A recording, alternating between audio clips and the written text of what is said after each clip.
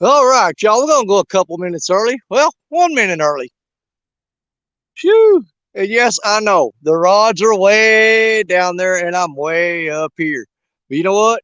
It is freaking hot down there, and I am tucked up under a shade tree way up the bank. And if I have to run, I'll run. And that saves the time of a whole me running down there for a bunch of little tippity tip tapping. If I see a rod go down, I'm going down there. I'm not running all the way down there for a bunch of bumping. But if they go down, I'll go after them. Now, as the day goes by and the sun gets down a little bit, it cools off a little bit, we're going to move on down there and we get closer to the rods. Right now, we're hiding in the shade because I almost had heat stroke Friday and I am not sitting in that sun until I have to. Who all we got in here right now? Let's take a look. Let's take a look. Let's take a look. We got Chris Effort in the house. Hey, Chris, how you doing? Here, kitty. Avid fisherman. What's up, my brother? 922 barbecue. Crappie, that is. Don't forget the crappie, Daddy. Pure blood prepper. What's up? What's up? Good to see you. Good to see you. Chris Everett's a bug man. It's a nice cool here today. Well, it's freaking blistering hot here, buddy. I'm sweating bullets. I'll tell you what, I'm not explaining to you how hot it is. Martin, my brother from across the pond. What's up, Martin, UK? Good to see you. Good to see you. Oh, let's see here. Brian B. Catfisher, my brother like no other. Okay. Let's see anybody else new in here. Guys, I'm trying to catch at least a little bit of shade up in this breeze. We got dadgum, man. We got 1, 2, 3, 4, 5, 6, 7, 8, 9. We got 9 freaking rods out, man. Way down in there, we got the Freddy rod. I don't know if you can see him or not. He's way down that little bitty thing right there. That little bitty tiny speck. That's Freddy. Then I got that King Hawk ocean rod that I use a lot of times. I got the Sunbeam Wells catfish rod. I got the orange Uncle Lou. Then I got the Mad Catch Panther out there. A purple Uncle Lou, a yellow Mad Cat's the bolt. Black Betty is out there, you guys, with a big old giant live green sunfish on her. I mean, she got a honking bait. And I'm rounding up the end down there. We've got the Muddy River Blue Cat rod with a big giant skipjack head on it. Okay, they're out there. They're fishing. Let's see if we can make something happen. I'm going to be dropping the link here today because this is about chilling, relaxing, hanging out with friends, and having a good time. Let me wipe my glasses off because I'm sweating. And for any of y'all that wear glasses, and you know, sweat drips on your glasses, might as well be blind. Can't see nothing. Can't see nothing at all. My forehead's dripping. It's freaking hot out here. Oh my God. Oh, Jesus, Lord help me. All right. Mike Sampson, Sappy, what's up? And Paul, what's going on, Paul? PB Catfishing. Did I miss anybody else? Got some studying to do. Hold on now. Bugman says, okay, be listening, got some studying to do. Bugman, I thought you was always studying, buddy. You out there fishing on that bank, strutting up, down, showing the ladies all your stuff there. That big manly physique you got going on. Getting all the ladies excited. They say, I don't care if he catches a fish. I just want to watch that boy walk up and down the bank. Oh, Lord. Just sends shivers down their spine and other places, too. Outdoors with Otis. How you doing, my brother? Let me drop a link in here. Let's see here if I can do this real quick. Invite. Copy. Copy that. Yeah, more. Post comment. Come on now, paste it, son, paste it. There's the link right there. If anybody wants to come up, it's a free for all today. Oh, there's something tapping on that Freddy rod. Let's see where the Freddy rod's at. Lined up, it should be about right. There. Something's bumping on Freddy. Freddy's got a little bitty. It's Freddy's little rod, so I put a little tiny live bluegill on there. Little bitty bluegill, man. That thing was like 2.5, 3 inches long. But something's pecking at him. I hope it's not a gar. There's a bunch of gar up in that little cut right there. And I'm almost betting there's a gar beating on Freddie, but you don't know because there's a drop off right there too, right along this edge, and it's freaking deep. It's deep drop off. River Rat 3030, what's going on, Ernest? Good to see you, my brother. Good to see you. Man, that thing is just twitching that Freddie rod down there. Just twitching on it, twitching on it. I'm gonna make dang sure something's on there before I haul my fat butt down that bank, because that's a long ways and it's in the sun all the way. If, and like I said, when it cools off a little bit today, we're gonna move the camera right about there, and we'll be looking back that way toward the rods. We'll make it. You guys just be patient, okay? Just be patient. We're gonna get there. I think I got all the rods in the frame there. Let's see. Muddy River's right there, and Freddie is right about there. I can't see him on the camera. I can see him looking at him. And because I'm directly behind the rods, I really can't see if any of them are tapping or bumping. So we're counting 100% on takedowns. If we see a rod bend over, then we're running. We're running. We're running. But if we don't see it bend over, we're sitting in the shade, son. Ain't gonna do it. Ain't gonna do it.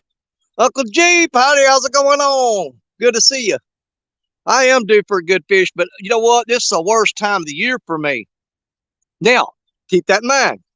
You know, I'm pretty sure Spawn's got its ugly head poking up out of the river right now. But last year's when I caught my 70-pound PB was during a spawn. Around that general vicinity. Man, there is something just, I know y'all probably can't see it because it's so far away, and I apologize for that. But I can't get heat stroke, folks. We're gonna sit in the shade later this afternoon. We'll move down there. But something, I know you can't see it, but it is steady, steady, steady. Just wink, wink, wink, wink, wink, wink, working on that Freddie rod. And if I was a betting man, I'd almost say that fish is hooked up, unless it's a gar. If it's a gar, it's just messing with me, tootle farting around. Now, I'll tell you what, he just keeps on bumping on it. Yeah, it's too far away for y'all to see. I'm going to go down there because that's too steady of an action for it to be, unless there's a stick under the water caught on it and it's caught in the current making it do that. Tell you what, give me a second. I'm going to go check out the Freddie rod. I'll be right back.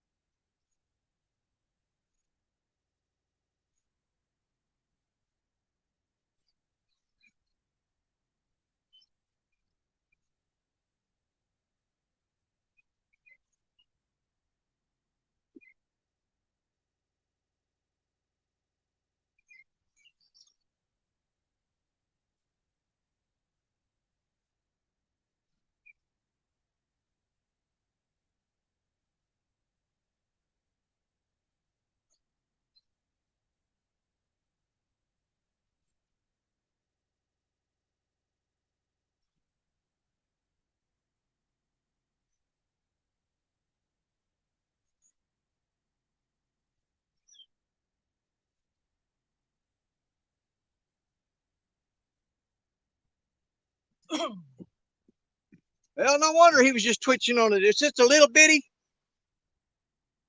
That's a tiny little flathead. Little bit flathead. Yeah, we're going to get a weight on him real quick.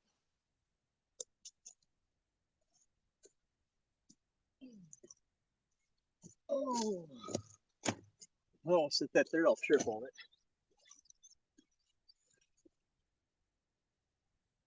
Oh. I already poked a hole in his lip with that hook, so I'm going to just go back into that hole. Now we'll hook him right here. Gently. Like that. Well, hang on. We got to. Boy, that ain't a very big fish at all. Oh, you little fart. You little fart. God. That's a small channel, a small flathead. 1.48 pounds with no fish grips. That's all fish. 1.48. What's up, little feller? It's awful hot out here. Let's get you back in the water. What do you say?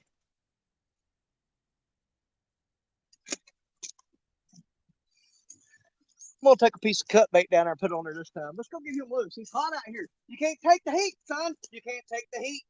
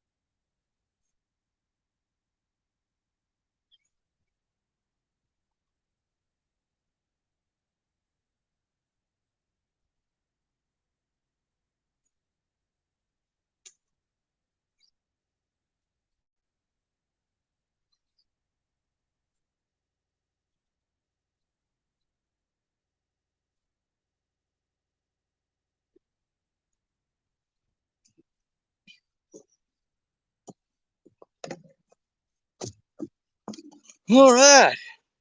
Whew. Well, that ain't too bad. Hey, check it out. Little Freddy caught a little flatty. Ain't that something? Little Frederick. I seen that tapping and tapping, but he's just steady pulling, and he wouldn't give up. Look, lady, what's going on? So there we go. We got a baby flathead on the board. Little baby flathead.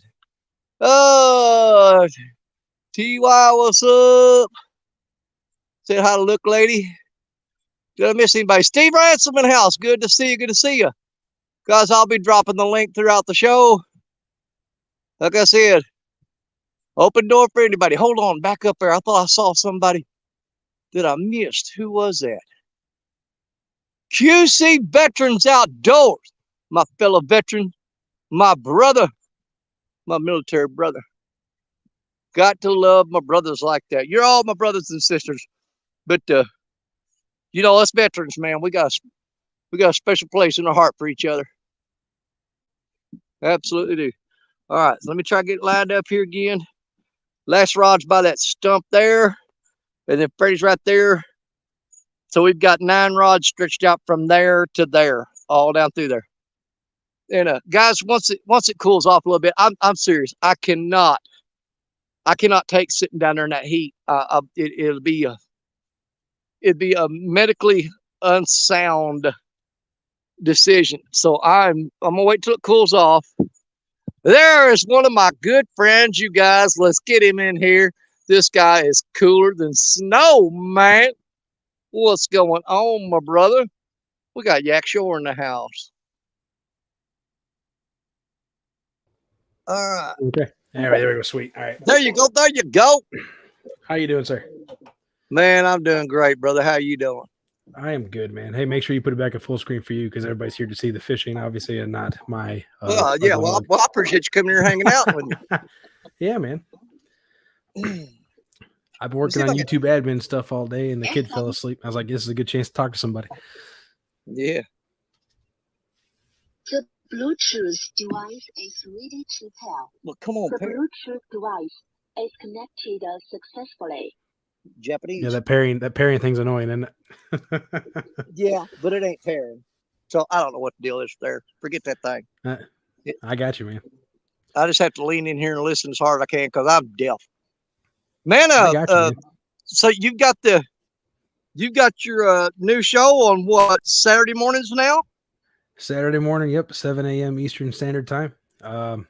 First episode was yesterday, and it was absolutely a train wreck, but it was still fun, and it'll get better as it goes. At least I hope so. Yeah, well, see, here's the thing. The first one's always the hardest ones because it's new, and plus you had the ladies tournament going on. So, I did, yes. You know, that was just you know, you got to get started somewhere.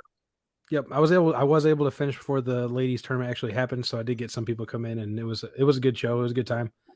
And Okay. For those who were here that were there, I appreciate it. And for those who were considering possibly doing it later, I appreciate that too. You know, the point of me starting YouTube ever from the beginning was because I had people reaching to me out on Facebook wanting to know how I was catching these fish, all these species of fish, because I'm a multi-species guy. And it was Right. just I figured out later that it would be easier to put it all in one place for everybody rather than having to answer everybody individually all the time. And that's what started me on YouTube, 2.5 years ago. And I've slowly been working through things, figuring stuff out. And, one of the things I realized, especially after having the kid and being married, is that, I might say, hey, I want to go teach these guys this particular thing. Well, that particular day, it may not be good, so Right. this is more of a at the office, just explaining knowledge, showing fishing reports, books, articles, etc., stuff that I've seen or learned from over the years, and putting it in a spot that somebody who's like me and doesn't have a lot of time can learn it quick and then maybe be able to use it on their weekend or day off.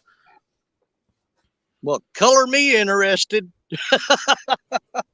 I like it, brother. And Appreciate it. just stay with it. It's gonna grow. I just know it. It's gonna get bigger. It's gonna do good for you. I appreciate it, man. I really do. So I'm assuming the target species is catfish today. What's the bait on the table?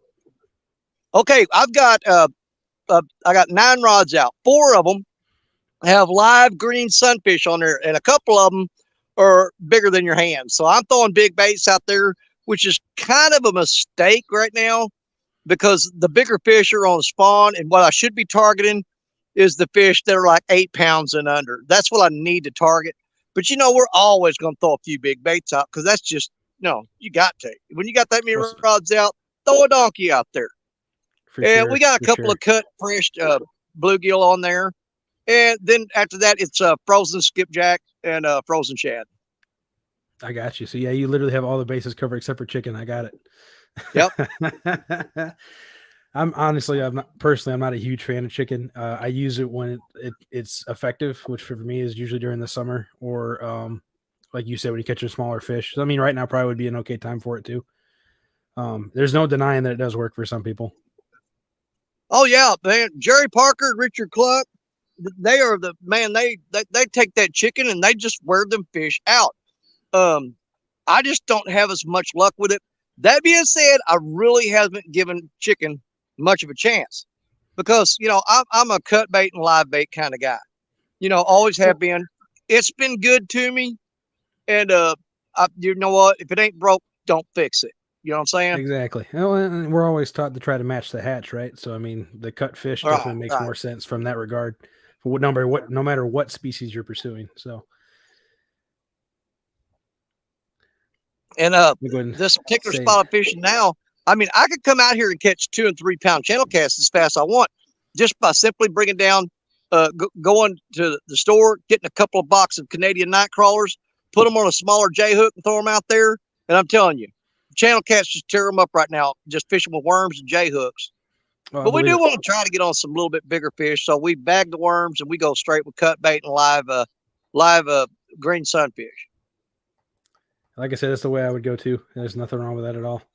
Hello to some people that said hey to me. I apologize. Chat's been flying through. Lots of people in here watching. Danny's definitely a good guy. For those you guys all know this though. Most of you guys are not. Most of y'all are regulars.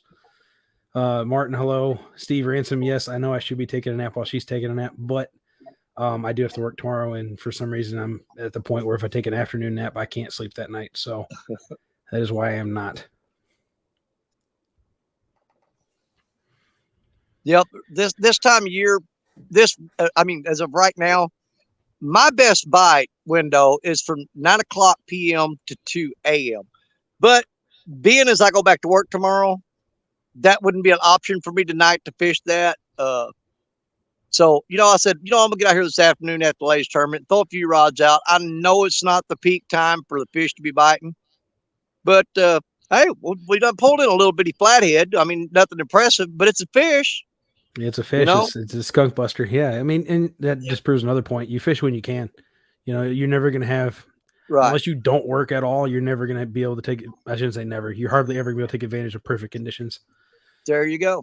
It makes it really difficult. But that Exactly. little flathead, I threw a little tiny green sunfish on there. It was alive. And I know it didn't make 3 inches long. It may be 2.5 inches long. And that's what that little flathead just ate, was that little green sunfish that was flopping around on there. I'll be honest, flatheads elude me. I've only ever caught 2. My wife's caught 8 of them total. I've only ever caught 2. The one I caught, the first one, I was actually crappie fishing and just happened to throw a line with no bobber out, and it was all the way on the bottom. And when I reeled it in, it was on the end of it. It was so small it wouldn't even tickle the end of the rod. And then the second one I caught, I was bumping with bobcat down below Nickajack Dam one night last May, not this past May, but the last year May, and caught a 24-pounder.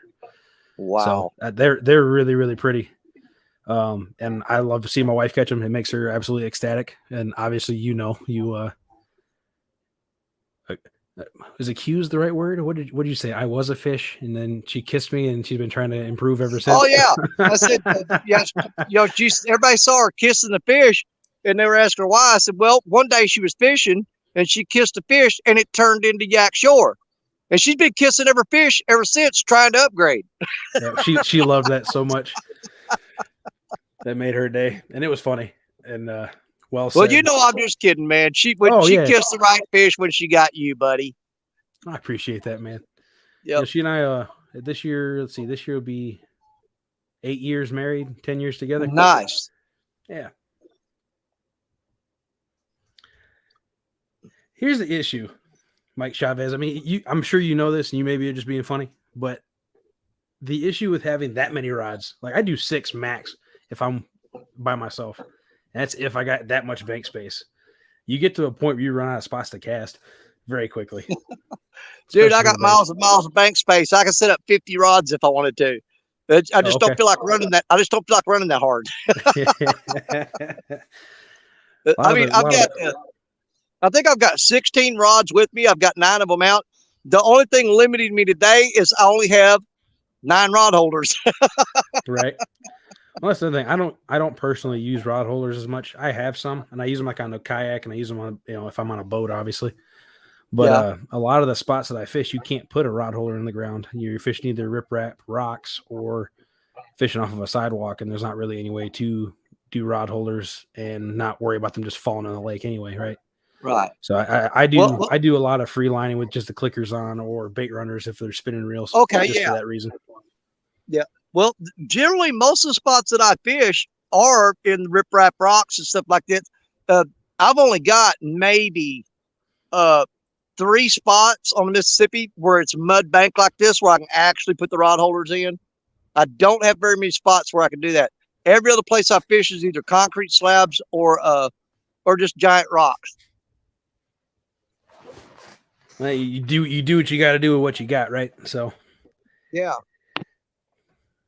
I will say, I know Jerry Parker, he seems like a lot of his big fish have been coming from mud holes lately too, muddy banks. Yeah. So, which makes sense. I mean, a lot of catfish during the spawn, that's what they go for. Some of them, because they actually make their beds and stuff with that, right? Or carve out a cavity or whatever. Yeah. It's quite common. I mean, you see them spawn in rocks too. But the thing about that is, Jerry Parker is primarily a wing dike fisherman. The majority of his fishing, you'll see him do it. He'll walk way out on the end of a wing dam or a wing dike and set up and fish that. That's where he's caught the majority of his big fish. And that is one of his specialties, is fishing those wing dams. But with the conditions the way they are a lot of times, sometimes you're pushed back up on the bank because the wing dams are either underwater or they got water flowing over them, and you're not able to access those like you want to. So you have to adapt and move back a little bit further up on the bank and work from that. But it's always worked out for him. Parker's always got a plan. So, don't ever think Parker ain't got something up his sleeve, because if there's a way to catch a fish, he's got it figured out, and he's going to go do it. I got you, man.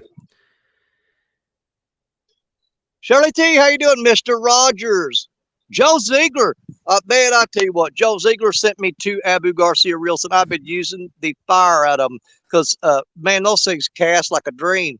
He told me, he said that one of them needs to be cleaned up real good, and And I took it apart and took an air duster, blew it out, and put a few drops of oil here and there.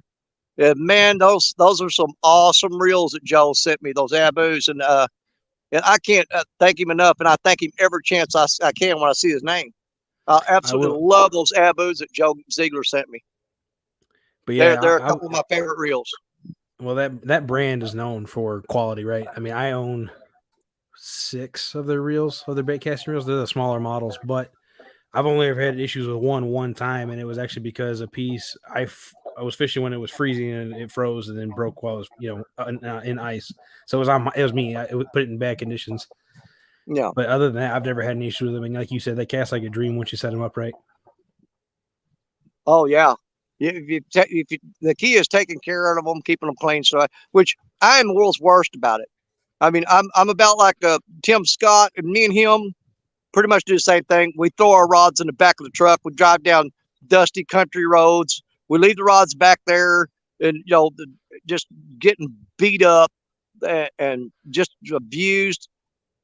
But I've always done that. And when they get to where there's something going on with them, I take them apart, fix them, clean them, whatever it takes. Yep. But and I do the same thing. Mine aren't stored in a shed or anything like that. Mine are always sitting out in my driveway. Mine are always somebody asked me, why do you always keep those rods in the back of your truck? I said, man, you never know when there's going to be a catfishing emergency and you got to go. Yep. So Exactly. You better be loaded and ready to go at all time. Speaking of flathead, Steve Ransom caught a nice one today. I believe it was 23.1 pounds. He caught it during the two stands Sunday fishing thing this morning. And I think that was the only fish he caught on stream, but it was the biggest one I saw while I was watching. See Avid's in here now.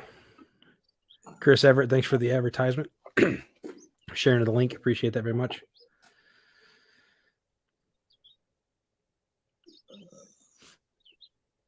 So I got to ask, I don't know the whole story behind Black Betty. What made you decide you wanted a 13? It was a 13 foot rod. Is that right? 16, son. Don't you cut 3 feet off of her. I'm sorry. Yeah. So yeah, why don't you explain to us the full story behind that? What was the process? There's a lot of people know that I fish in Mississippi River primarily, but I take a couple trips to Florida every year because I am a big time fan of saltwater fishing. Now that being said, Black Betty is a 16-foot surf rod, and originally I bought her for fishing down on the Florida coast and the Panhandle and stuff like that, because I mean she's 16 feet and I can throw her way out there in the surf, and that's what she's originally intended for. But I took her out here on the Mississippi one night, and I thought, you know what, Mississippi River is a pretty wide river, and as try as I might, even with some of the fantastic rods that I have and reels, I said I just can't seem to get out there where I want to be. And so I brought that 16-foot surf rod out here. And the very first time I ever slung her way out into the Mississippi, and I mean, she'll go 2-3 times further than these other rods can go. And it was in the water 15 minutes, and I landed a 38-pound blue cat in just a few minutes. And I said, you just became a Mississippi River rod girl. So let's go. Right. That's awesome. That's awesome. And, love those. It's not even a one-hit wonder because you caught more than just that fish on her since then. But yeah. Oh yeah, I've got my 70-pound PB came on Black Betty. I'm trying to think what some of the last year about this time. I was doing a live stream, just DSO fishing with friends, and I had a Big Skip up there. Jerry Parker and Alicia Barnett were on panel. And Black Betty went down, and it had a 59-pound blue on there. And I mean, they were sitting there, and Black Betty was way down the bank, and I had the camera, me sitting in front of it, and I was facing the camera, and Big Skip and all them were watching out there, and everybody, even though she was way off, could see Black Betty when she went down and started peel and drag, and everybody was screaming. One of those rods was going off, and I went down there and grabbed it up, and man, I mean, it was really putting a fire on it. There's nothing more beautiful than seeing that 16-foot rod bent in half. You know? Yeah, for sure. And Skip, he was all pumped up, man, and he was telling Jerry Parker what he said. Black Betty is bent in half, and Jerry looked around and he goes, "Oh my God," And Right. that was a 59-pound blue. You putting notches in her yet? Like notches on your gun, Oh no, she don't worry about numbers. She just wants to catch a big one every now and then and take all the credit for it. I mean, I got she you. is kind of she gets an attitude. Yeah. And Cindy, I've been adding a hello. whole Mike lot of new Chavez, hello. rods to the I've been adding a lot of new rods to the arsenal. I've got 3 Uncle Lou rods now. I've got 2 Mad Cats rods, and I got a Freddy rod, a FOA rod, and a Muddy River rod. And I kind of put Betty in the corner for a little bit because we were in situations where I was fishing on the boat with Richard Cluck, or when the river is flooded up and real high and you're up in the trees, Yeah, you you can't can't use a use a 16-foot 16-foot surf rod when you're standing underneath the willow tree. It's just not feasible. Right. So she got kind of shoved in the back corner. It gave her a bit of an attitude, and everybody knows it. They say, "Where's Betty? How come Betty ain't fishing?" I said, "Betty can't fish. She's gonna have to get over it." But now the river's dropping, and I mean it is dropping fast, and she got all the room in the world to do her stuff. So I'm putting her out there. If she wants to catch a big fish, that's up to her. All I can do is throw her out there and turn her loose. So now she just got to get past her anger of these other rods and do her job. Right. Get over it, because we love our Uncle Lou rods, we love our Mad Cats rods, and we definitely love our FOA rods and our Muddy River rods. But Betty's got to be number one. She's just all about that crap, man. Speaking of all those other brands, I've used most of them. The only one I have not used a Freddy rod yet. All the other ones I've tried from other people having them and me borrowing them, or me actually owning them. I have a big collection like you do as well. Of course, like I said, I'm a multi-species angler, so I have my Abu Garcias. I have not Abu Garcias. I'm sorry, Shakespeare's. I have Ugly Sticks. I got Zebcos. I mean, I have all kinds of crazy stuff. Some of it's obviously, oh hey, you had something jump in front of you, in front of Black Betty. Not very far out. I don't know what it was, but Like I got said, all kinds of. if it says anything, we've caught one fish so far, and it was a little Freddy got a little flatty. So Freddy's stepping up today and catching a little fish for us. In case we don't get nothing, Freddy pulled us out of the hole. I know he stopped the skunk. He put his daughter on small fish today. She got the smallest fish of the tournament today too. It's kind of his thing though. Seems like every time I see him fishing in a tournament, he's always got the smallest fish of the day. Yeah, well, that's just like some of the spots that I target here. You're not in the big cat holes, the big cat spots, which, I mean, right now, that's kind of why I chose this spot here. I know there's smaller catfish here because the bigger ones are on spawn and they're going to be tougher to catch. So you got to target stuff that's 8 pounds or less, Well, and like you said, fish are fish, right? If you're out to catch fish, as long as you catch one, you're good. Yeah. Hey, Kelly, how's it going? Oh, Kelly Book's in here. Welcome in, Kelly.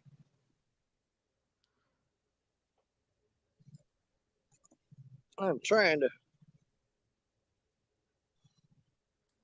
I got my chair and my camera up here. I'm up in these. I don't know if you can see or not, but I'm backed up in these trees. I'm sitting in all these tree roots and trying to stay in the shade. Yeah, but you got to be careful because if a rod does go down real hard and you take off running, you get your boot hooked in a root and and the last thing you see is me rolling down that bank right there. Would make a good YouTube short, as long as you weren't too hurt bad. Well, there's a high probability of me getting tangled up in the willow tree roots and flipping end over end all the way down that muddy bank. I got you.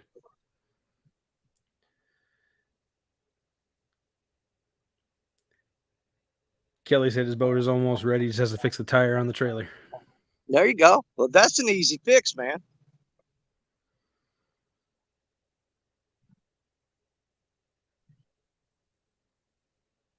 Speaking of people doing crazy stuff, I don't know if you guys saw the other night, Skipjack Cindy was doing a 100-pound challenge. She was trying to get 100 pounds of catfish in 3 hours. Yeah. I won't tell you if she made it or not, but it's definitely something we should check out. And well, I got a feeling if she did make it, she came really close because Dude, she's been on the fish. She's Oh fished yeah. with me a couple of times on different shows, and she went that night. Last weekend, uh, that island that you see right across there, that is an island. It's surrounded by Okay. water. Okay, when we fished that island last week, the water was all the way up to where the camera's sitting right now. And Okay. we paddled across there in the kayaks, and we spent the night on that island. And Cindy fished with us that night, and buddy, she did good. Uh, I even did I cut it. It was a 13-hour live, and I cut it down to a 48-minute production video. And Cindy caught probably half the fish that were on that video. Nice. Cindy, you weren't supposed to give it away. I was trying to get you some traffic. And of course, in true Danny Stone fashion, we gave Cindy a lot of grief that night, all in fun, but we was picking on her about throwing fish back and knocking them out. And one fish loved Cindy so much, she threw it out the water and it swam back to her and came up onto the bank, tried to get back to her. Once he met Cindy, he just didn't believe. Dude, it's on the videos. I mean, the fish swam out, you threw it out there, he swam back to her. And that fish just fell in love with Cindy and did not want to part ways with her. Once she caught him and touched him, threw him back, he came back to her. But that's Cindy. She's a catfish magnet. Hey, whatever works. That's stuff you can't make up. That's awesome. There you go. But I am seeing right now, like I said, this is the hottest part of the day. This is the worst time to be out here fishing. And I've got literally thousands of gar. I don't know if it's too far away, you guys can see them, but every now and then there's big giant gar that will roll across it, and they're all up in the slack water right here. Of course, I've got the bigger rods. I've got the Muddy River rod, Black Betty, and my 10-foot Mad Cats. They're all thrown out toward the channel where you see that barge going through. They're out there as far as I can get into that main current. The rest of these rods are fishing slack water, which is pretty much just dooming them to being pecked to death by gar. Is that barge pushing 14 barges? Let's see, 1, 2, 3, 4, 5, 6. He's 7 deep and at least 2 wide. That's insane. Sometimes I've seen them 7 and 8 foot. I've seen them 7 and 8 deep and 3 wide down here before. Cool. It's a big river, buddy. Oh, I know it is. I've driven over it. I've never fished it, obviously. Yep. But the biggest I've seen on the Tennessee River, I think, is like 6x2. I think is the biggest I've ever seen here. The biggest one I've seen this year, I think, was an 8x3. He was 8 deep and 3 wide. So that was 24 barges he was pushing. And they actually had, they doubled up on the tugs. They had 2 boats behind those pushing them. Oh, okay, that were pushing together. But say I would assume if they're full, it would take more for sure. But the most I've ever seen with just one tugboat is I think it was 6x2. Oh, when the river's up and they got plenty of water, it's nothing to see them work as a team and push more barges at the same time. You see it quite often, actually. I believe it, especially since it'd be like right now he's going downriver, I'm assuming, right? No, he's going upstream. Oh, okay. Wow. That is going up current. But see, I was fishing down there with Zach down in Alabama, and that's where I saw the 6x2, but they were going downstream. Yeah, he is fighting the current right now. He's going to disappear behind that island there. No BS is in the house now, so is Ty. Travis, welcome in, brother. Ty actually won a NJ Fishing Maniac T-shirt this morning for guessing the weight on that. For guessing the weight on Steve's flathead. Yeah. Nice. Yeah, I slept in this morning. We didn't get home from the concert and get to bed until probably about 2 or 2:30 last night. So I slept till probably 8:30, something like that. I don't know what time I got up. I just woke up and raised up out of bed and went into the kitchen and started pouring coffee. I got you, man. What concert did you go see? My father-in-law, Narvel Felts. He did a show last night in Poplar Bluff, Missouri. I shot a lot of footage of it. I'm probably going to put a video out on it. That's where I've been kind of debating on whether doing that or not, because I am a fishing channel, and it really doesn't fit the algorithm for me to put a rockabilly concert on there. But you know what? Sure. Out of respect to him, he's 84 years old and still managed to pull off an awesome show last night. In the show at 84, he slung his guitar onto his back and dropped down and did 10 push-ups on the stage with his guitar on his back at 84. So Wow. that man's still got it going on. And I got That's fair. all that video. I've got we shot 3 hours of footage with him, and Jonathan Lentz was there. He was singing. He opened up for Narvel, and the band Double Edge was there. And I got 3 hours of footage that I've got to edit down and pull out some of their best songs for the night and try to put a video out. I'm probably going to put it on Facebook for sure. I'm debating on whether to put it on YouTube because I don't know what it'll do to my algorithm. But you know what? I've never been one to really worry about that, so I'll probably do it anyway.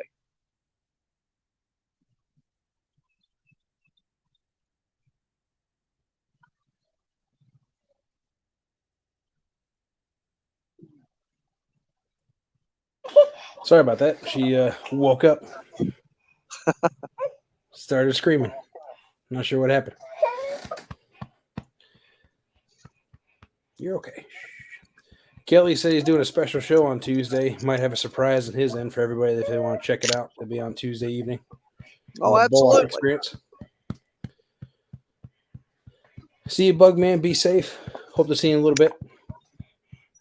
I'll tell you what, I've been down here just a little over an hour, and I've already drank 3 bottles of water. It is so freaking hot down here. What is temperature out there today? It's 86 here in Chattanooga. I don't know, but it's freaking hot. I'm in the shade and sweating. Right. I know we were at my job the other day. We were working outside, and it was 93 degrees, and we're wearing long sleeve, long pant, fire retardant uniforms, and it was a mess. It was not pleasant.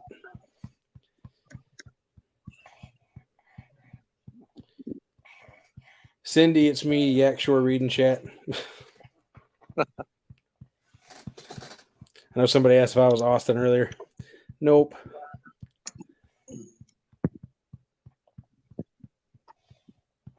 And I'll throw the link back up there again. Anybody out there fishing or just wants to hang out, you're all welcome up. Anybody can come up and hang out with us. I am warning you, the fishing is going to be slow. I can't believe we caught that little flathead a while ago. That really was fish is a fish. That was a surprise.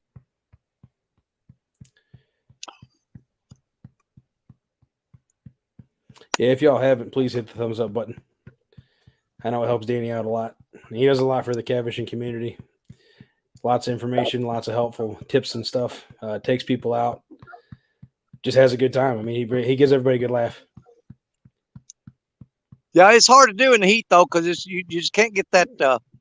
You can't get that funny bone energized. You're sitting here sweating. You're going, God, I'm miserable. All right, that is for sure. I saw that video the other night. You getting a hit 2 minutes after Jody did her live. Yeah, I clickbaited the crap out of everybody with that one, didn't I? That was a pretty good turtle. But yeah, no, I was like, "Are you serious?" Because you've done that before, Yeah. if I'm not mistaken. You've caught a flathead right after her live before. So yeah, I watched the whole thing, and I was laughing the whole time. I put that video up, or after I got done editing that video, getting it ready to put up there. I showed it to my wife. She always likes to look at videos before I put them up. And she goes, "Those people are going to kill you," you know what? And I'm like, Nah. No, man. I said, they expect crap like that from me.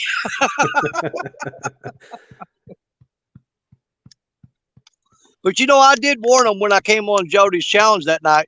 I said, I am fishing in the turtle hole. I mean, this is Turtle Town where I'm at.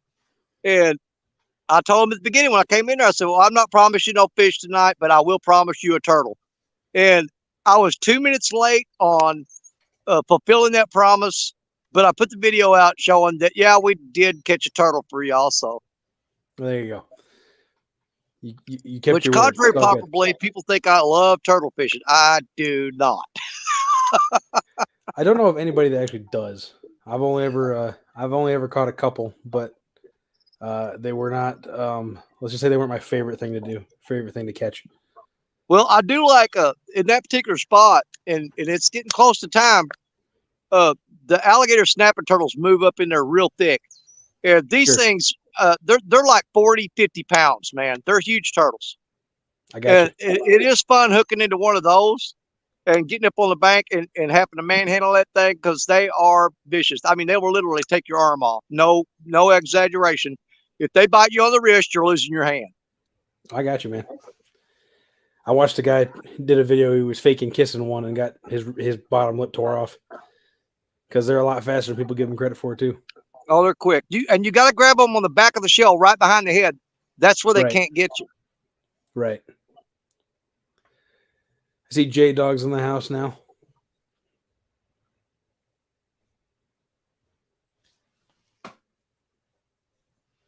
I've got about 4 rods down there. It's got slack dropped toward the bank, but we're gonna let them sit because, like I said, it's a long ways down there, and it is directly in the sun, and it is freaking hot. Is it by chance the rods with the green sunfish on them? I'm thinking that one there that's cut skipjack on the second one from the left. The next one is drop slack is the orange Uncle Lou. That has cut shad on it. And the other one is the purple Uncle Lou. That has a cut bluegill on it. So 3 rods with cut bait have slack drop back toward the bank. I'm guessing it's going to be gar. So I'm not going to run down there until I get ready to go check baits or something. Sure. That purple Uncle Lou's, I've not held one yet. Are they the same as the orange ones, just different color, or are they different? Just different color. Yep, same Gotcha. thing. And I have 2 purple and 1 orange. And the purple ones they're beautiful, man. I mean, the amazing rods. But I myself, I am partial to the original orange Uncle Lou. I think those are some of the most beautiful rods out there. I mean, agree. those things are bright. They show up really good at night and light. Man, I mean, you can't go wrong with the original orange Uncle Lou rod. I love them. I mean, don't get me wrong. I love the purple ones, but if you told me I had to give up one color of my Uncle Lou rod, it would not be the orange. I promise you that. I'm keeping the orange. No, I got you. And I was lucky with mine. The only reason I got one was because the Weekend Angler did that Uncle Lou's Biggest Loser tournament. Was it last year? Yeah, I guess it was last year. And I competed in with Bobcat, and we came in first place, and he was generous enough to give me and Bobcat one. So yeah, I was lucky in that, and yeah, I love that rod. It's easily my favorite bait casting rod for catfish. Oh, you can't beat them, man. They're great rods. And we've been talking about people catching little fish on the little Freddy rod. Do not make the mistake of underestimating the Freddy rods. They have caught 60 plus pound fish all day long and handle it as good as any 7'6" medium heavy rod. I mean, those things got some backbone, buddy. I ain't kidding you. Yeah, I've seen a couple pictures of guys and a couple videos of guys using them with some big fish. Well, a lot of people now, the big thing they're into is suspending the Freddy rods off the side of the boat. They're a great suspending rod. I mean, they're made for kayaks and they're youth and yak rod, And but man, just suspended straight down the side of the boat. Yeah, Freddy rod is that would be one of my top picks for a rod suspended off the side of a boat. Absolutely, hands down, Freddy rod would be my top pick.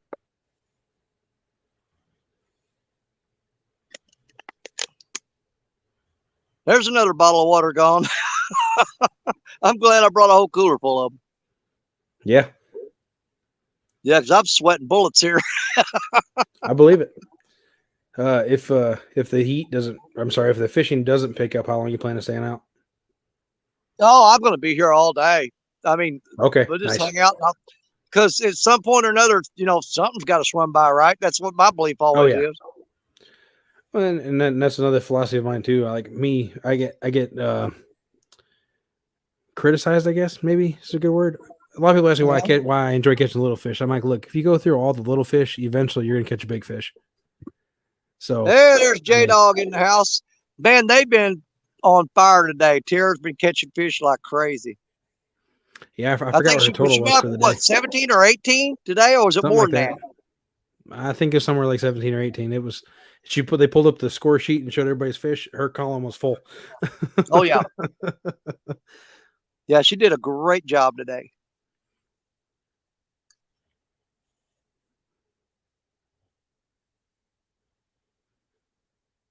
P&B Catfish. And I think I forgot to tell you hello earlier, but welcome in.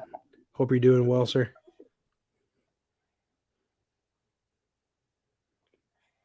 And I'm about tempted. I've got some Patriot James floats. I'm seeing some really big gar out there. And just for the heck of it, if the bite stays super, super slow, I may put one of those Patriot James floats on and just suspend a cut bait below it and maybe target a giant gar today. See if we can't get on an alligator gar out here. That'd be cool. If nothing else, we get one of those 4 or 5 foot long nose gar. There's some big gar in this river, man. Oh yeah, I've only ever caught one alligator gar. They're a protected species in Tennessee, and Yep. The one I caught, actually, according to the books, would have been a state record, but I didn't know it. So, because nobody's actually documented one. And I was actually really surprised when I caught it, but I was using a circle hook, and actually the point of the hook, rather than being in the corner of the mouth, was actually wedged between 2 of his teeth. Because you know how they have the 2 rows of teeth or whatever, they were wedged in between the rows. Yeah.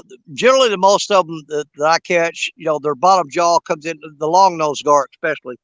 Bottom jaw comes up with two V-shaped bones, and there's a patch of soft skin in between them. Mm-hmm. And generally, it's hooked right in there. I got you. But the target gar here, you pretty much got to let them swallow it, which right.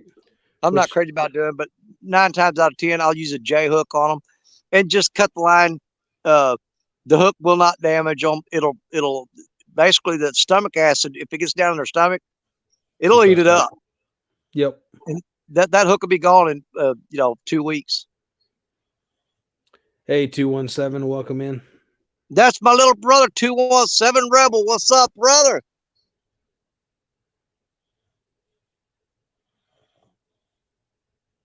But yeah, I started not to come out today, but you know what? I said, man, I got to be on the water. I can't go a whole weekend. I was out Friday night for a little bit on Jody's channel, but it just, it's just an itch you can't scratch. You gotta get back out there. And I think later on this afternoon, when that sun gets down a little bit further out of the sky, we'll probably pick up on a few bites here and there. I'd imagine so.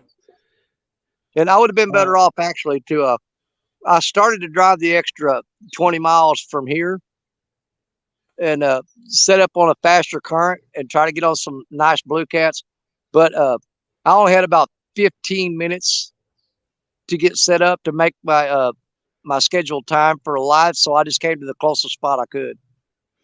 I don't blame you, and that's how it is sometimes. No BS. No, I am not part of Chat Cats. Joe Jellison is the Chat Cats YouTube channel. He's actually a coach at one of the local high schools here, and he does a guide service during the summer. Super good guy, but no, he's his own channel. He's been doing a lot longer than me. And actually, a lot of the stuff I've learned has actually been from him. A lot of for spots and thought processes for fishing on the Tennessee River, because most of my experience before this last round of fishing in my life was actually done on lakes or in small creeks. So I had no idea what to do with the Tennessee River. So I did like anybody else did. I hopped on YouTube and learned what I could, and it's paid off. I mean, my PB is only 32 pounds, but I'm confident we'll break it at some point. I don't go fishing anywhere near as much as I would like to, but it's just a matter of getting out there, getting time on the water. I mean, that's all you can do. D Fishing's in here. Hey, welcome in. Great show today, D. That was awesome. You know what? The ladies tournament, man, it has really been turning out to be just one of the best quality and entertaining shows that everybody looks forward to every year now. I mean, it is really stepped up. It showcased these women and showed they're not a joke. You think these women can't fish? You're gonna get your feelings hurt. Right.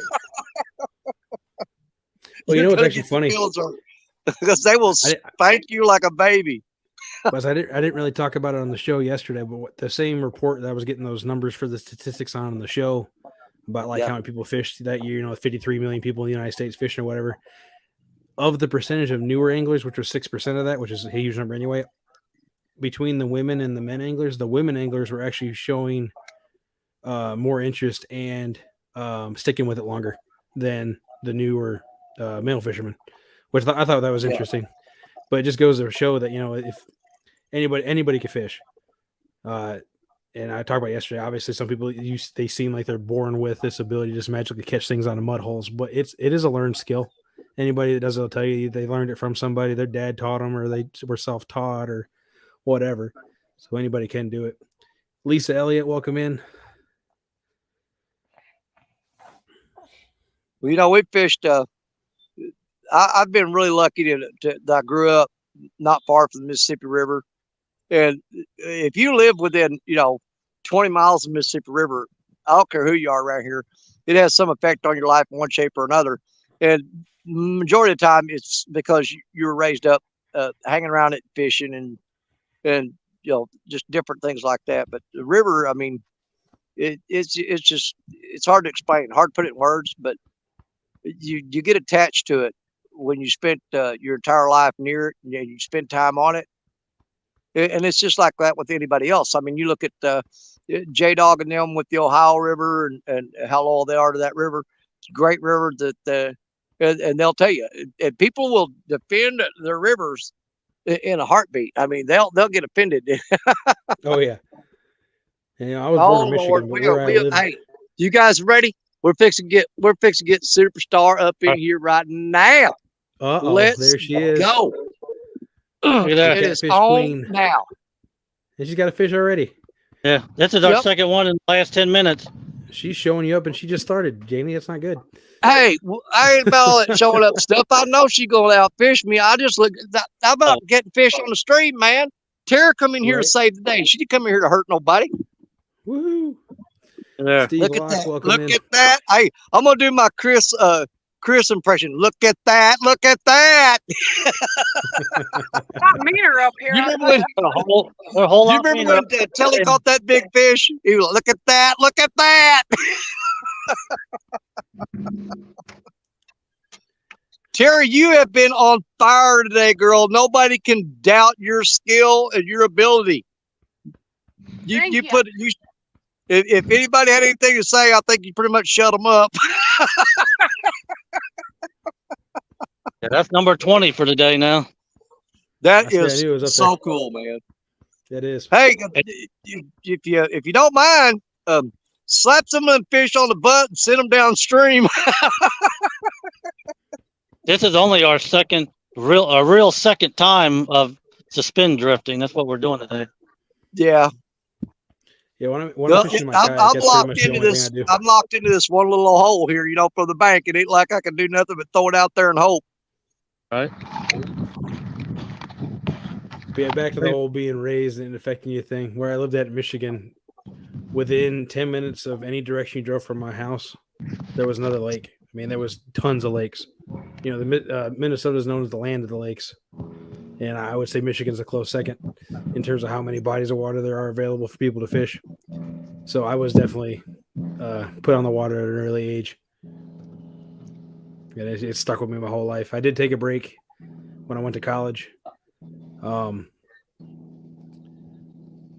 Did what every, I guess, newer generation person did. Tried doing the whole gaming thing. That didn't work out, obviously.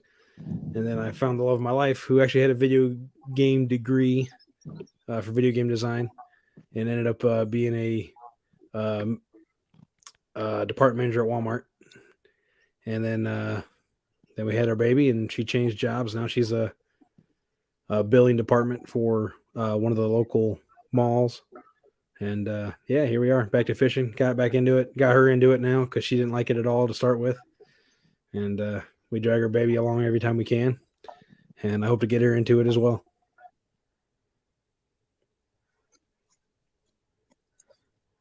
Boy, our floor is just covered in slime, and she'd walk around with no shoes on. It's a good problem to have. Hey, Take the shoes off, barefooted. He He is is. barefooted. Oh, really? I mean, our floor is solid white from the slime. I have She, no doubt. I'm licking them toes tonight. She crazy as hell.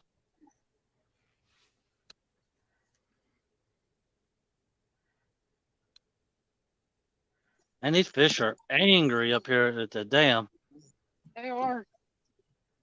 They are. Oh, you're fishing below the dam too, huh? Yeah, we've come up to the dam to try and catch a big fish before we went in, and we caught two, and they're just angry. Because 18 fish, or sorry, 20 fish wasn't enough. You had to have a big one too. Yeah, we won a 70. But say, what is your PB? J Dog and Tara, what's both y'all's PBs? Tara's a 70, and mine was 72, and then I caught that one bigger, and I couldn't weigh him properly, so I'll just stick with 72. I got you. Dude, that fish was every bit of 80 pounds. I I'm believe- guessing. I would put that fish in the 80-pound range comfortably without any hesitation. Oh, you know what? Speaking of which, I told y'all my PB blue cat is 32 pounds. Actually, my biggest fish I ever caught was actually a paddlefish. It was 33 pounds. Nice. I've only ever caught two my whole life. I caught two the same day. One was 25 and one was 33. I was jigging for striped bass against a wall, and obviously you snag them on the bill. You don't really get them to eat anything, right? But Right. It was still a fun fight.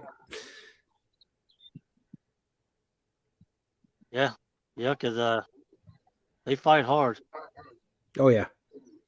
especially if you get one in the tail on accident. Yeah. Pull that one up. I can imagine. Bottom. Whisker sticker, yeah. Actually, reel them all up because we're dropped down 3 feet or up 3 feet.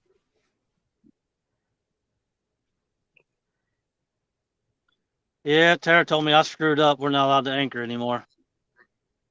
Oh, yeah. I mean, there's worse problems in the world. Went and did it. She don't even have to go to the gym now. She can just do this. It wears you out. Went and got him.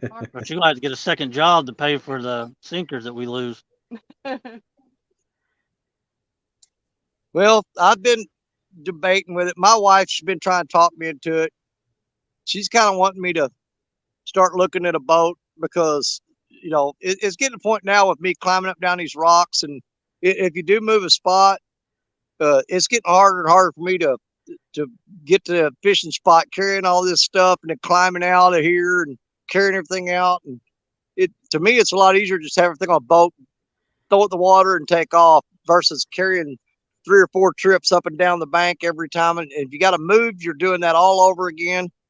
Yep, Yeah, it's getting where it's starting to take a pretty hard toll on me. I bet. That's why nowadays I basically just got to pick a spot, and if I chose wrong, it's too bad because that's where I'm at for the night. I'm just not able to pack up and move like that. I can't do it. Right. It's a lot easier to reel your poles up and just move than to pack everything up Yep. and walk. Reel them up, start the motor, and get out of there. But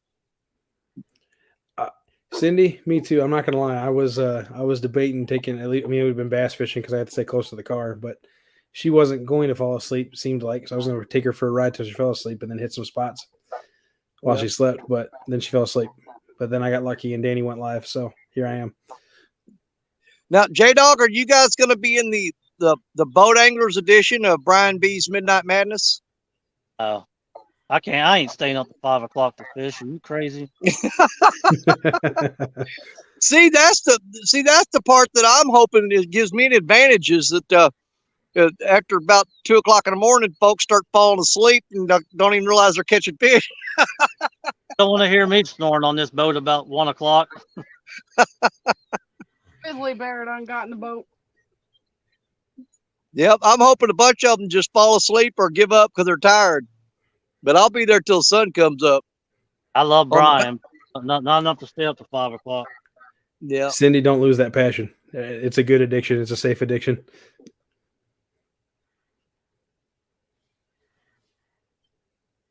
She said, "I'm so addicted. I need it."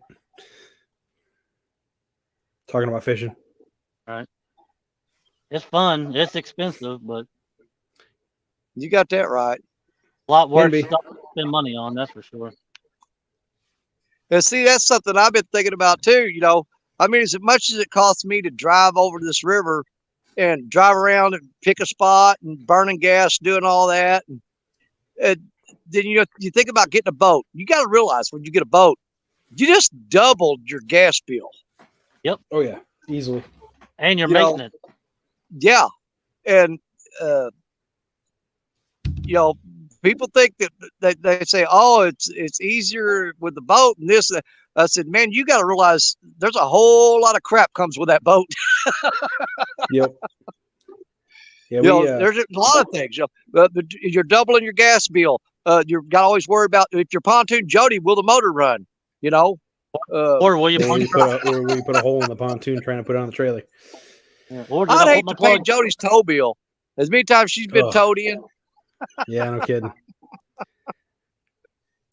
But my And, wife and I, we got a boat too. We're working on it still, but it's so I could take her and Josie out more because there's only so many spots I can take a baby stroller. Yeah. That And was you got to the look at the reason for me. safety factor of a boat too. There's a whole lot of stuff out there in that water that will run over you. Oh yeah, And, I mean, in a heartbeat. oh yeah, Because I don't care how big of a fishing boat you got, there's way bigger boats out there that are doing other stuff that will just they'll eat you like a sandwich, man. yep. Well, and like you said, that's where you go to think about keeping that in mind. It kind of dictates where you go, what time you go, all that good stuff. Yeah. Obviously, fishing at night has its own set of problems as well, but there's less boat traffic. When it's And, summertime, I fish early morning till noon, and then late at night. Yep, that's usually my go-to also. You're putting your life in your own hands if you're out on the water in the summertime, 12 to 8 o'clock. They'll Yeah, run because the pleasure boaters, all they're worried about, and I'm not dogging them out. They got just as much right to be on the water as anybody. But it Right. seems like that's the largest group of people that seems to have disrespect for other people on the water than anybody else. Not all of them now, but there's a big number of them that all they're worried about is going fast, and they don't care what you're doing or where you're at. They're blasting through there and lapping, wind whipping in the hair, and that's all they care about. Yep. I mean, Honestly, you want to see some tragic stuff. You look on YouTube and look up like boat accidents and stuff. Mm-hmm. See how many of them are actual fishermen and how many are people just out there goofing off. Right. Well, and honestly, for me, the pleasure boaters aren't really the problem. Actually, for me, it's the jet skiers. They have no concept of personal space. No. And I've had several run into fishing lines for me and whatnot and stuff like that.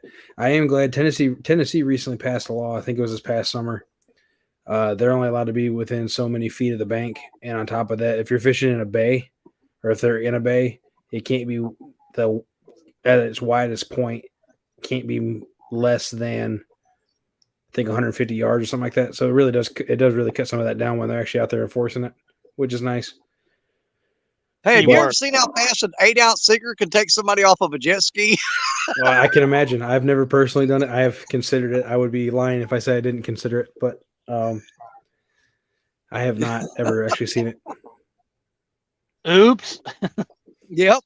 And you're like, well, they'd be all right. They got if they were following the rules and they've got their kill switch attached to their wrist.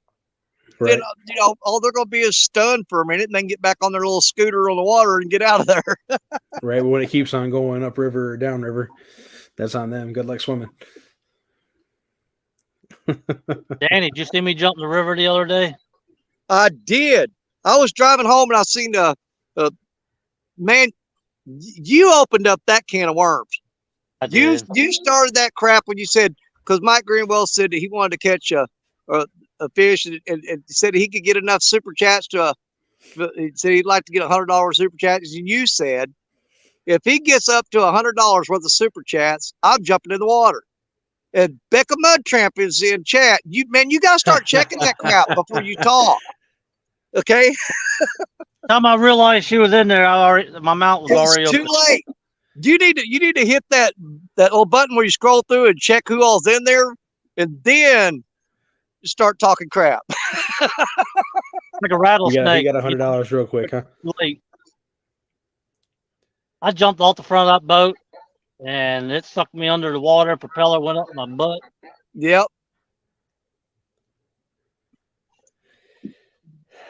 So I don't need my colonoscopy now. Nope.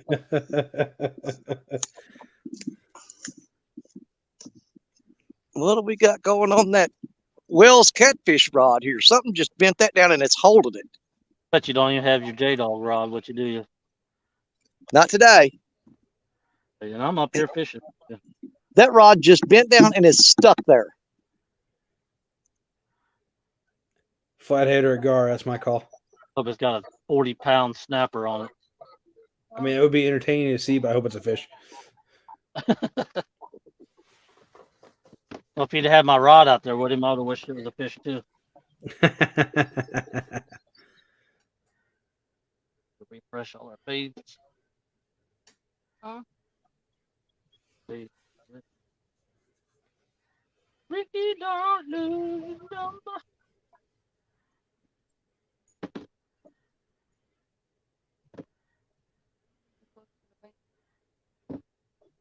Nothing I can do about it. The way the current's taking us. NJ, welcome in, brother. I about bet he's wrapped me around something because I saw that rod it jerked 3 times and pulled down and bent and it's just staying locked there bent. I bet he's wrapped me around something. Because he pulled it down and it ain't come back up.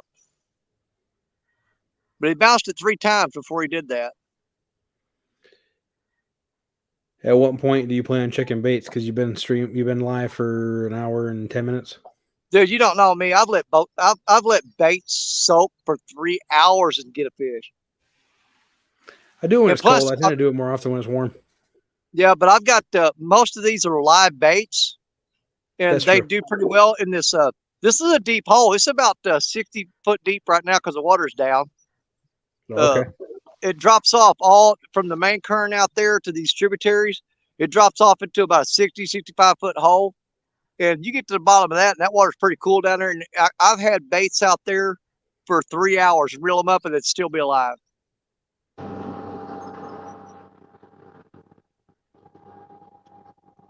There's actually a little bit of a breeze down here. We may actually move down here onto the bank closer to the rods now. Yeah, I got a breeze coming off the river right here. That's not too bad. I'll say the sun's not blaring right there either at the second. Well, yeah, the sun's behind a cloud right now. That's a good point. When it comes out behind that cloud, which here it comes. Yeah, it's still freaking hot down here. We're gonna watch that bent rod for a couple more minutes, and I'm gonna go reel down on it and see what's going on. He may have got me there are some small logs and sticks and stuff at the bottom of that hole out there, and he may have wrapped around that, pulled that down tight, wrapped around it, and he's sitting there just holding it like that. In which case, I'm probably gonna be breaking off. Right. Cold Creek's in the house. Cold Creek Billy. Yeah, I gotta go see what's going on with that. So impatient. He said a couple minutes. I bet that was like 30 seconds. If that. Welcome to Danny.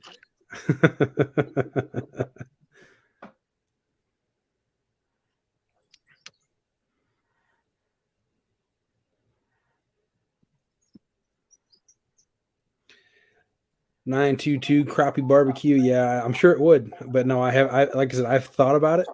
I've never actually done it.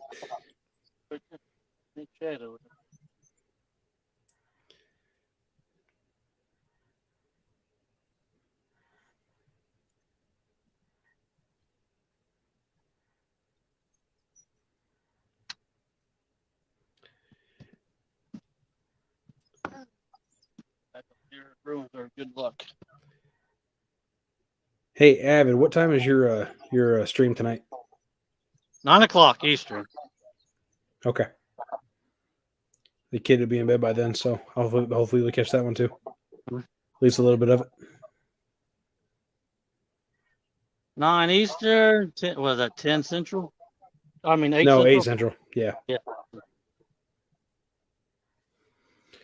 Well, he's still down there messing with it. but he doesn't look like he's dancing, so I'd say he's probably stuck.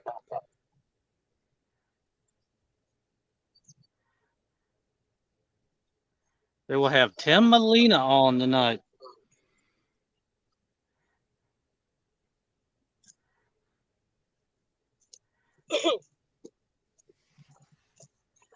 Yeah, the fish is still on there. I drop slack to him and he takes it.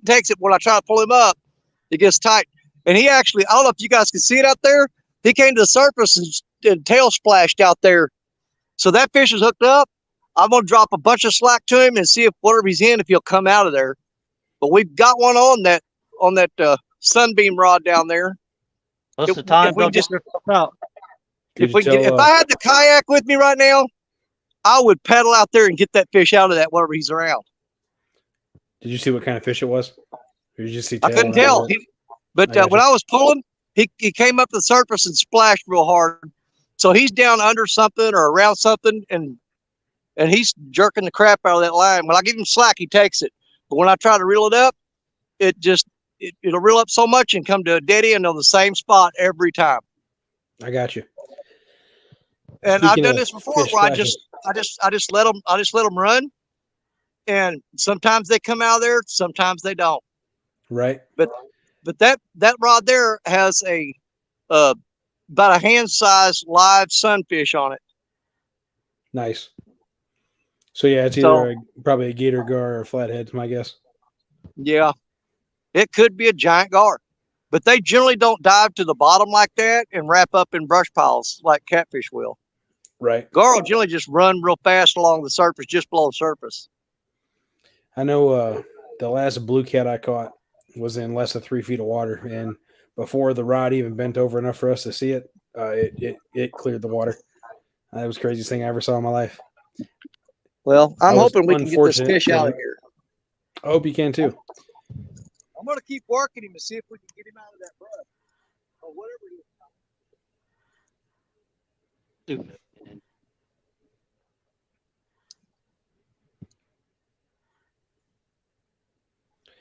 I meant to ask earlier. Can you guys hear the fan in my room, or does it sound all right? I don't hear it. All right, perfect.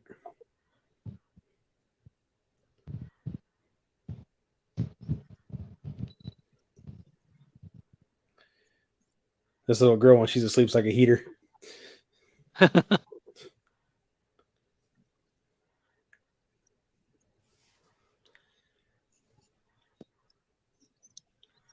think we need to reel up, go on the other side of the boat here and start over. Reel up, go around them.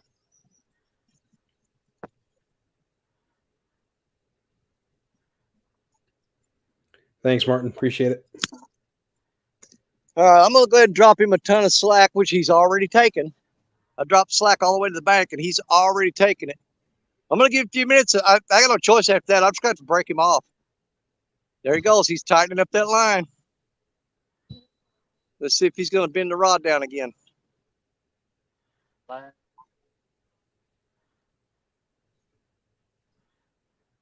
There's nothing more frustrating than sit here that long and have a fish on the line and not be able to get him out of there. Yep.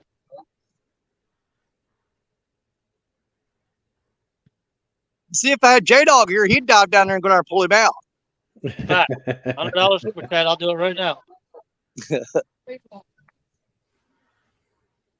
I'm hoping if I give him enough slack, he will swim out toward the main channel and maybe pull off of whatever it is he's on. That fish is definitely on there. I just don't have a lot of hope of getting him in right now. Got 41 awesome people checking you guys out today.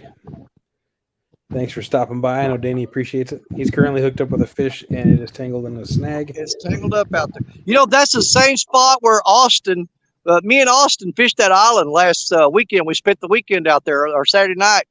And that's the same spot where he got hung up, but he jumped in the kayak and paddled out there and got downstream and pulled a little bit and got it out of there. So I'm guessing there's like a submerged log or something out there in the bottom of that hole. I don't know. That sounds about right, I would think. You know, because you got all this. I don't know if you see it or not, but there's like 2 tributaries that come together off creeks, and that actually goes around the island there, and that's starting to dry up. It's dropping down Right. so bad. Okay, but it goes around the island, and then there's a tributary that feeds here, and there's the island, and right below the island there, it is washed out really deep, and that's where we're throwing our lines at. I got you. NJ, Man, I wanna try he caught one flathead at the very beginning. Yeah, Um, a little and bitty, then so but he was far- like 1 point. He wasn't even 1.5 pounds, and that was And then- without fish grips. Yep, and that was on a live sunfish, and then he's currently hooked up on another something.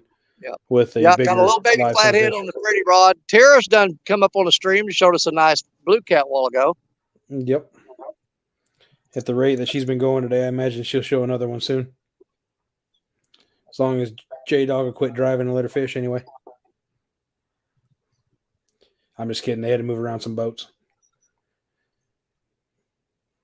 Again, the whole respecting people's personal space thing.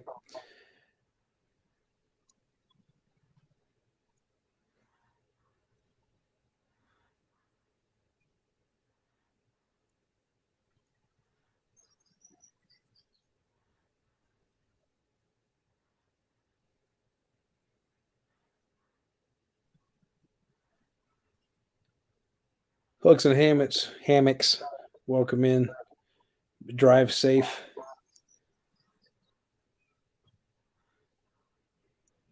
Budget Pond Keeper, welcome in. Evening to you, sir.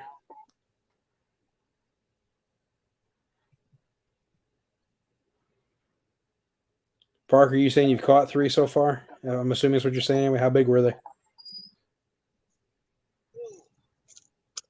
I got tired of waiting on him. We went ahead and broke him off. Yeah, sun's back out. I gotta get back up here to the shade, and then we'll I don't re-rig blame this you. rod. Yeah, I mean I got sweat dripping, but we'll sit up in shade and retie this line.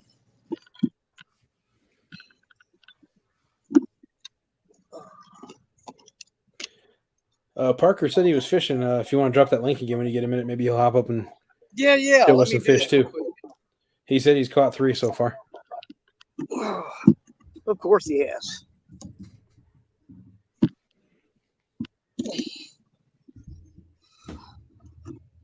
You can get the tripod adjusted here. All right.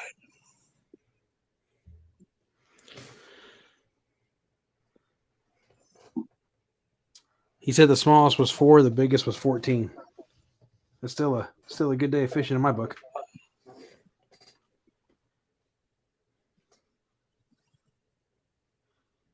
Okay, let me get the link copied here.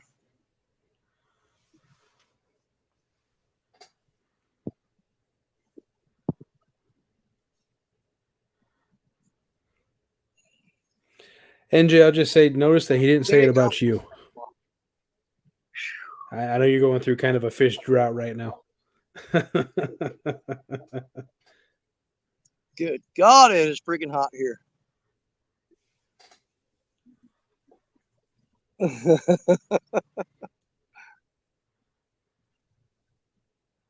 All right, all right. We're going to break out the 4th bottle of water.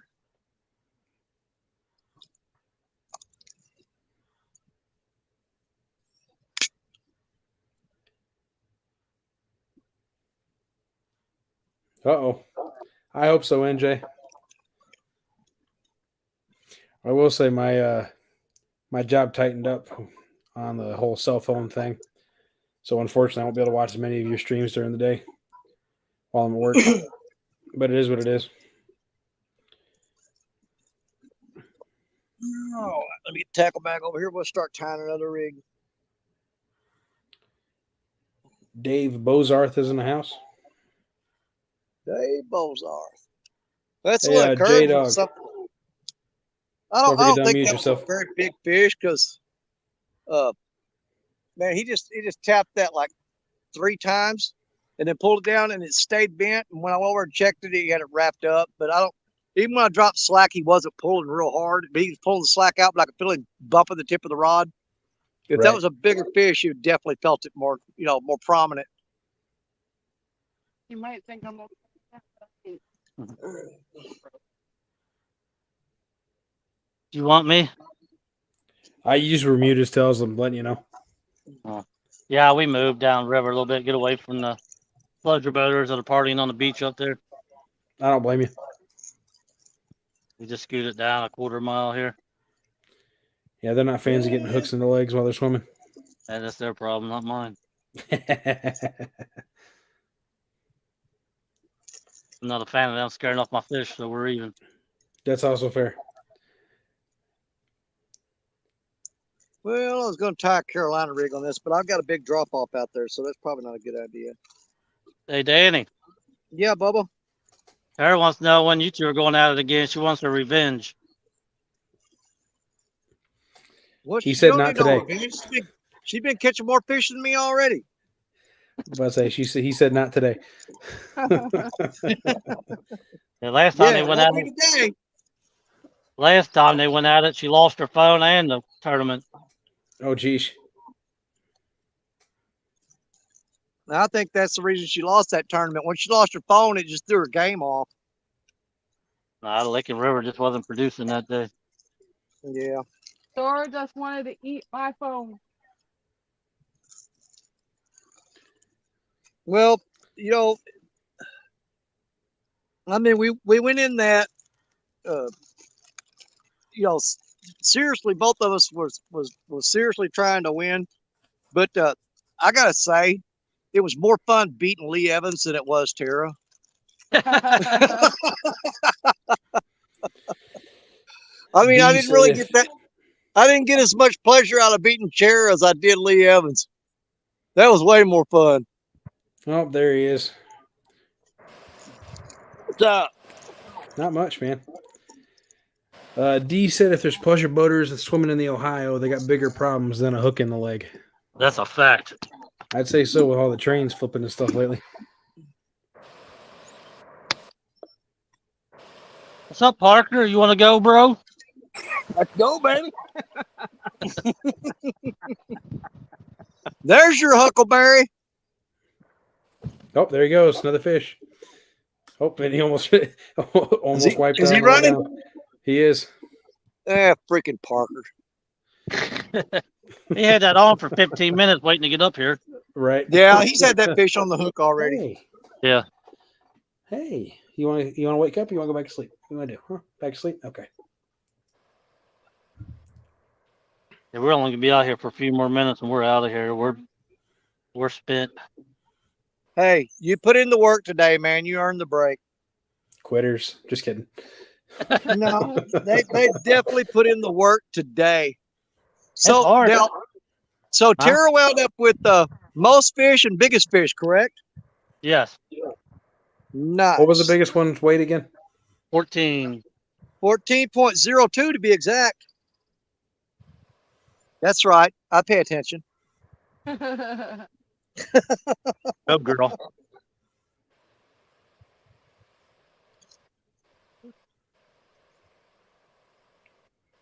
I can put one more on the board before we go. Well, you're welcome to hang with us and do it. I mean, as long as you want. As long as you come up here and fan us, we will. I'm sure you can make it happen. I want Danny Stone to fish with us. 54 thumbs up. Let's see if we can get up to 100 today, guys. The goal is 100 thumbs up. I ain't good enough for him to come fish with, though. Dominic and Cody and all them.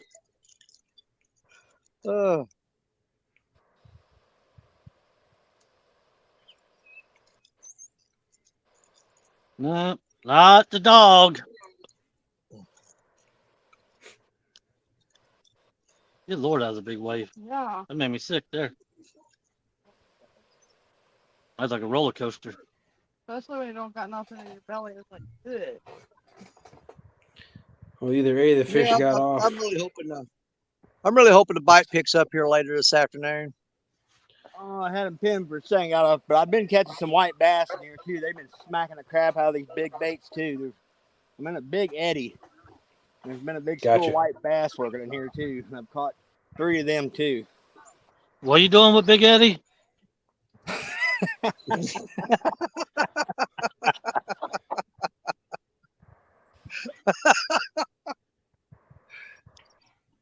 It's just weird, Parker. Well, I'm a weird individual, J Dog. If you haven't figured it out. Yeah, I Yeah. stopped at the I stopped that spillway dam through the cast net, hoping to get on some small shad or something, and pull up about 15 white bass, which are basically useless to me. You can't use them here. Oh, that's right. You Are can't. Can amazing you? bait though. Yeah, but again, it's illegal, and the game warden always seems to Yeah. know where I'm at down here. Illegal is a sick bird. Yeah. I've never actually caught one on white bass, but I know plenty of people that have. My biggest fish come on. Well, my second biggest fish come on that.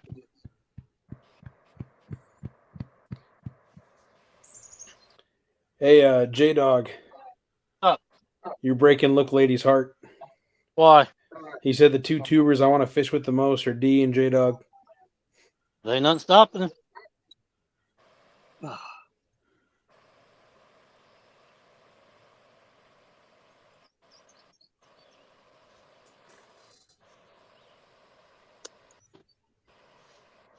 Yeah, if I can remember which rods I've got the cut bait on, I'm probably going to refresh those when we go back down with this rod here.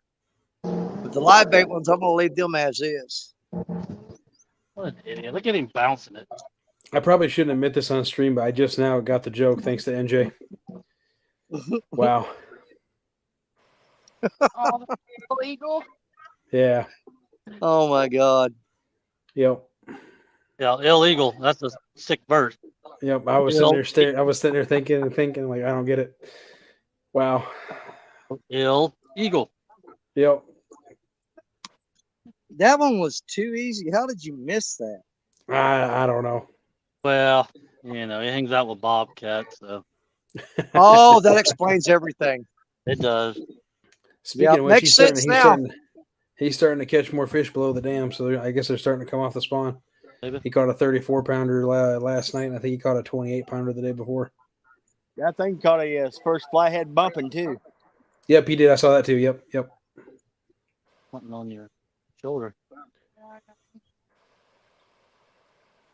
Come on, one more fish or we can go home. You can do it. You can do it.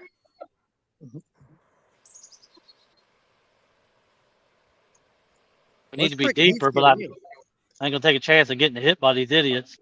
Right Yeah. there. Right there. What's your secret? Go. Switch him. Or walk. Take your time. It don't matter. Get him. You still got me on full screen. Get J Dog I on full figure out screen. what you're waiting Oh, on. let me get you off there. Is Tara on? Freddy Rod's getting hit too. We got two of them getting bumped at the moment. Well, we're gonna. There ain't a fish on. I know he was on there because he was headed towards the middle of the river. It'll come back.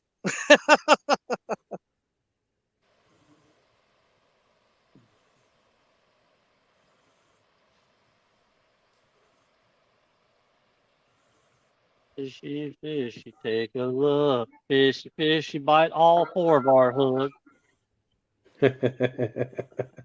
That'd be a mess. We had 5 at once yesterday.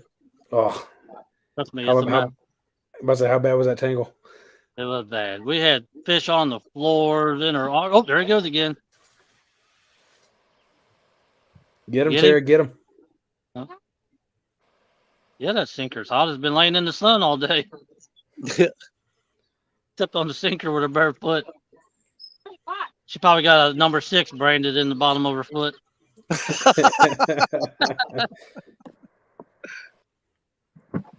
Well, let that back down. You reeled it halfway to the boat.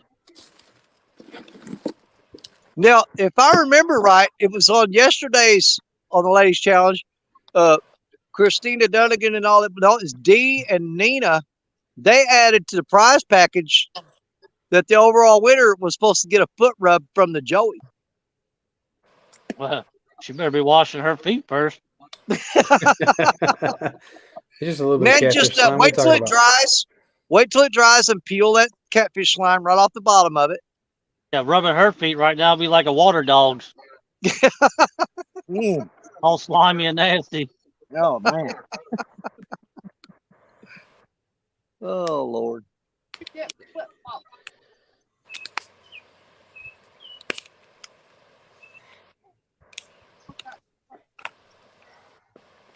NJ said that if he lived 45 minutes away from J Dog, he'd be waiting on his boat before he woke up in the morning. Yeah, I can see NJ. Hey, when we leaving? I brought the cannolis. Let's roll, dog. Been sitting on the porch for hours.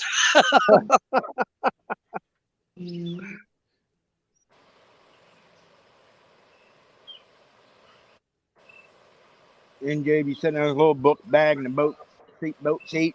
He's like, come on, let's go. Hey, he'd probably have. You ever see those like the kids' toys, the little blow up rubber duck that goes around you like a ring?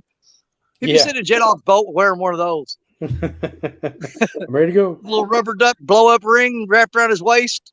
Gotta get away from that bank. We're about the beach. Idiots just shoved us into the bank.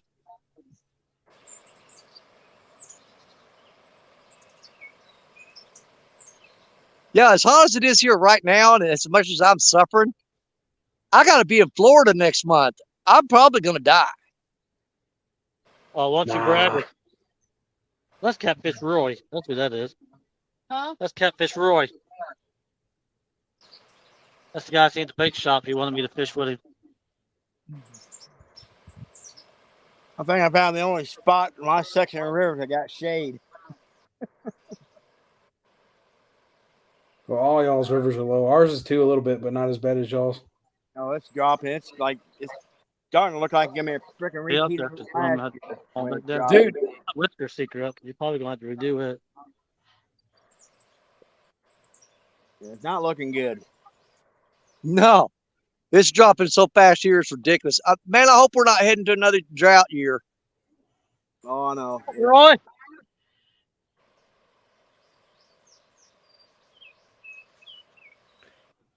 Yeah, I guess the Mississippi doesn't really have anything to slow Yeah, the we got water down. 20 today. It just goes, right? There's no dams or anything to collect the water, right? Yeah, the last dam I think is what at Alton, Illinois. That's way upstream of here. Yeah. I got That's you. it. There are no dams downstream on the Mississippi. Now, there are some on the what is the Chapalaya down in Louisiana, but they're Chapalaya, actually not on the Mississippi. They're on a tributary. Right. But That now, still if doesn't you help jumped because they in wouldn't a add any water to it. if you jumped in a kayak here and it started floating, you'd be in the Gulf of Mexico in 2 weeks. I don't know if I can sit in the kayak for 2 weeks straight without standing up. I was hurting yesterday when I got out of mine. Right? 8 or 10 hours is probably the most I can do.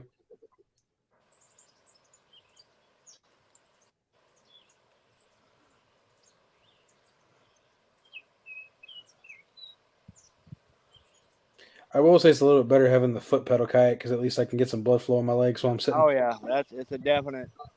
Yeah, it definitely helps. Plus, when you're dragging baits and it's dead calm out, like just in the lake, it was dead calm for a while. I was at least able to pedal and keep my baits, moving. Right.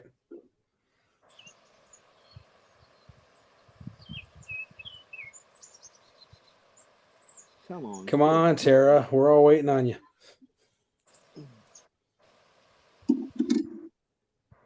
I got one just steadily hitting this big skipjack head, but he just must be a Hey. little At the beginning of the live stream, my Freddy rod was just sitting there, is just twitching.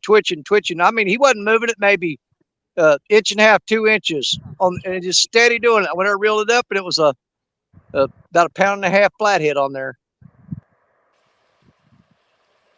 But he never really bent the rod. He just twitched the tip of it and kept doing it over and over and over and over again.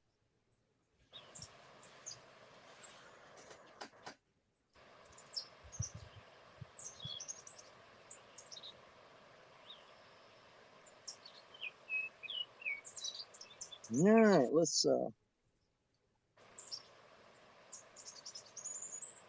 switch up some baits here.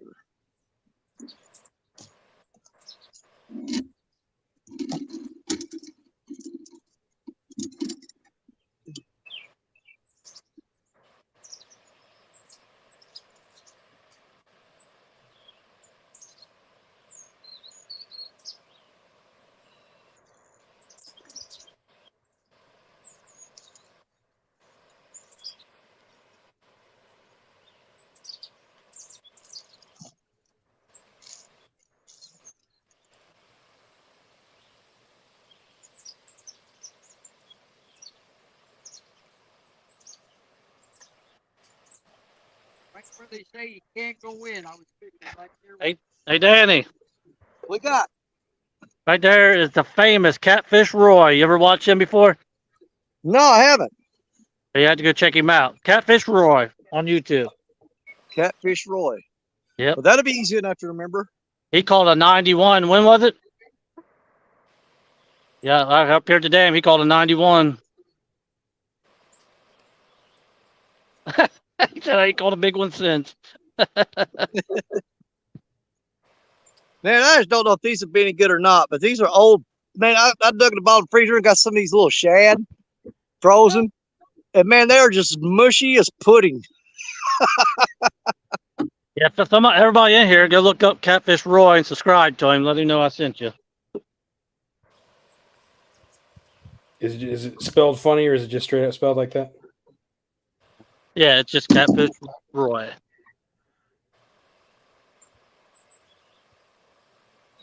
He got a fancy boat. He got live scope and all that good stuff. He cheater.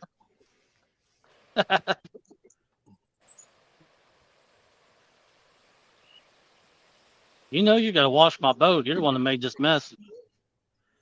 Man, that's about the most pitiful bait I could throw on a hook right there. I were dropping to the bottom and reeling 3 times.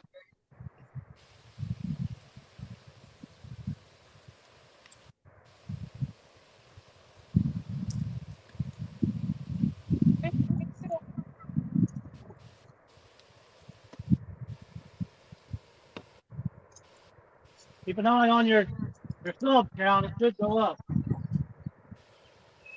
Hopefully. Oh, you know what? Hey, J-Dog, you should let him know that his channel set is made for kids. What is it?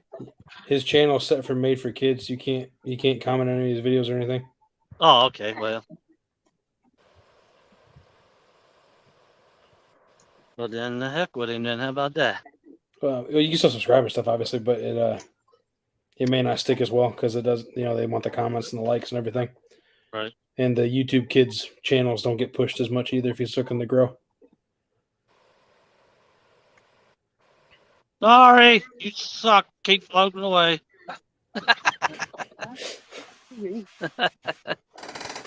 I'm allowed to mess with him.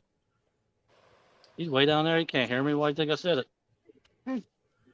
Well, Jack his jaw. See how he likes that. That'd be Catfish broke jaw. Jeez.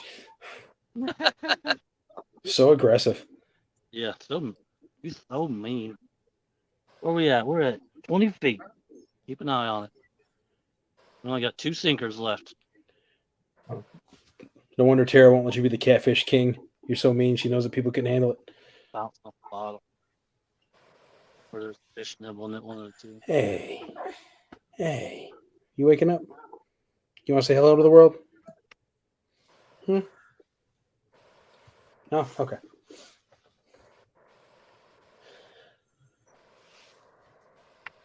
Nailed it 4 times.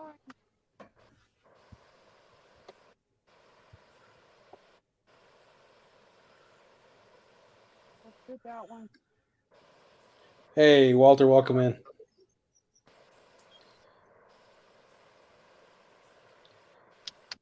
In terms of fishing, Danny Stone has caught 1 and lost 1. Parker Pursuits has caught 4. Tara's caught 20. Hey, she's only caught 2. I'm sorry, she's only caught 1 on this stream, but she caught 18 of them in the women's Rumble and Fields to Waters channel this morning, and she caught 1 in between the 2 streams.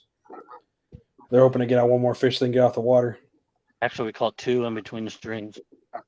So you got 21? Yeah, 1 on the string. Okay, sorry. My mistake. Hey, don't take our fish away. We don't get this very often. If I say either way, she's had a very, very on fire day of fishing today. Yes, it's been awesome. That's why they call me the queen. When I go home, I'm going to take a cold shower and probably go to sleep. I don't blame you. Don't blame you at all. J-Dog gonna fix you a nice supper? He'll go down to the store and buy a pizza. That's right. It'll be good and fresh when it gets there, though, won't it? Yeah. Ashley Brady, hello. And Hacker, welcome in. If I remember correctly, Parker Pursuits and Danny Stone are both on the Mississippi River, and Tara and J Dog are on the Ohio River. Yes, Yep. sir. And I'm in my office. Bless you. Oh, Snake River, Cavish River's in. Welcome in, buddy. Hey, River. Got me again.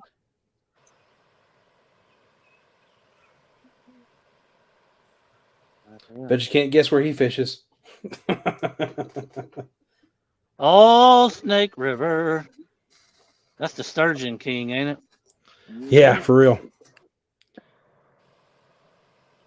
That's one People fish worry I've never caught on rod and reel. I've caught one on a cast net, and I've almost caught one by hand. Yeah, people worry about the one that got foul hooked, but they don't pay attention to the one that get caught for real. Yeah. Oh. Yeah, that's a freaking giant Snake River caught. Yeah, he always does. There, What? there it is. Where? Oh. That might be hitting bottom real.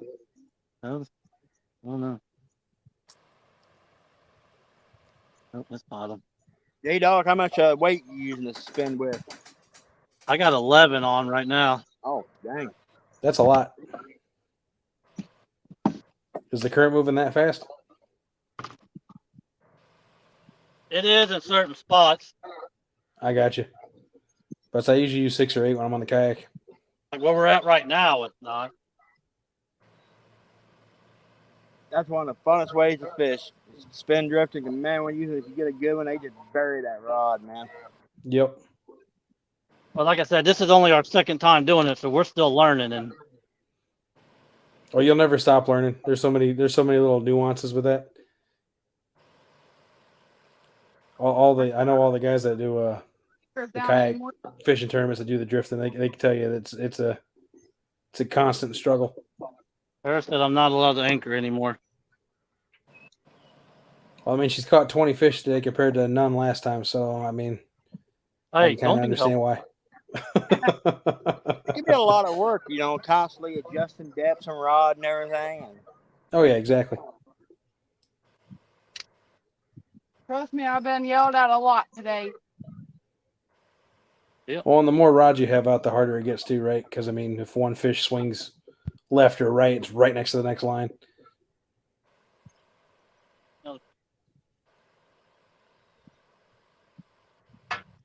Oh, Chad's in the house. Chadwick. And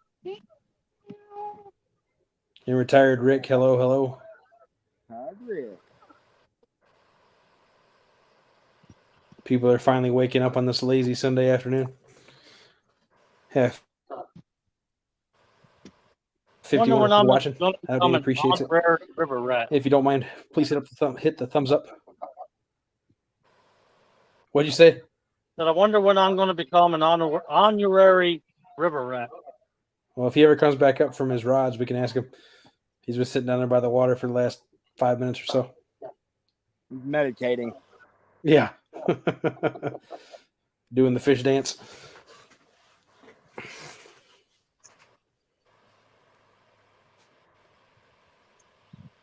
I like it when you suspend drifting and you ain't paying attention. All of a sudden you hear, doom, yeah, right. Turn around, your pole's slapping your boat. Yep. Yeah, you go with that one log and every freaking rig you got, you're like, oh my God. did that a lot today too. Yeah. And it's one of the reasons I use lighter line when I'm on the kayak. I only use like a 30-pound main line to just run my drag a little light in case it's a bigger fish. We had to drag that tree down there. That's where all the fish was, and we snagged up a lot. Oh, yeah. We probably lost like $40 worth of sinkers.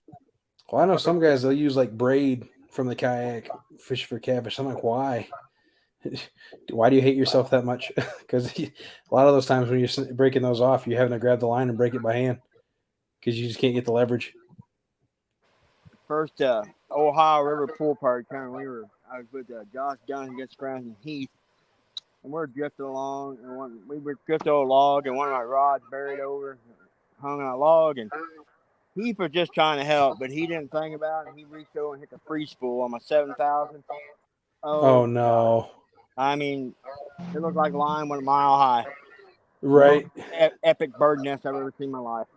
Oof. Are you talking about that time when you cheated to tie me? Cheated. Just making sure. And you know, that was our first time spin drifting too, right there. That was our very first time trying spin drifting too. I mean, I've done it in the kayak, but I've never done it in the boat, you know. That was his first time doing it. It was fun.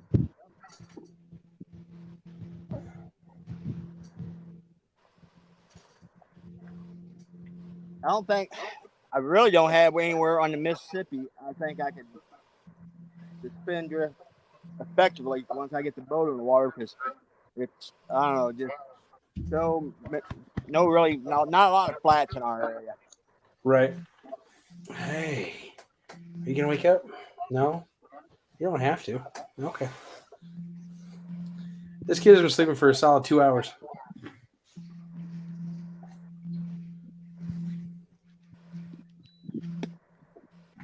He's gonna be on when he wakes up. Do what?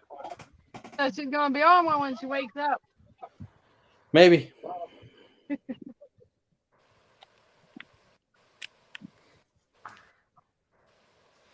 What are you doing? Are you burning up here? Let's put you on the side. Oh. No current. It don't matter which way worse. Didn't. It's been all the way around. It don't matter. Hey, there you go.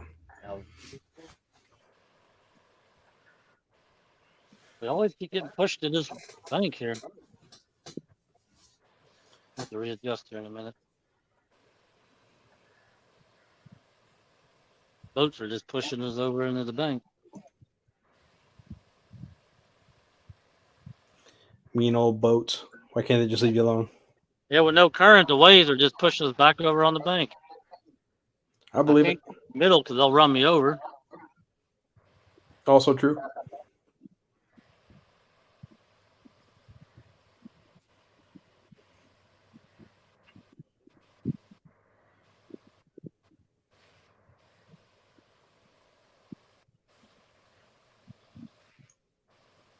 We're currently at 57 likes. The goal is 100. I may or may not do a sticker giveaway at 100 likes. I think I got 4 stickers left. 4 stickers. I gotta get another batch ordered. Yeah, same here. I don't think I have one. I don't think you do either. I'll be dipped. J-Pup guy gave you a sticker at CatCon, didn't I? I don't think you did. Oh, I thought I did. Well, crap. All right. Yeah, I didn't make it to CatCon this year. I got hurt at work, and then Shayna was feeling sick, and I'm like, I'm not taking my sick wife and a hurt hand and trying to carry my daughter all day. So I just stayed home. Got in a fight with the steam line at work. I bet you lost. Oh, I definitely lost. Gonna play with? Steam line. Rough. We, the company I work for, they recycle like 90% of the water they use from the city. So it goes through our waste treatment plant that we have in-house. And there's these byproducts that are like tar. It's just real sticky. And if it gets cold, it hardens up like rocks. Well, the only way to get it out of there is to melt it with steam. Go readjust. And right. And so, yeah, I was, putting pressure on it, venting it off, putting pressure on it, venting it off, all that good stuff. Well, then eventually I did it in the wrong order, and there was still pressure on it. When I pulled the hose off, it blew across my wrist, which is what I got the second or third degree burns on. It blew my hard hat off, blew my goggles off, put tar in my face. It was gross. Lord. You was lucky there. Yeah. Oh, yeah, for sure. Definitely. Then I had like a bubble on my wrist. I don't know, probably the size of this earbud case here. Pretty good size, a couple inches long, couple inches wide, and about 1.5 inches deep. Couldn't use that hand at all for 2 weeks, pretty much. Because they told me not to pop it. Oh, I couldn't have helped but to pop it. Oh, no. Same here. I do scaffold, a lot of scaffolding. I got to build around steam line. Every once in a while, you crawl underneath one and get lanced across the back or something. That's the first thing I do is end up popping that thing.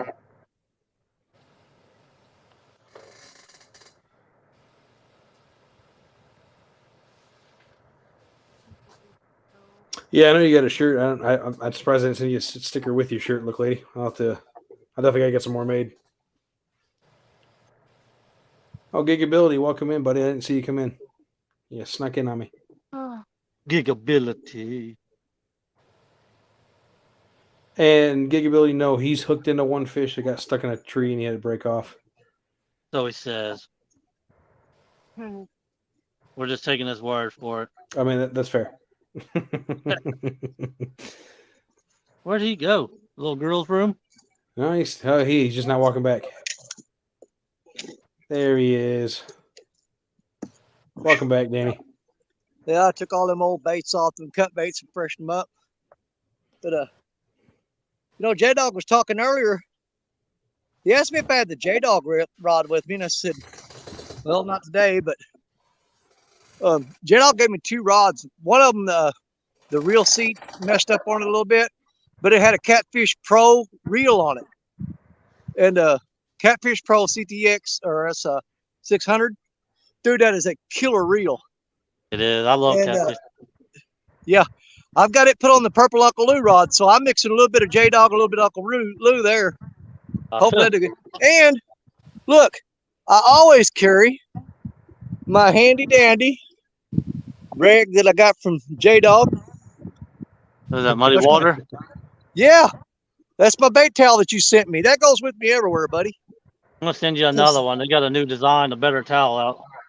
Well, I mean, if it makes you feel any better, every time I go fishing, I want to wipe my hands on you.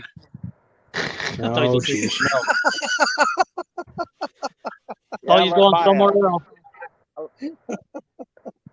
Yeah, it's per cat towel on a wing dock. I gotta give me another one attached to my backpack. Is Pro Cat one of those? Is it a sub? Is like a model, or is it an actual brand? The Catfish Pro, the company's out of Arkansas, I believe. But Catfish Pro. Yeah, it's a CTS 600. Man, that is a killer reel, man. I mean, it casts like a dream. There's one right there on that rod. Yep. The only thing I've had to do on it is I couldn't find parts for it, and finally I just contacted the company down in Arkansas. There's 2 guys that the owners of the company called me back, and I needed a new the pawl for the line guide. And dude, they sent it to me, and I said, well, he called me, and I said, well, I really need to get the pawl for this reel because man, I love this reel. I got to have it back out there working. He said, give me your address. And I said, well, what's it going to cost me? He said, give me your address. There you go. 2 days later, it was in my mailbox. Only problem I have with mine is the brake sticks in the morning. Yeah. Just pop it one time and then it won't do it no more. That's it. But dude, I mean, they freaking cast. I mean, I compare them to, as far as the castability of them, I compare them to an Abu with the way they cast.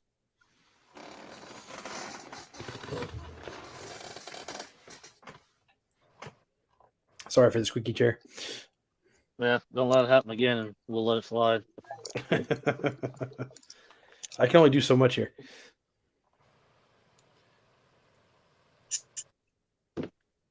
Ooh, there's a welcome little breeze blowing. Those don't exist. What are you talking about, Danny? I just threw that bait in. I could see the bait. He was just biting.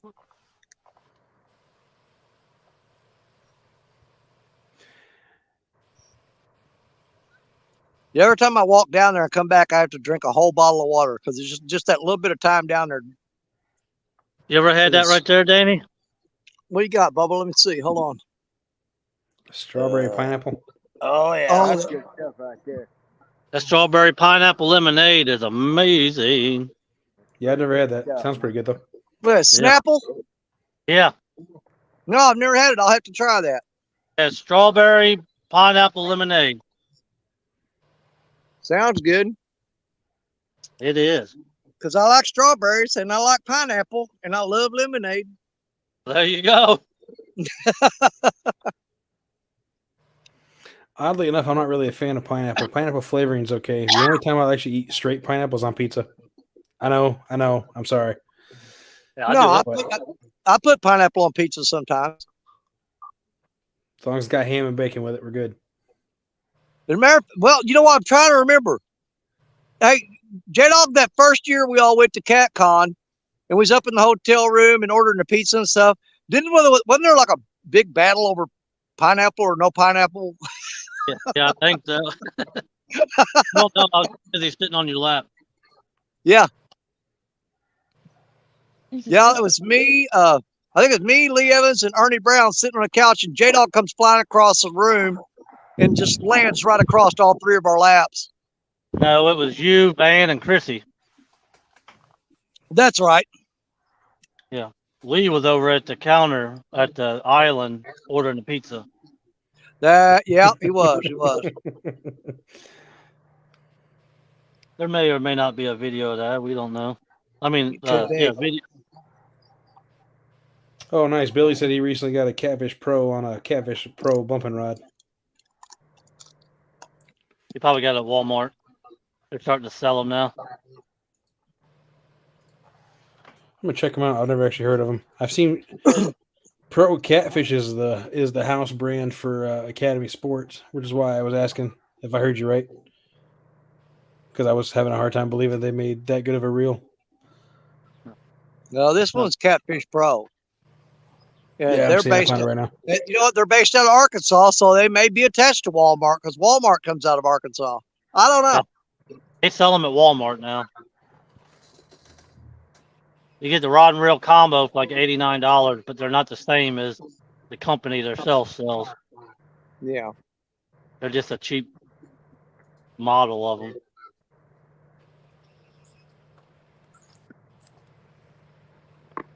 them. They don't have their bumping rods on their website. I don't think it's a bumper rod. I think it's just a regular rod. I may be wrong. Yeah, they have the tournament series. Yeah, tournament series. That's what they are. Yep. There's the 600 CTS $80 reel. That's not bad.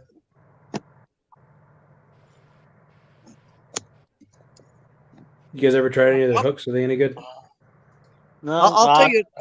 While back. I'm going to tell you another one of the bad things about bank fishing, and I'm absolutely sick of it. I'm to the point where I just don't know how much more I can take of it. But you come to a fishing spot, and every time you get down here, you got these Yahoo dinglings that leave all their trash laying around, and I'm about tired of picking it up. I'm sick of it. Sick of it. Well, as you should be. On a boat, you don't get to see all that crap. I do at my boat ramp. Yep. What's that exactly? Well, heck, Chad and D was taking trash bags out of the river this year.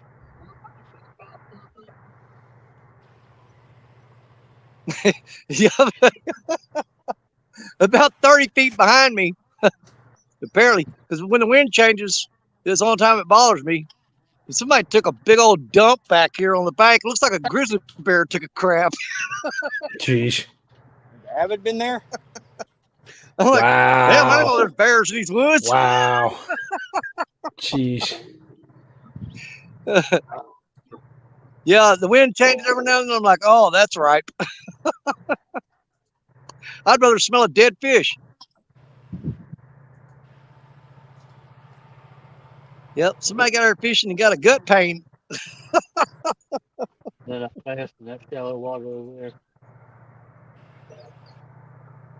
You ready? Reel up and we'll go.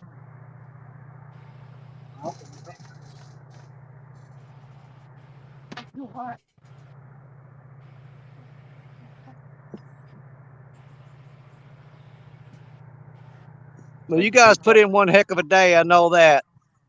Yeah, she's getting sick to her stomach where she ain't ate. She get too hot. Oh, yeah, man, I get like that too. And then the heat just makes it worse. Yes. I'm feeling right now. Well, the rest of us probably had fish all night to catch up with you, so I wouldn't feel bad about it. No.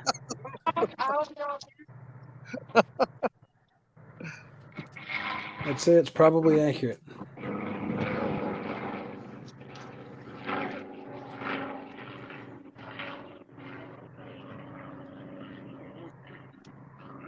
I'm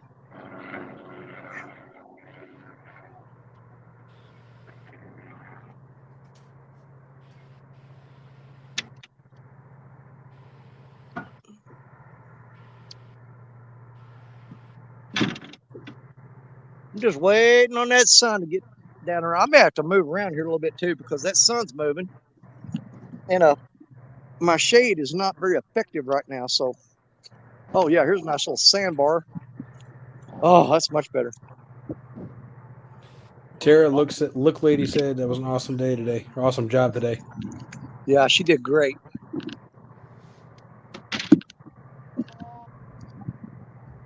All right, fellas, we're gonna get off here and go home. Well, Y'all be congratulations, safe. Tara. Congratulations, Terry. You guys be Fun safe fish. getting home. Hope you catch some fish. Y'all be safe and Well, enjoy if your we nap. do, we do. If we don't, we'll just be out here catching tan. Well, you're definitely gonna pull that off. I'm Oh done yeah. with- All Yeah, right. if I don't Well, get a fish in another I hour, miss I'm it, probably just going J-Dog. to turn this camera off, get naked, and lay down there on the beach. Well, Jeez. send me a private live. Oh, if I do it, baby, you're going to be the first one to get it. I guarantee it. I don't know if my camera's gonna zoom in that far, but I'll give it a shot. Well, I mean, Wow. yeah, we'll discuss that later. All right. Well, you guys be safe getting out of there, man. And Yeah, be safe, Our J-Dog. boat ramp right there. All right, see you guys. See ya. all right, bye, J Dog. Bye, Tara. All right, Parker, do something. One of y'all needs to. Geesh. I've caught one little tiny flathead and got one fish on and broke it off. So I still got a. What time is it? Oh crap! It's only 2:30, man. Yep. I'm probably looking at another couple hours at least before the fish start biting, maybe even more.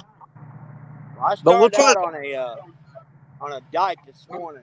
And that's why I picked up those 3 this morning.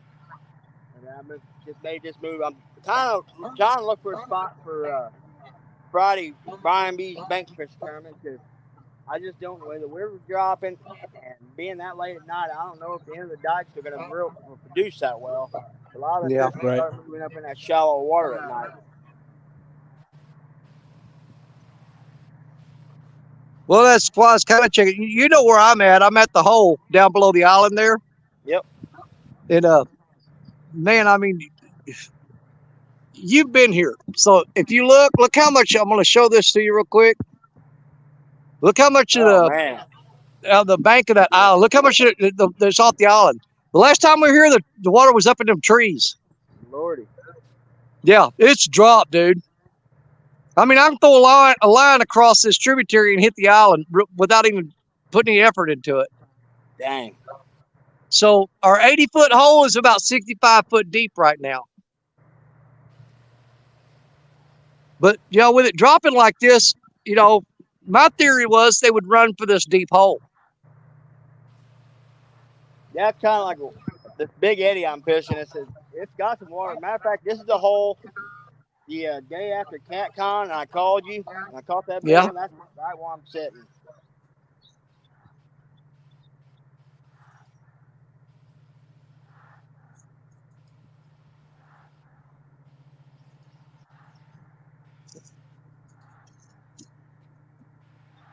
I had a spot I really wanted to get to, but they're doing a bunch of dang culvert work. I can't get into that area. So it's kind of, I was really hoping I could get to that spot as far as for Friday night, but that ain't going to happen. Yeah. Well, I'm either going to be at this spot here, or I may move around to that furthest point on Dawson's Point. You know where we went way up the river, and we was looking at that conservation sign hanging on the tree, and we kind of pinpointed on that and fished there. Yep. Now I may try that area. I'm thinking I'll either be here, or I might say go for the Gusco and go out on I'm going to take a drive about midweek to see if I can get out on the tip of it with a big wing dike that I fish. So I'm hoping if the tip's exposed. If the tip of it is exposed, that's where I may go set up camp for Friday night. Yeah. It's gonna be hairy though. Getting out there at night, I mean, it's gonna be real hairy. Welcome in, Dave. Do you know what is our rod limit Friday night? I believe it's 6. Okay. All right, so Black Betty, and what else, Danny? Well, I don't know. Unless I get my Epic Lights fish, Betty's not going to do me any good in the dark. I've got a set of Epic Lights. The switch broke off of them, and I got to get those fixed. Yeah, I got to build me another light. I made a tube light out of LED strips and PVC pipe. Yeah. And it's great, but it's only in red. I'm going to buy one of those more expensive multicolor strips and do it so I can have white also. I only have to have one light.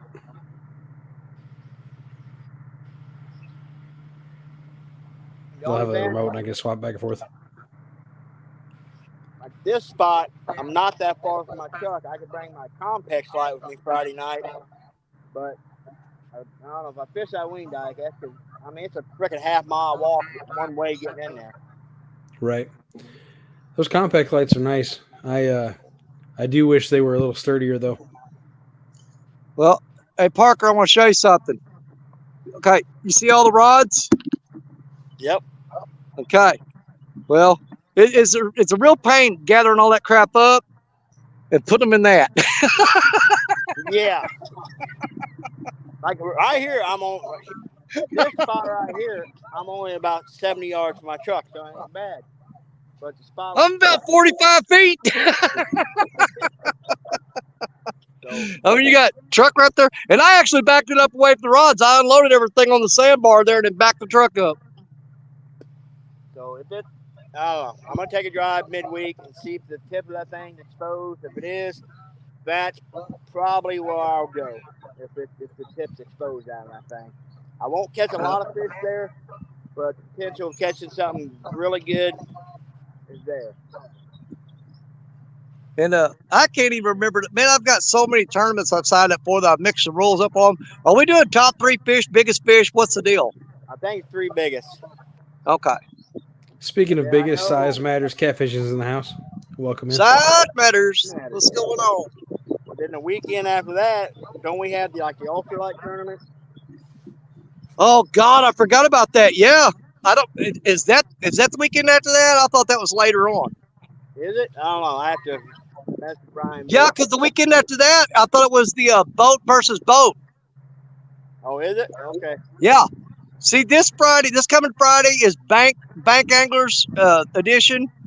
Then next Friday is the boat anglers edition, and then the weekend after that it's boat versus bank. So whoever wins the boat tournament, whoever wins the bank tournament, they got to go head to head. Oh, okay. So I'm pretty sure that's 3 weeks in a row. You know? You know what you should do? I mean, granted, I'm saying you'd have to beat me on Friday night, and then take your boat and fish the boat anglers tournament next Friday after that. And if you could win that, then you could fish against yourself on the 3rd week.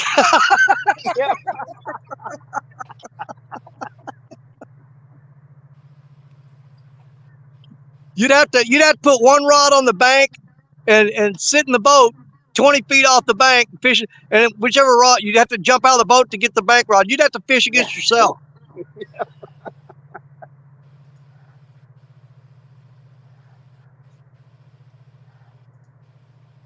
Yeah, how bad would it be to lose that tournament? Oh man,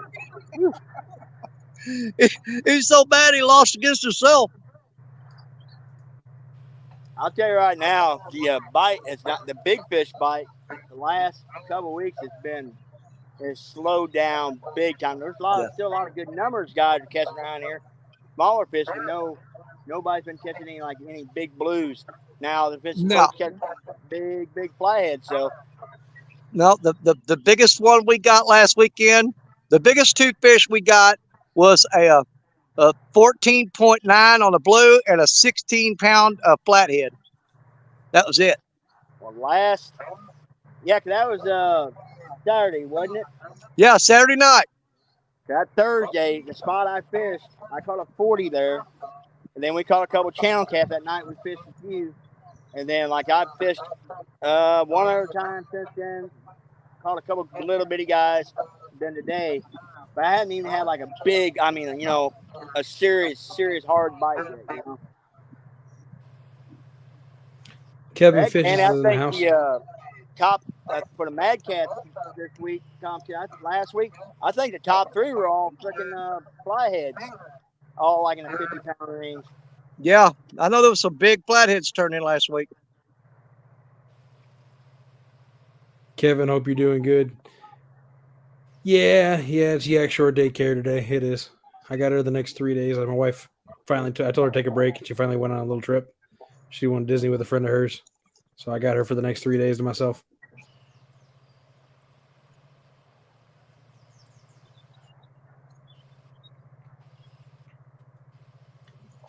Which is fine. She eats, she sleeps, she plays. It's all good.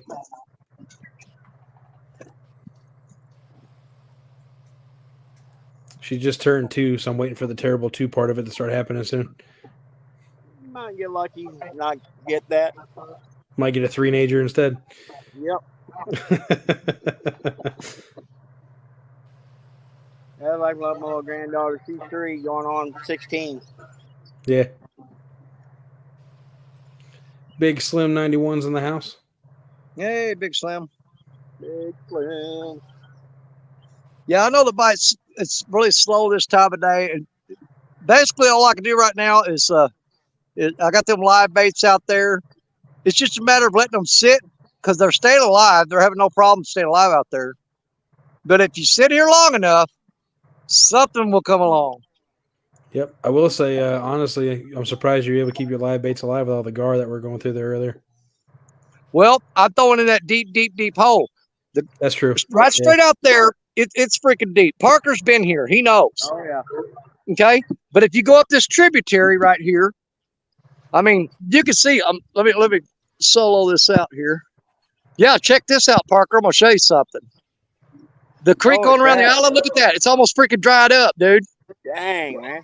Look how narrow. You can't even get a boat through there now. That's how much the river has dropped. But this channel going through here, that's only about 3.5 feet deep. And that's where all the gar are. They love that shallow, hot water, and they are piled in there. So they generally don't hang out here in this deep hole on the river. I got you. Yeah, not to say there aren't some out there. There absolutely are. But they prefer that shallow water right there off to my left. They get up in there chasing those little bait fish and stuff. I'm about 300 yards from when you, Richard, and Stephanie came down and fished Tire Rock with me. Yeah. I went down there and I actually picked up a half dozen sinkers. I think it was all from us. Oh yeah. Like where we were sitting, heck, the water's probably 15 foot away from there now. Wow. Yeah, I see that boat that just sped by me a little bit ago. They're actually drift fishing. They ran up, they killed the motor, they dropped lines, and they're just floating down the river there. So they're drifting right along that main current seam out there. Yeah, I've seen a few guys here, like running around here in the boats, but everybody I've been seeing, they've been anchoring and stuff. Current's it's ripping through here. It'd be almost, you couldn't drift fish this. It's way too much current. Yeah, they're right on that current seam, right on the other side of that island.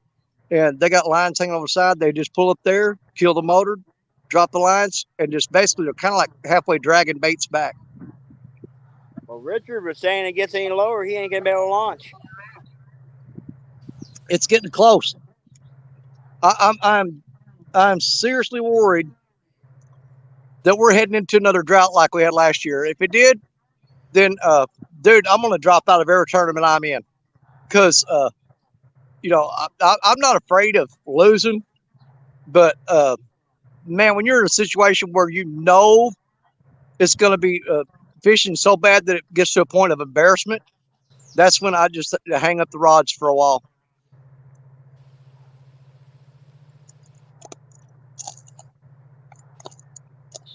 I mean, you know me. I'll go into a tournament when I'm outgunned. I'm the underdog. My odds are not good, but I'm not going into a losing fight anymore. I'm tired of doing that where I just absolutely know that there's no way I can win this. It's a no-win situation. Well, I have one boat ramp. It's privately owned. I got to talk to the old boy. He's actually the owner of Buckeyes. And he built that thing last year when that river was like in drought conditions. So he built it to where, like, I mean, it would have to be like, have to be bad as it was last year where you couldn't use it. So I'm going to try to talk to him and see if I can get a key to his gate so I can still launch no matter what. Well, if the river gets down like it did last year, I mean, me and Austin may actually start putting the kayaks on there quite a bit. Because here's the thing, if you fall overboard or something, you're not going to drown because all you got to do is stand up. Right. When you guys, like you said, you have a lot of tributaries where you can't get a regular boat through. So you guys are going to have some secret pockets, probably have some flatheads chilling out in there. Uh-oh. Boy, them guys there, they better fire that motor up. You see what I'm seeing? I do not. Put it on full screen. Okay, hang on. I don't know how far out of the way they are, but if they don't turn around and pay attention, The you big see old barge. that big guy right there? Yeah. He will smash that little guy right there. Curse flat. Yeah, they're drifting off the side. I think they got their trolling motor running them in reverse or something. Boy, they are really close to that barge. That is way too close to me. I would not push my luck like that. That is way too close. That is insane. Pontoon Jody's here. Jodi. She woke up from her nap. Yeah, them guys are feeling around way too close to that barge for comfort zone. And NJ, I hope so. I hope your water temperature actually comes up a little bit more that way it gets going because your fishing's been really slow. Both carp and catfish wise. Hey, I could bottle up some of this water and send it to him. It's borderline boiling.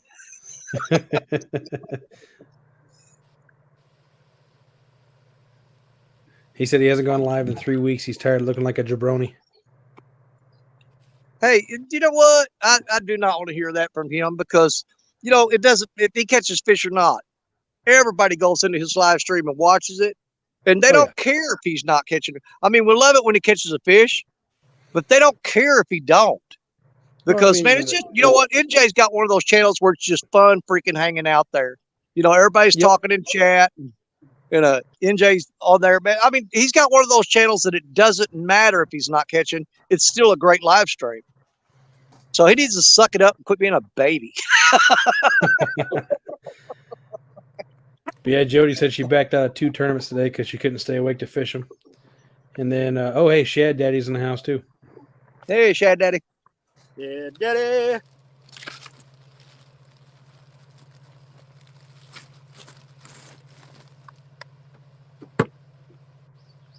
Yeah, me and Austin, when we came down here last week, somebody left just a huge pile of trash, and then they had trash scattered all along the bank.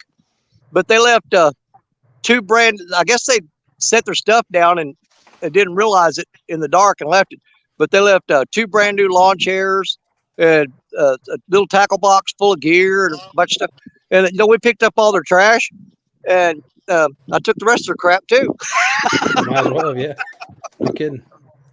I said, if I'm going to pick up your trash, I'm going to take your chairs, I'm going to take your tackle box, I'm taking all your stuff. Kevin Fishes makes a good point. He says everyone knows how it is to not catch.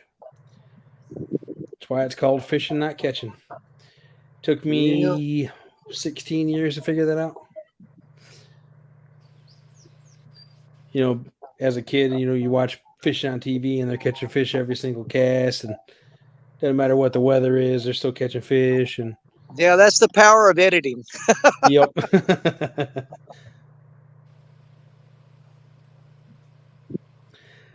Honestly, that's the only reason I know. No, I say no. I am. What's the phrase here? I have read a lot of stuff. I have seen a lot of stuff, and I have been told a lot of stuff. I have not tried a lot of stuff. My knowledge is extensive. My expertise is low. So And it's because of the idea of when I was a kid, I was like, if I just learn it all, I'll be as good as they are. And yeah, that's what I was talking about earlier. You know, I have all this stuff I can tell people and show people, and article wise and whatnot. But you just have to do it. That was the whole point of the podcast starting up, the live show, if you will, or however you want to call it. And what I'm doing, I'm still doing that live every Saturday, but then I'm also going to take it and condense it down, cut out the fluff, if you will, and put that out as a separate thing for people as well. Because obviously something that's 40 minutes long is sometimes hard to get through, whereas something that's 15, 20 minutes, you can listen to it on the drive to work kind of thing.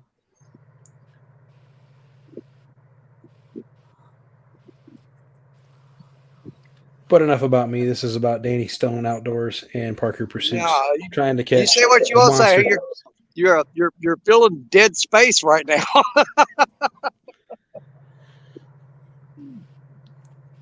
No offense, Danny. We've been filling dead space for an hour and 26 minutes at this point.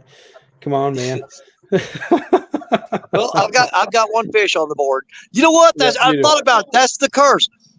We've talked about this 100 times. If you throw the rods out and you go live and you catch a fish within the first few minutes, it's like over. A curse. After that, it's dead. I've had that happen so many freaking times where you're just like, turn on the live and bam, you got a fish, and you think, all right, it's on. They're going to be biting, and just nothing. Nope. That has happened so many times. It's unbelievable. You catch that one aggressive fish that was feeding, and that's it. Well, that's the minute you turn the live off. Wham. Yeah.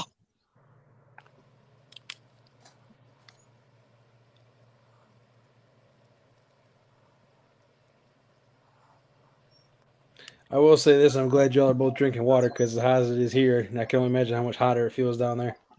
Oh, man, I couldn't be out here without water. No way. No way I could do it. And I'm not drinking that river water. You might as well just shoot yourself in the stomach.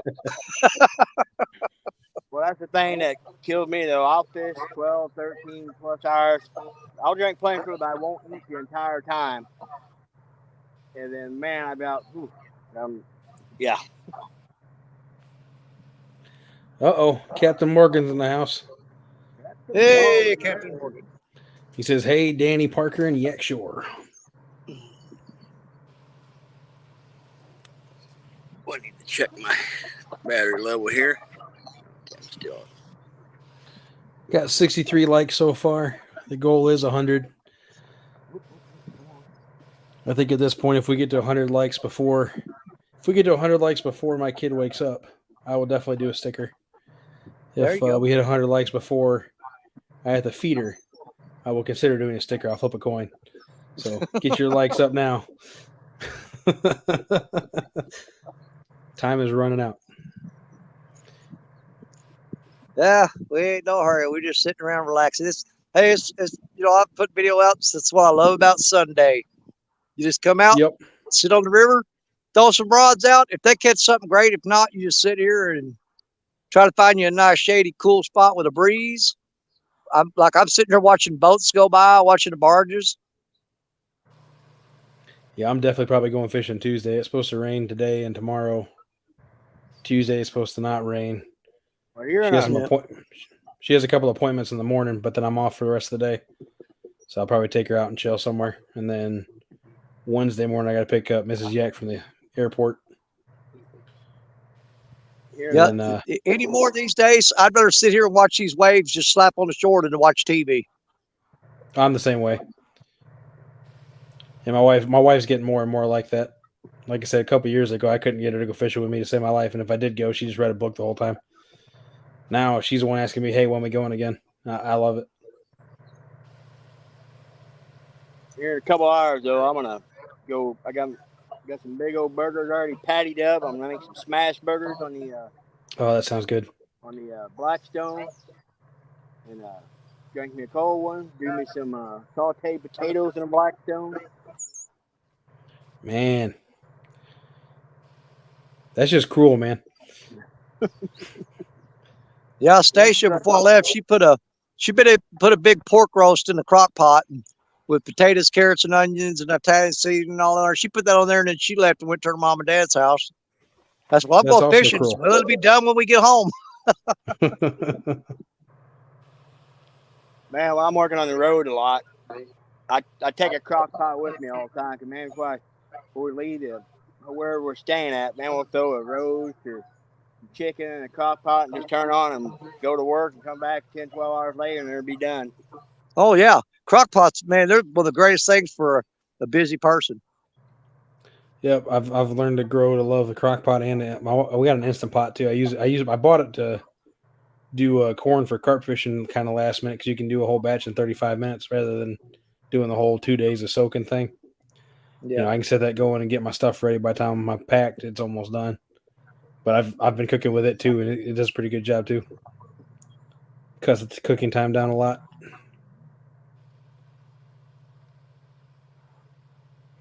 Cody Robinson's in the house. Said Blackstones are amazing. We just got one not long ago, and we use it daily. Oh, I love my Blackstone. When we went to Mendota and Wisconsin, that's what we did all our meals on was the Blackstone.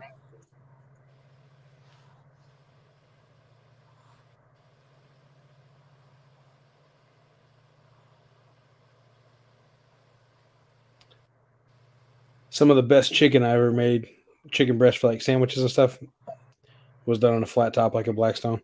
Oh, comes out so juicy. Smash it with a frying pan till it's flat. Olive oil, spices, butter on the top. Man, I'm getting hungry. Y'all are killing me.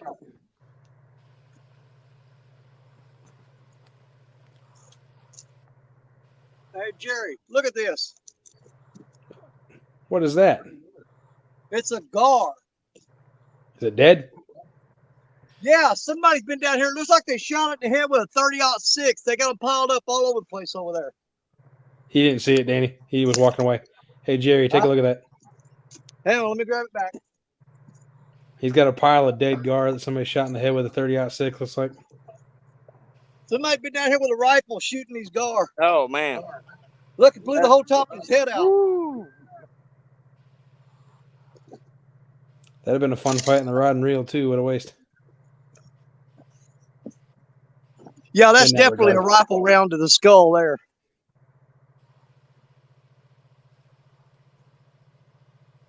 Yeah, they come down here and you can sit here and watch those giant gar. I mean, that one there's probably, he's 3.5, pushing 4. But would have been a fun tug on the rod. well, you can sit here and watch them. They'll swim right below the surface. I mean, right now, literally, I can see a dozen of them. Some of them way bigger than that. And they'll sit here with a deer rifle and blow their heads off.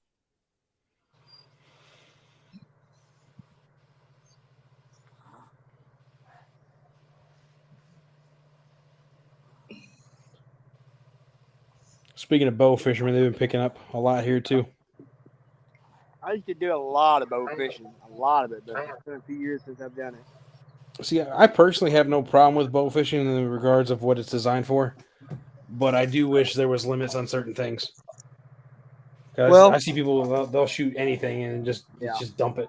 I can't stand the dumping part of it. Hey, you want to wake up? No. I worked with a bunch. What do you want to do? I used to work with a bunch of gentlemen, and man, they would take everything. It didn't matter what it was. You know, like carp, buffalo gar, Asian carp.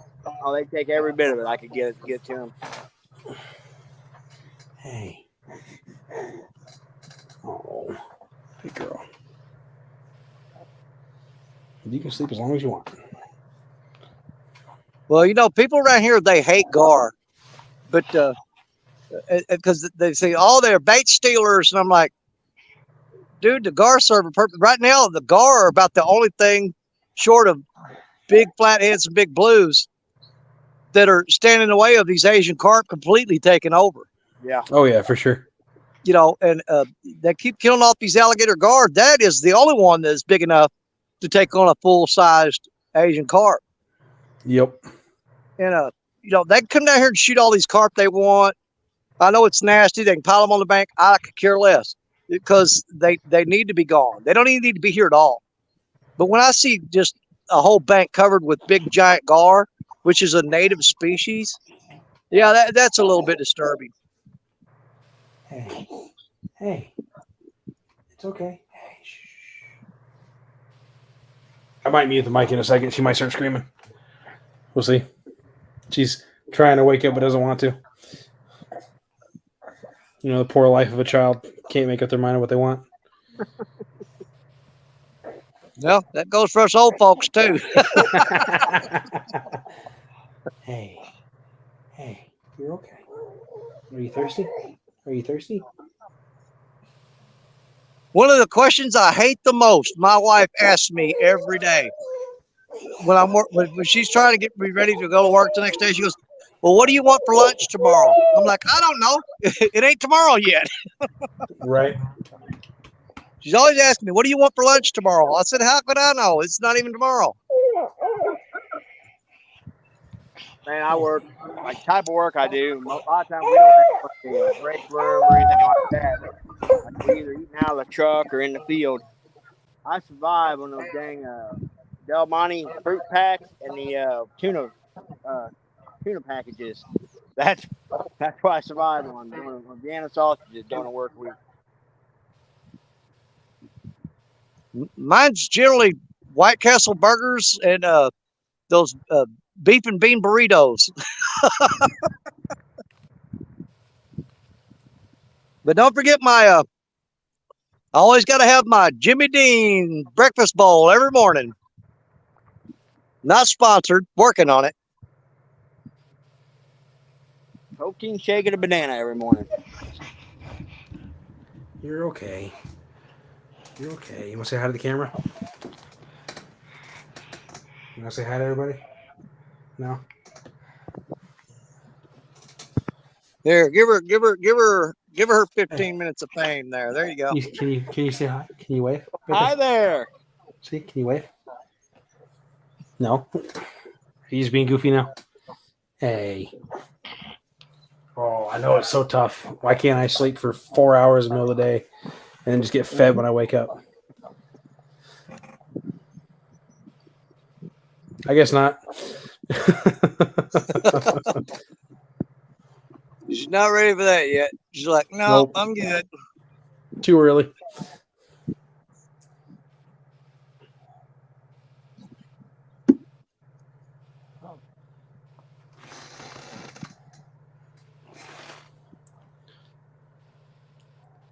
Oh, I have no doubt that one of those rods is eventually going to go down. I just don't know if it's sometime between now and dark.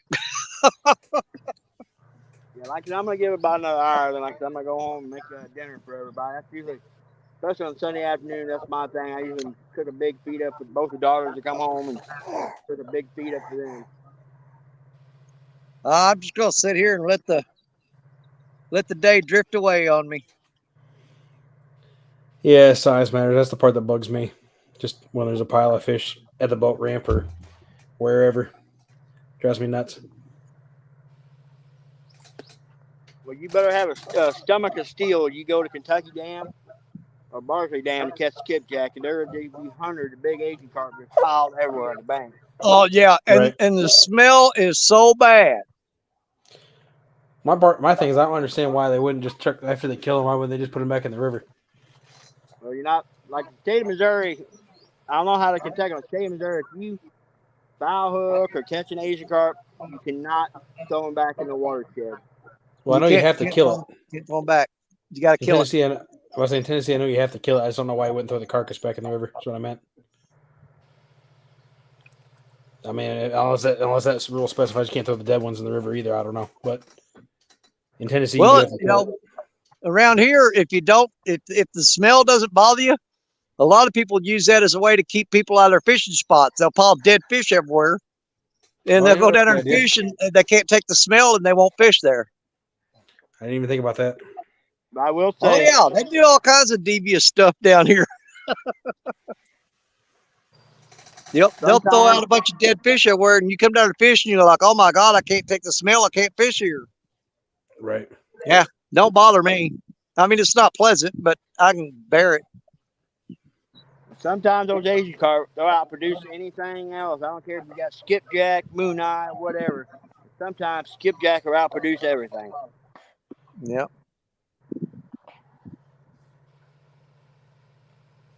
Yeah, I know there's how many companies now that are packaging Asian carp and selling it as bait? I think at least 3.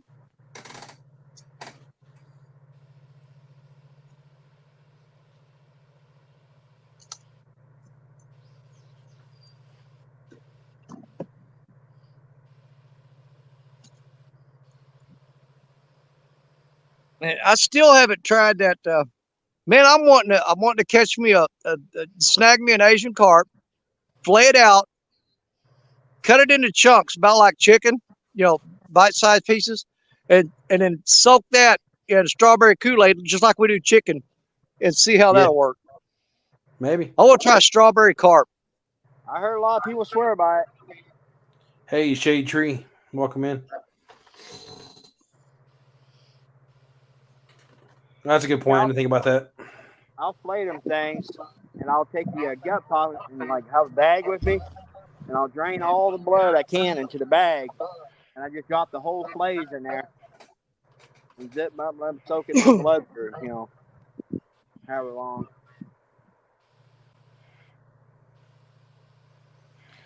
Yeah, strawberry isn't a berry, is it?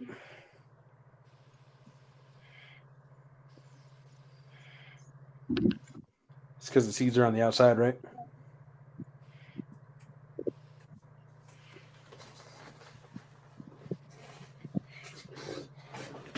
Oh, I hope you wake up soon, kid. I'm getting uncomfortable.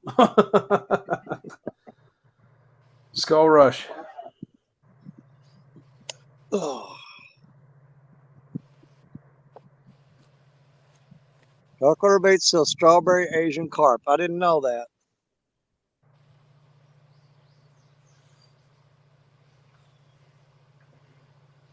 See, with those, I'm not saying they don't work, but the preserved and packaged carp, I've not had much luck with it. I don't know anybody that has. What I'm talking about is catch a fresh carp, flay it out, and then cut it into bait-sized pieces. Put it in a bowl with some strawberry jello or strawberry Kool-Aid. Put that in the refrigerator, fresh. Let it marinate overnight, and then take it the next day and fish with it. Because it's still pretty fresh, and you kept it cold. You've put all that strawberry flavor in there, and it kind of helps toughen up the meat, which you don't really need on Asian carp. I mean, the skin is like shoe leather. Oh my God, yeah. I've gotten chunks of carp on a hook, and I literally had to go get a razor knife to get it off there. Jeez. Well, Steve Douglas did a video with that. What is that? Blackwater baits or whatever. Yeah. And he was spin drifting in Ohio. And he caught some. I mean, didn't catch some giants, but he caught several fish. I think he caught on Channel Cat though, and then he endorsed it at the end, say he thinks it's a great Channel Cat bait, but not so much for blues and definitely not flathead. Yeah. I know Dieter Melhorn actually put a video out today about it. I don't know if it was Blackwater or what, but it was one of the prepackaged brands. Yeah. Well, Steve Douglas did one too. Yeah, I've seen Steve's video also. I just meant Dieter did one today, and he didn't catch anything on it. Over in Illinois, Carlisle Lake, had been taking strips of burlap and spraying a Pam cooking spray on it, and smashing the freaking channel, dragging baits in the Carlisle Lake, and annihilating the channel cat on it. Interesting.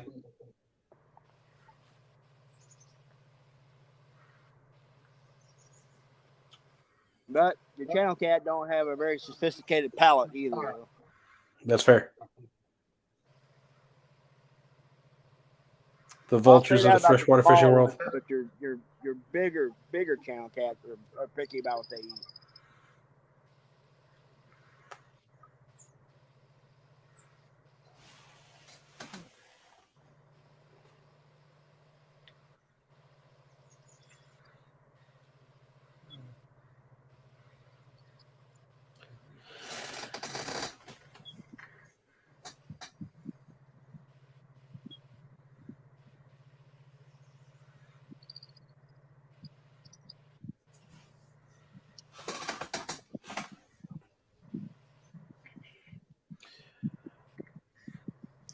And Jay, if they like the other prepackaged shad I've seen, they pretty much drain all the good stuff out of it and use it for like their stink baits and whatnot, and then just sell the carcasses afterwards.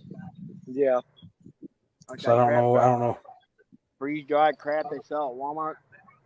Well, he was asking if the ones on the Blackwater site, if they were actually shad or not, and I said I doubt it because, I mean, they're just trying to multi-purpose the market, which I don't blame them.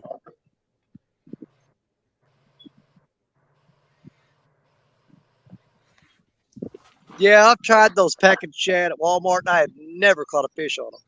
No.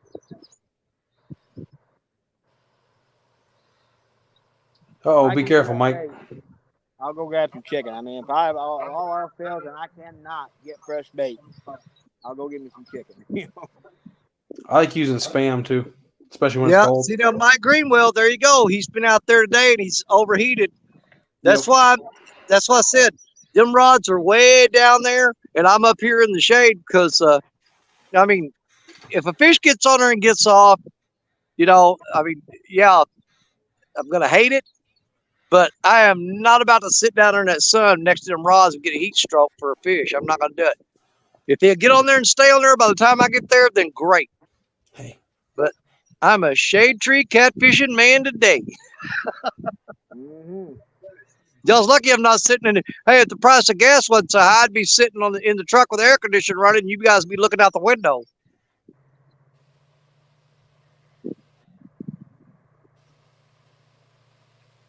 I was up behind Alton Dam Thursday evening, and there were several people who had rods stuck out, and they were sitting in their vehicles.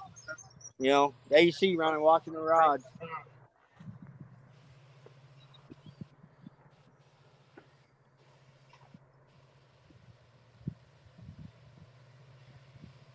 Bugman's back in the house. Oh, hey, Danny. When I was up here at Alton Dam Thursday evening, there were some guys, they were catching skipjack.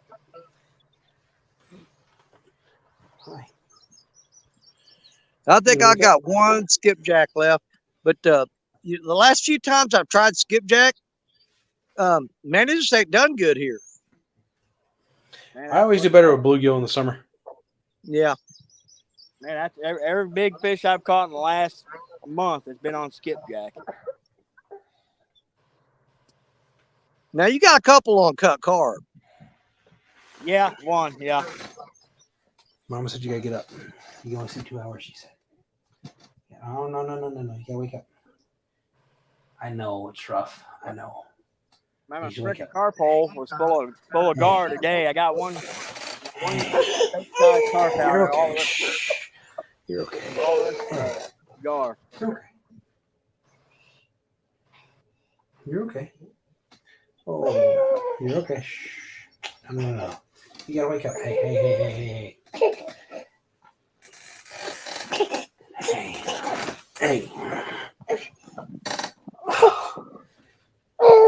You can't sleep all day. You can't do it. You need to wake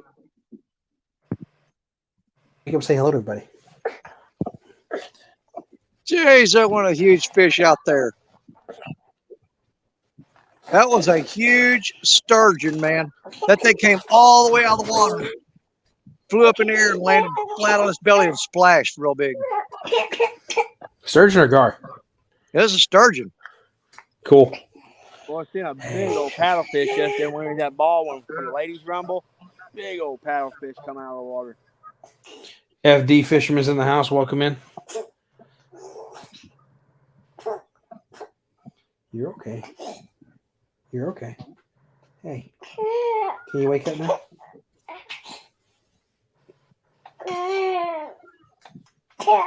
You're okay. Shh. You're okay. Hey. You slept for almost 3 hours.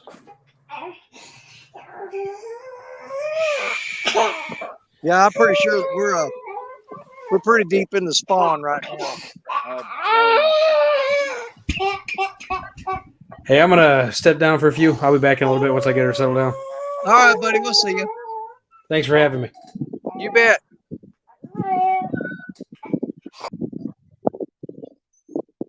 And I threw the link up there if anybody else wants to hop up. If you're out there fishing or if you just want to hang out, come on up.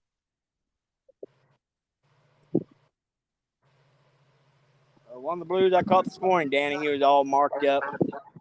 Was he? Yeah. Well, I mean, the three that me and Austin caught last Saturday, I didn't really look at them that close, but I didn't notice any markings on them.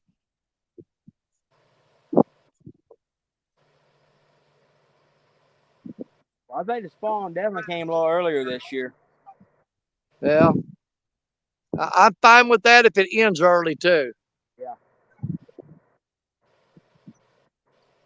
I just want this dang river to stabilize, and stop dropping. Yeah. Because this is Dude, not normal. 1st of June like this, the river already dropping this fast, Yeah. Yeah, it's not good. But that big giant sandbar across, when we put in the boat ramp up here at New Madrid, but the main boat ramp upstream, there's a huge sandbar over there in Kentucky. Right now, I bet you there's 200 people over there on that sandbar. There's at least 16 pontoon boats. I don't know how many John boats, jet skis. Dude, they are piled up on that sandbar over there like crazy. Good Lord. There's a couple sandbars. You'll see a handful of folks here, but you don't see too much of that in this stretch of river. The river's so choked. It's not little, but man, it rips through here, Yeah. Well, the sandbar they love hanging out on over there in Kentucky, it's if you look on the map, the big horseshoe shape, the way the river shaped here at New Madrid. Yep. It's on the inside bend across from New Madrid there.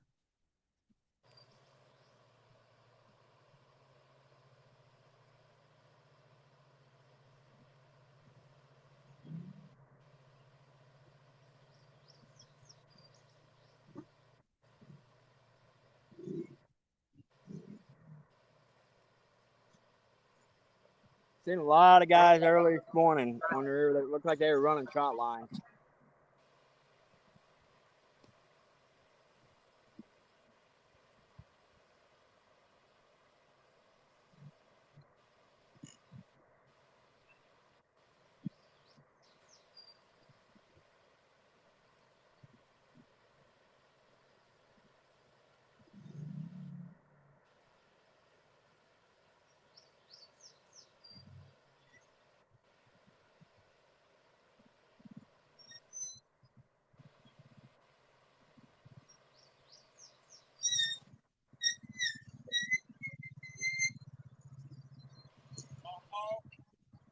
Dude, I caught one little bitty flathead when I got here. I've been here all day, and that's it. Yep. Do what? Not when this river dropping this fast. And when it drops real fast, they stop biting. And it's dropping fast. Right now, your best time is nighttime bite. Usually starts about 10 o'clock at night. They do pretty good about then. But yeah, the daytime bite's pretty much gone.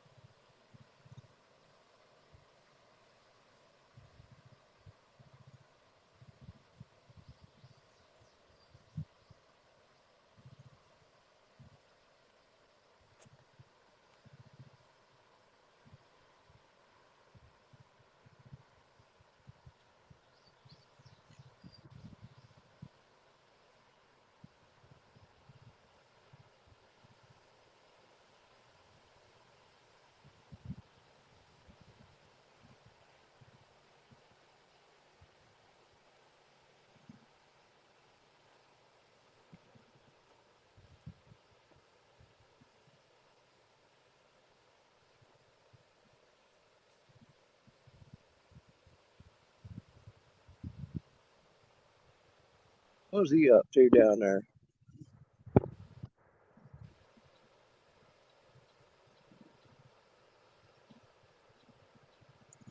Man, where he's standing at right now, all those rocks, that whole entire bank was underwater the last time we were up there.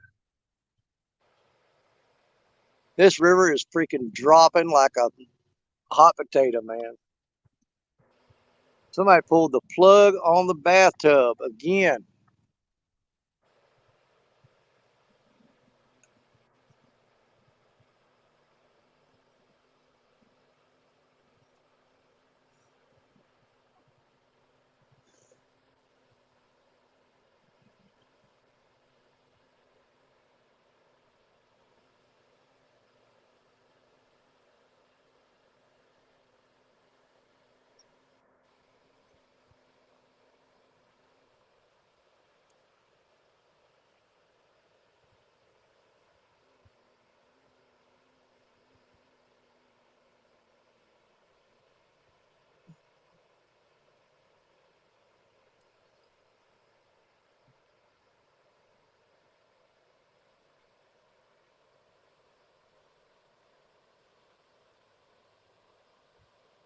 Yeah, I might need to get one of those Patriot James floats out and just drift a bait out around out there somewhere.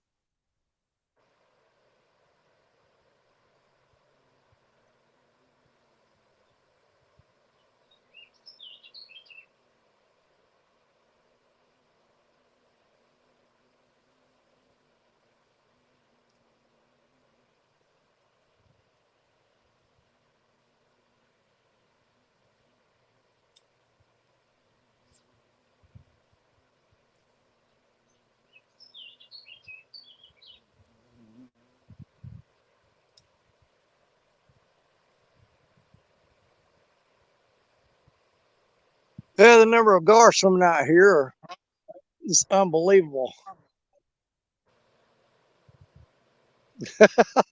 NJ stream dropped back so far, he's still on the ladies' rumble. Dropping. That's true, Shade Tree. I mean, when the river drops like this, the bite is so bad. Basically, all you can do is just throw out a ton of rods and let them sit, and just it's just a whole bunch of time of sitting there with baits in the water, and eventually you might get on something. And that's pretty much all you can do. Oh.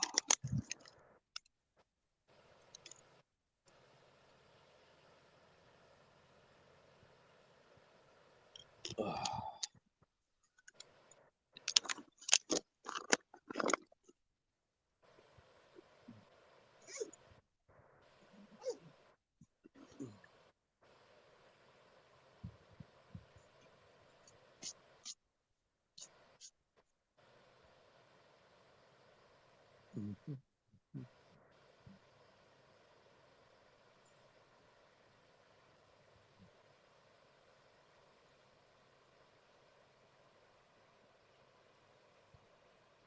Oh, Lord.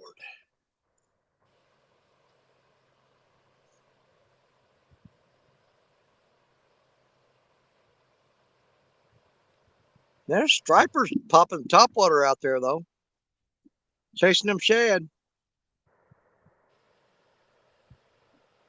I don't know, I might be fishing too far out because most of the fish I've seen flopping are right about 30 feet off the bank.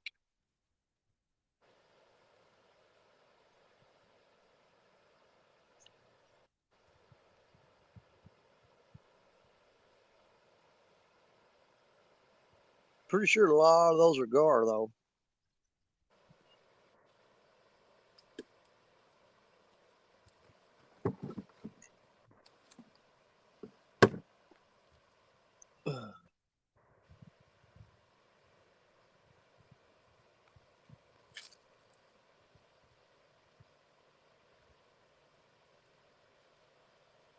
Yeah, that's right. You just gotta throw the baits out there and just kind of relax and enjoy your time on the river. Maybe. A hungry catfish show up. That one, a big old striper just smoked something out there on top water. What if I'm seriously considering taking that one rod and rigging up a Patriot James float on it and just free drifting it out there and see what happens.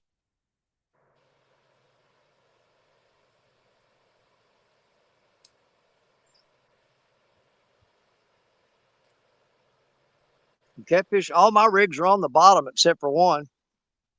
Those fish may be suspended in there somewhere.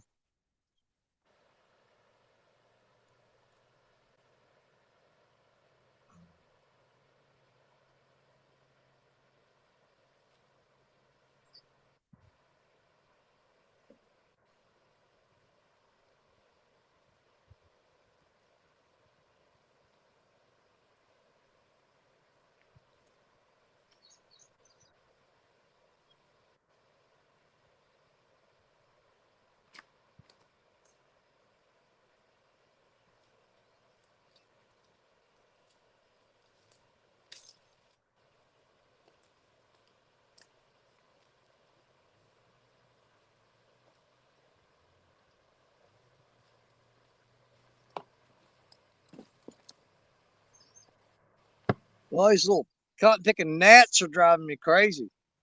Buzzing around my ears and my eyes. I got the sweat bees wearing me out. Yeah, I got them little bitty gnats and them black flies that bite the crap out of you. Yep. Yeah, they're swarming me pretty bad right now.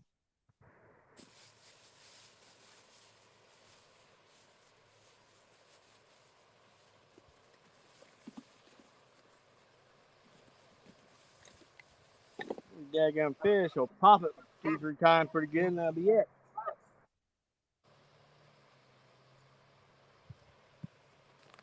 And they got a boat out there bouncing like crazy, just running back and forth, back and forth.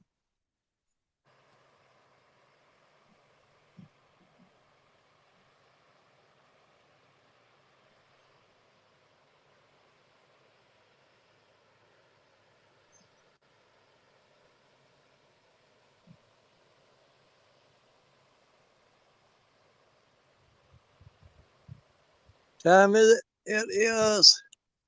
Man, it's just 3:30. Good Lord. We're going to be here for a long time today.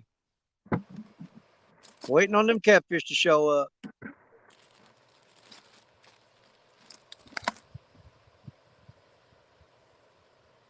going to try some shad. I got a bunch of them yesterday in the throw net when me and Richard's up there balling.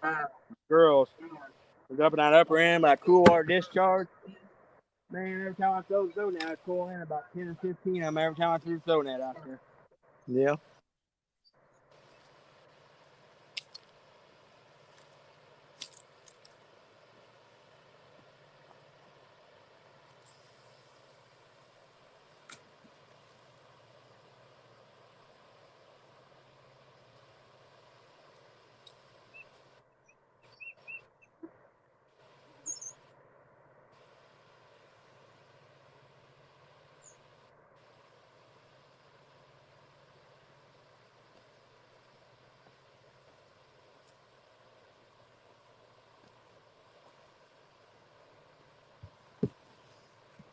Danny, I'll be right back. I gotta run to my truck and grab me a water.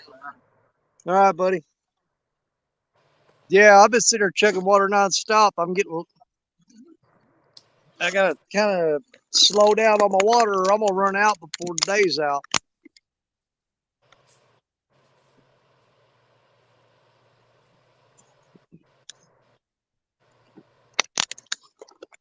Let me look in the truck. I'm gonna see if I'm gonna try to see if I can't rig up a Patriot James float and drift it around in there. See if these fish are suspended on it.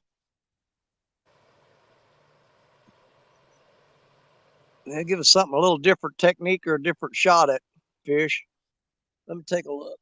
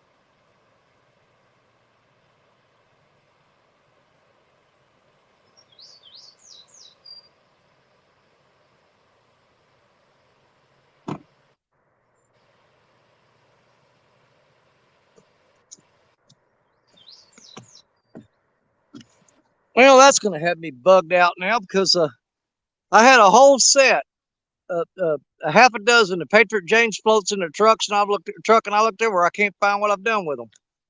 Oh, well, dang. They may be pushed way back up under the seat where I can't see them or something, but I thought they were laying right there on top in the back seat. But yeah, I got a full set, brand new. Ain't never even turned them on. Still got the lights and stuff.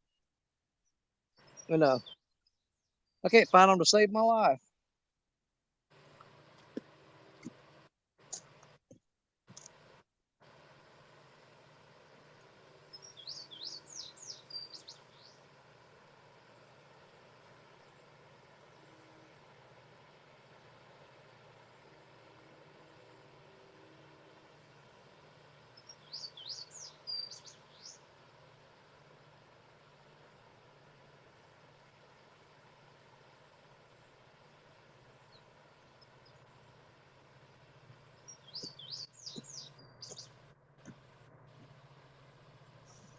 Yeah, we're just gonna play the waiting game. We got these rods out. We're just gonna let them sit and soak. People can hang out and chat. That's all you Gives can them do a on the place. river. Yeah, it gives them a place to hang out and talk to each other. And maybe a fish will come along. But at this point, I think it's more just a chat room than anything. Yeah. Which there ain't nothing wrong with that. I know a lot of times, No. you know, I don't know how many times myself I would go turn on YouTube and I would look just to see if anybody was live, just like go in the chat room and talk to people and stuff. Mhm. And you go on YouTube and nobody's live, and it's like, man, this sucks. So I wish somebody'd go live. Well, that's one thing. As summer gets more here and it gets hotter, it's harder and harder to find anybody live during the day. Well, somebody's got to go out here and suffer. It might as well be us. Yep.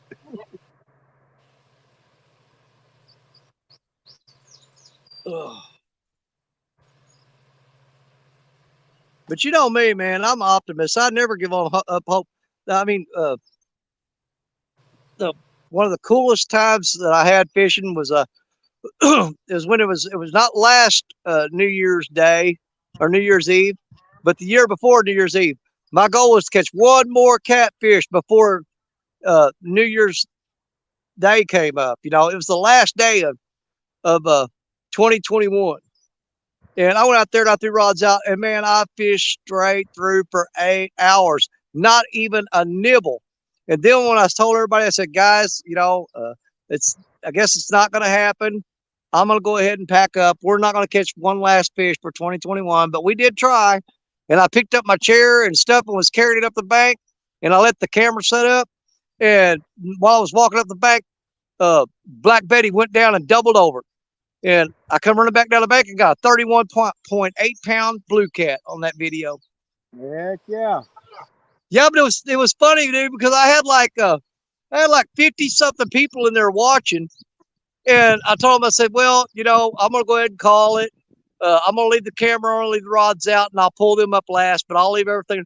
And everybody left except for Tom LG Bass. He was still in there. And 6 other people. It went from 50 something to 7 people. And 7 people got to watch that rod go down and me catch that fish. I mean, that's how it is. Sometimes you'll sit here for hours and nothing will be kicking. All of a sudden, in a heartbeat, you'll catch a giant. Yeah, me and Tom talk about that pretty much every time we run into each other. About the time that everybody left and there was only 7 left. And as soon as and the funny thing about it, when I got home and was watching that video, while I was fighting that fish and caught it, when I pulled that fish in and was holding it up in front of the camera, my 13-foot Akuma was going down behind me, and I never knew it till I got home and watched the video. Oh, man. Yeah, if you go watch that video, I mean, it's on there. I think it says last fish of 2021 or something. But while I'm holding up that 31-pound blue cat, if you look over my shoulder, the 13-foot Akuma is almost about to snap in half, and I never knew it till I got home. Dang it.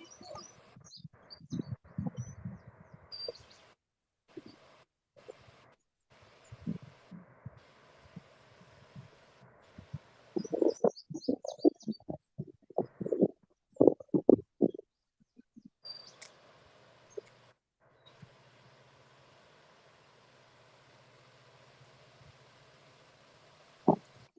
that's really bugging me. I wonder where my Patriot James floats went to. Like I said, they're probably buried up underneath something in that truck. I hope so, because man, that was a brand new pack of it. It was a 6-pack of them, of different sizes, with the lights in them and everything. Mm-hmm. I haven't even opened the package yet, and I can't find them nowhere. Half the way I got stuff packed in the back seat of my truck with all that fishing gear. I'd have to dig for 2 days to get all that stuff out of there.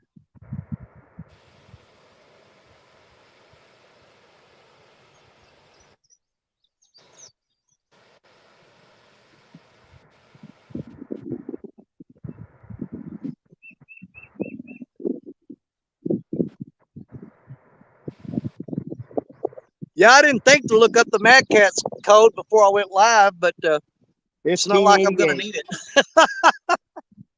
1588, Danny. It's what? 1588. 1588? Yep. Yeah, I'm not going to need it.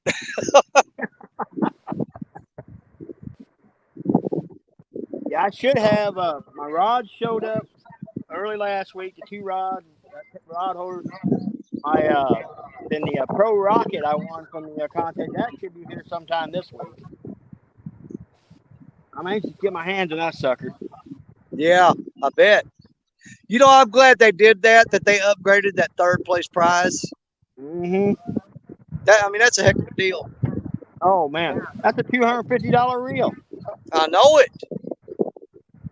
For the Ancient Mariners, I've gotten 2 from the contest, and that's $100. And don't get me wrong, I'm digging these Ancient Mariners, but I tell you what, Danny, there's been a couple, especially on these bigger fish, I've had a bit of hesitation, like when you're fighting them, and you go to crank, there's like a little bit of a hesitation, and I ain't digging that. Yeah. Well, my Ancient Mariner right now, I know it's due to the fact that I just keep it thrown in the back of the truck, and I'm driving down dusty roads, and they're getting dirty and stuff. But you can hardly push in the thumb to the release for the spool. It sticks really bad. And I took it apart the other night, cleaned it up a little bit, and put it back in there. And I was going to use it today, and got in there, and daggum, it was doing it again. So I don't know. You try to push it in, and it won't push, and you have to turn the handle a few times, and you'll find a sweet spot, and then it'll click. So I don't know what's causing that. Like I said, the only gripes I've had, they cast great, everything got a good drag system, but like I said, on a couple of those really bigger fish, they like when you go, the crank, like how the fish will make a run, then he'll kind of come in and you try to gain line on him, you get a little bit of hesitation, and I don't know, it kind of got me freaked out a little bit.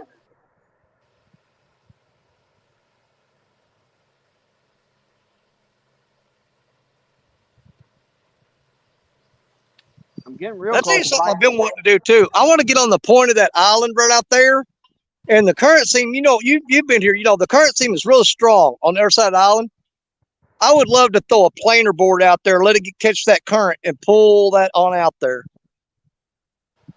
and just use a planer board from the bank and see if I can get that thing to get out there.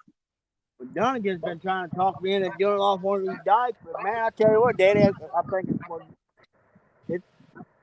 you hang up about every other time you throw out there. I thought, man, I'll throw out there on sure crap. I'll hang up, and there goes my dang planer board.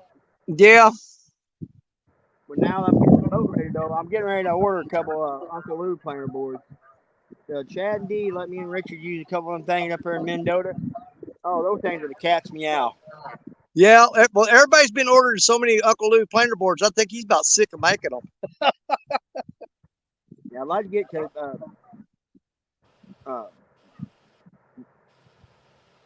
Richard had some of the B-Cat, and we wanted to get another set. So, and Chad and D had an extra set of Uncle Lou they let us use. Oh my gosh, so much because the Uncle Lou, the B-Cat, they got a clip, so whenever you reel down, you can't hardly yank to get the line to pop free. like when they get a fish, but Uncle Lou's, they do. You know, you just get a little sharp snap rod and they'll slide right on down to your swivel.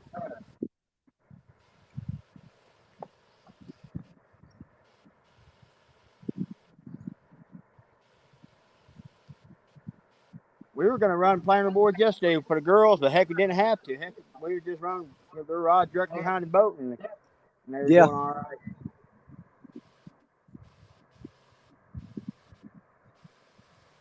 Marcia had something right at the beginning of the tournament. I mean, just absolutely buried her rod and snapped the line on the takedown.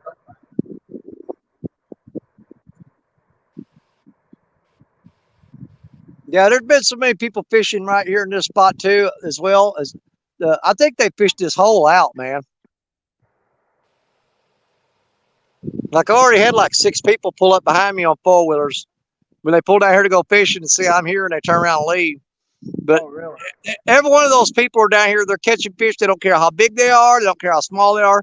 They're taking them all. They're keeping them. They're keeping them. Yep. Yep. And I don't care how big this river is. They're convinced that there's an unlimited supply of catfish. There's not. You go to a hole that holds a lot of catfish. You fish that hole out. Guess what? They're gone. Well, the other day after work, me and my buddy had went, and we went to a really popular spot up there around Imperial and caught a good one. And man, there was like 8 or 9 people. I threw that thing back. They were like, "What'd you do that for? What'd you do that for? We would have took it." That's what I'm about, man. Yeah. Boy, Dan, I might be having a little pop-up thunderstorm rolling in on me. Really? Oh man, the breeze is picked up, and man, it's some big old black, nasty-looking clouds forming up on the Illinois side. Hey, might trigger a bite. Yep, I'm getting a little hit on my rod close to me, and that shad's something kind of fapping on him. They won't get serious with it.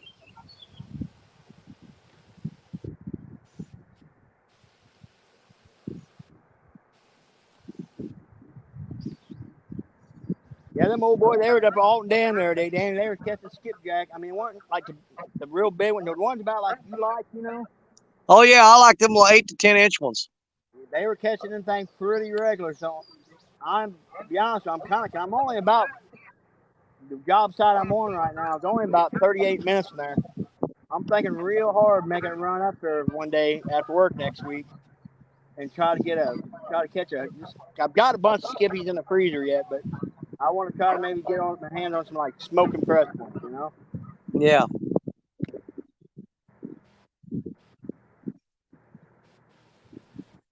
And they were throwing a speaky rig, but the water, you know, I mean, it's Mississippi. It's kind of dingy. I'm kind of wondering if guys go up there with like tube jigs, a little darker tube jigs, and couldn't be a little more consistent. So I'm gonna give that a shot. I think one day next week, throw my skipjack rig in the work vehicle and make a run up there. That and give me a excuse to run over to Bluff City Tackle. That's the only place I got in my area that sells like actual catfish, good catfish stuff, and they got donkey hooks. Yeah, Avid talks about that Bluff City Tackle a lot. He really likes that place. Well, I mean, I got my Triple City, which I'll be straight honest. I use, because we're both with Triple City. Use the hooks, but they don't have the donkey hooks that we like for these bigger baits. So I picked some of these up.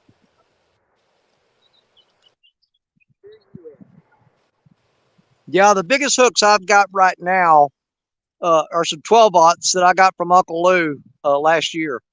Yeah, check that big boy out, Danny. Yeah. Big old 12-aught Yamagata. Hold that up there again. Let me get you solo here. There you go. Oh, good God, man. Right there. Sure.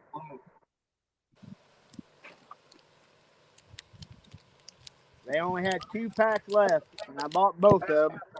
And they said they're supposed to be getting some more in this week. I said, well, get them in. I'm probably going to buy every dang one you got. Well, I think I've got about 40 of those that I got from Uncle Lou.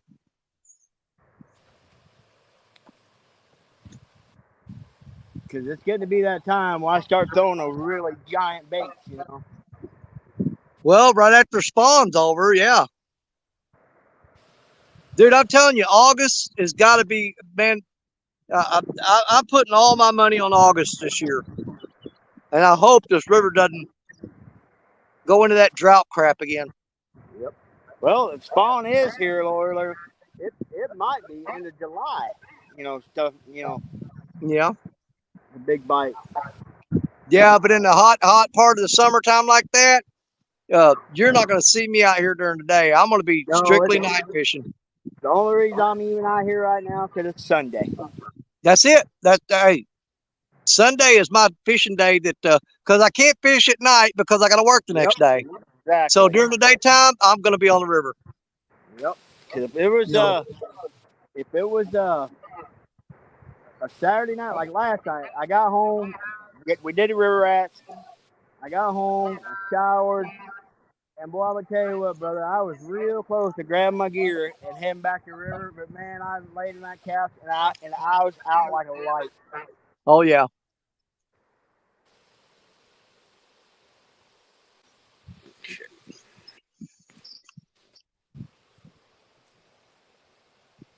Yeah, see, Friday, man, I worked out there in that heat, and man, I was borderline heat stroke. I mean, I felt bad when I got home, and I was supposed to fish Jody's Flathead Challenge at night, and I'd already sent her a message and told her I wasn't gonna make it. Said, man, my muscles in my back and in my legs and my arms were cramping up, my fingers were cramping up because I was low on potassium and sodium.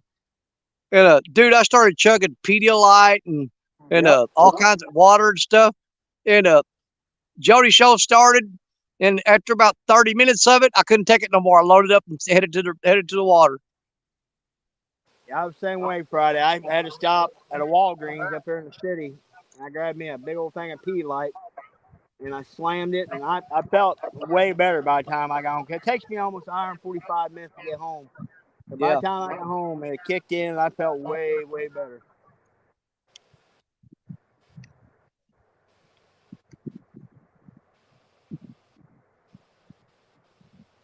Yeah, and that's what a lot of people don't realize. I mean, you could take all kinds of water with you and chug water. You're still going to get, at the end of the day, you're going to get all kinds of muscle cramps and joint cramps and stuff because you're losing sodium and potassium like crazy. Yep. When you're drinking water, yeah, you're replacing the fluids in your body, but you're not replacing all those electrolytes and minerals. And dude, that's where you get all the cramps from. If you get your hand on like pure coconut water, that's where it's at. Now, don't that give you the squirts though?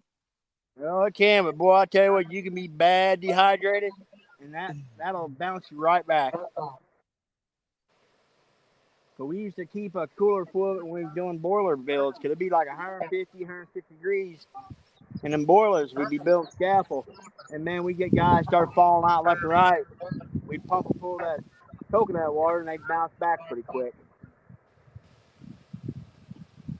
We were doing a boiler a couple years ago. We had a ambulance had to come get 3 of our guys. They heat stroked out so bad. Yeah, I used to carry potassium tablets with me, and those helped a lot. Yep, used to get them back when I was playing football and all that.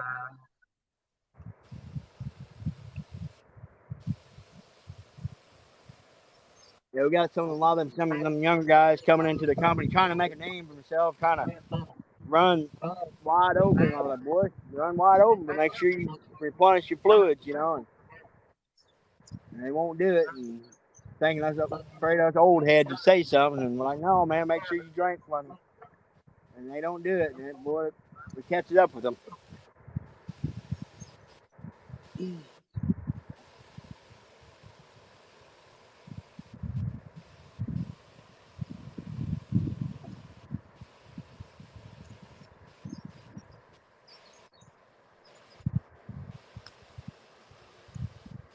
Man, I got a whole frozen baby shad on that 13-foot surf rod. And I know it's junk. I'm just gonna pull that off, and I think I'm gonna go back to a live green sunfish on there because that's what I hooked up on earlier. That one that got away. I just hate throwing that live bait up in there because I know there's a log jam right there, and I'm throwing right into it.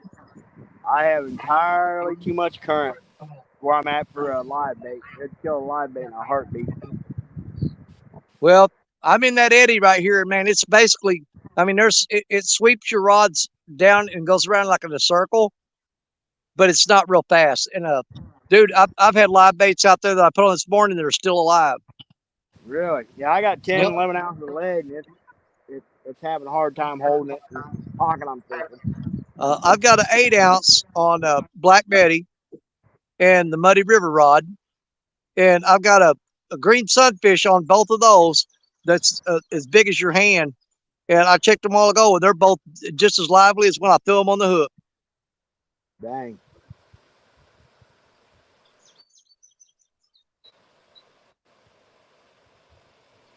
But Yeah, I was on you the know, cast seriously, when we were here last Saturday, dude, we didn't hardly get a bite till 9 o'clock at night. And at 9 o'clock, it's flipped the switch. And dude, they were firing us up between 9 and 2. You know, so I'm still contemplating what I'm going to fish Friday night. Cause man, if the water's down, I may go for broke and try to get out on one of my wing dikes. I know I probably won't catch a lot of fish, but what I could catch may have some size to it. But Yeah. I don't know. I'm half tempted to come here because I know this spot at night has real good potential at night. A lot of fish come into this eddy at night. Oh. That mad catch just went down like crazy. You still pinned? Oh, man, he's still hitting it.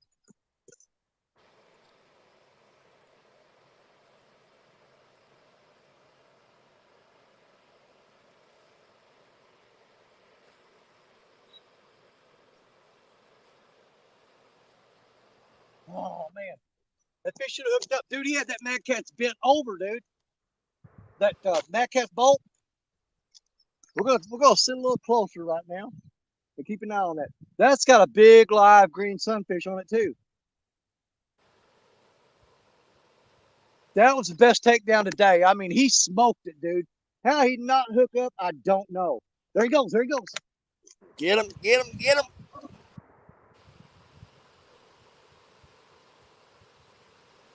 I want him to take it down and hold it. I don't want to jump the gun on him. I've been doing that a lot lately, man. I've been jumping the gun on those fish a lot lately. And when I do, I choke on them. But he just took it down just right then. I don't know if y'all can see it or not. But he's still there. And that's a big live bait, guys. So he may just be grabbing that bait, and he's just not found that hook yet.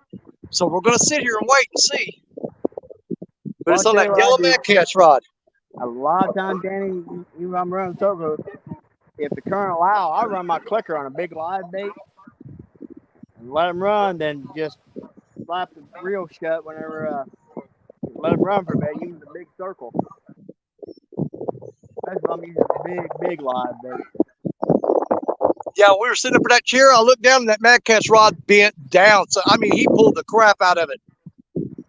That was one hell of a hit. But like I said, that's a huge live bait on there. And here lately, I've lost so many fish by grabbing that rod, reeling down on it, and then I'd pull it away from them, and I'd get up there, and half the body of that fish would be like you took a spoon and scaled it and knocked all the scales off of it.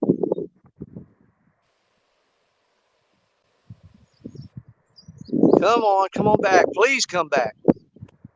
Man, he bent that rod down. Sat here all day waiting on that. Waiting on that. Yep. But I almost bet you he's just grabbing the bait and he's not getting that hook.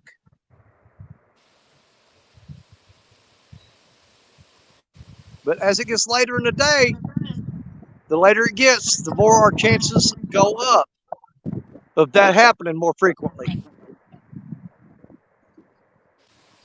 I almost want to check it and see if he got that bait off of there. Because, I'm hooking them through the bottom of the jaw and out the nostril. And I've had them grab those and pull so hard that they've ripped the hook through those fish's face.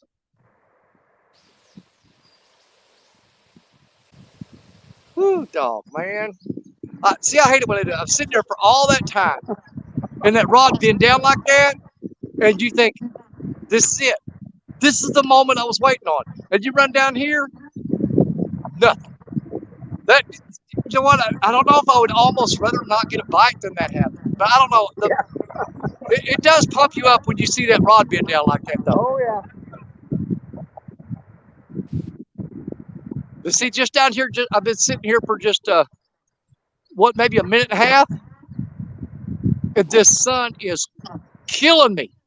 So, unfortunately, we're gonna have to move back up there. But we're not gonna touch that rod. We're gonna keep an eye on it and see if he comes back and picks that up. If he doesn't do anything within the next 5 minutes, we're gonna reel that up and make sure we still got a bait on there. Maybe try setting your clicker, Danny, and let him run. Then all right, let's do that. Let's do that. Yep. And then when he runs, then you can click it and set the hammer to him. Oh, dude, that's on one of my Abus. It doesn't have a clicker on it. Oh. Yeah. That particular brand, the model of Abu, does not have a clicker on it. God, every time I'm running those big giant baits, I don't. If the current allows it, I'll always set the clicker, and I'll let them run. I can pick the rod up, and I'll just engage the reel and let them load it up and crank down on them. Sometimes I'll give them enough time to get that bait, situated in their mouth. Dude, my heart beating is out of my chest right now because breathe, Daddy. See that right there gets me pumped back up. To see that rod bend down like that, but it's just aggravating when they don't find that hook. Oh my God, that is so stressful. I mean, that yellow mad cats. That was beautiful way that thing bent down.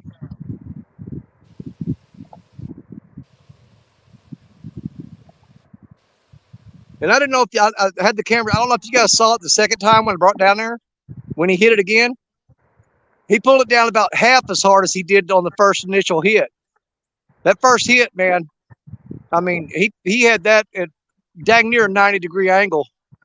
And on the second one, he pulled it down to about a 45. But when I seen that rod go down, I thought, he's hooked up. All I got to do is get down there, pick it up, and start reeling. And on the way down there, he just let up slack real fast. I was 100% convinced running down there that fish was on that hook. I had no doubt in my mind.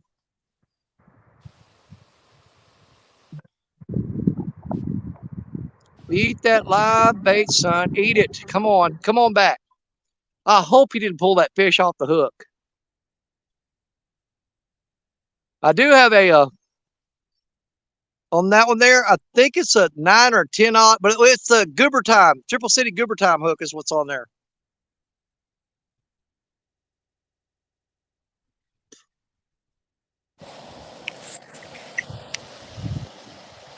And to me, sometimes that's the. I mean, I know you love the big baits, but sometimes the big baits have bit me right in the butt because the bait is so big, the fish can grab the bait without ever even getting close to the hook. Hey, Danny, I got to pop out here just a second and watch calling me. All right, buddy. I'll throw the link back up. Okay.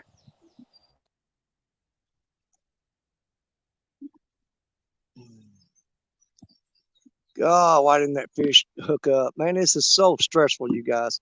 And it's not supposed to be. I'm supposed to be out here relax and have fun. It's not supposed to be stressing me out. But I just really want to catch a nice fish for you guys.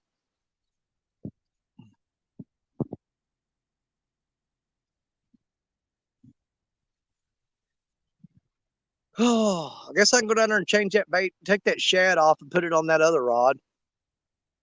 Somewhere. I can't even see those rods myself, so I doubt if you guys can see them. I mean, I can't see them on the screen. I don't know if you guys can or not. If it cools off enough, we'll move down there. But just sitting down there just now, just a couple minutes. So that sun beating on me. Oh my God. I thought I was going to pass out. Matter of fact, we ran in there. Got to drink more water. God, it's hot down there. That is unbearable hot.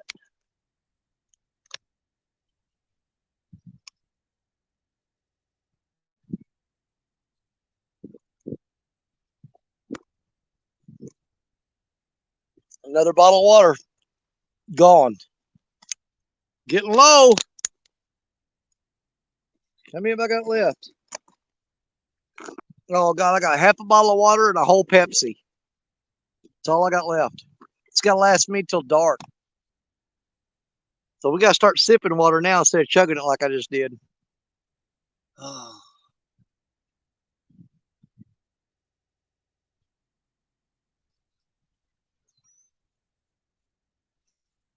I'm going to have to go check that bait and make sure he didn't steal it.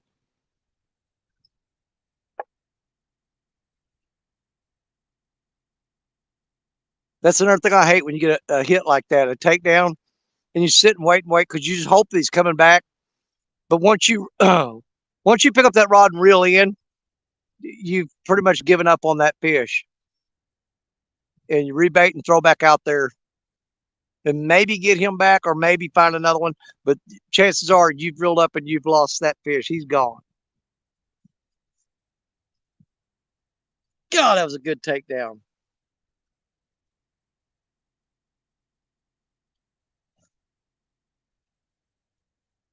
I'm getting tired of these fish hitting and not hooking up. What is going on?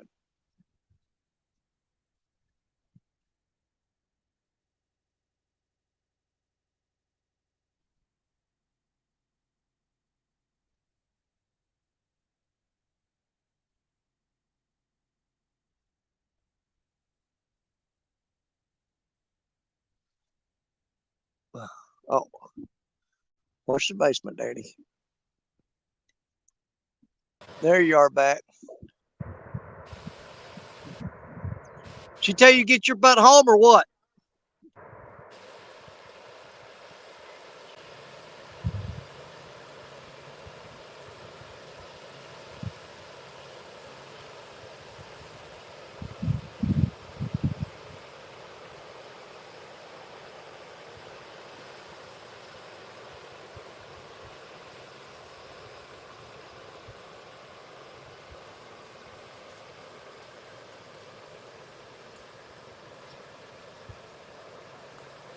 Yeah, the pleasure boaters are running today.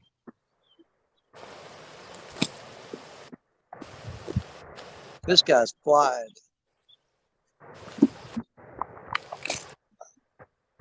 Hey, Danny. Yeah. I got to take off, brother. Something just came up at the house, so. Hey, no problem, man. Handle your business. I'm gonna stick it out and people can hang out and chat and talk or watch the rods with me, do nothing, or they can find something else to do. You know, I'm gonna be sitting here, so I might as well just let the live stream run. But I'm gonna finish the day out here. So I get this situation taken care of. I might pop back in later. I'm gonna try to stay here till dark. All right, brother. Be good. Goodbye, All everybody. right. See everybody later. Bye, Jerry.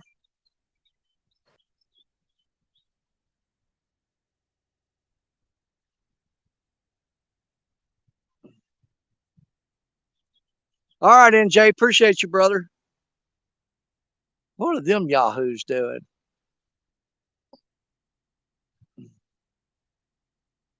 All right, we're fixing to go check we're going to change the bait on that 13-foot surf rod. And then we're going to check the bait on that Mad Cats that just got hit really hard.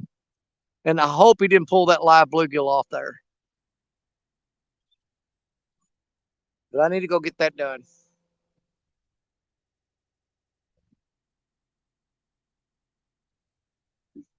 I just dread walking down there in that sunshine.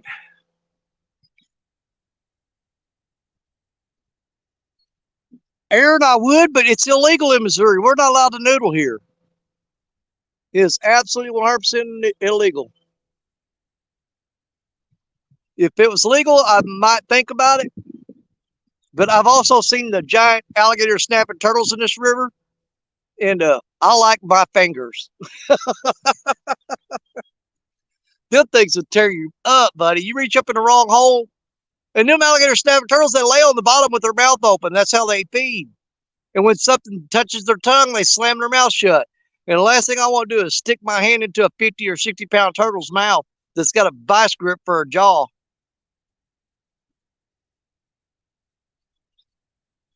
Is that boat sinking? Good Lord. He's sure riding low in the back.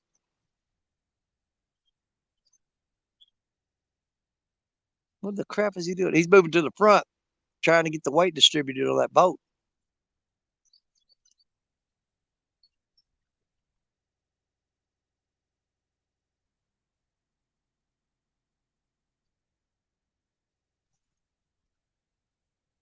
He's playing some hip hop song or something. I hope y'all can't hear that. I don't want to.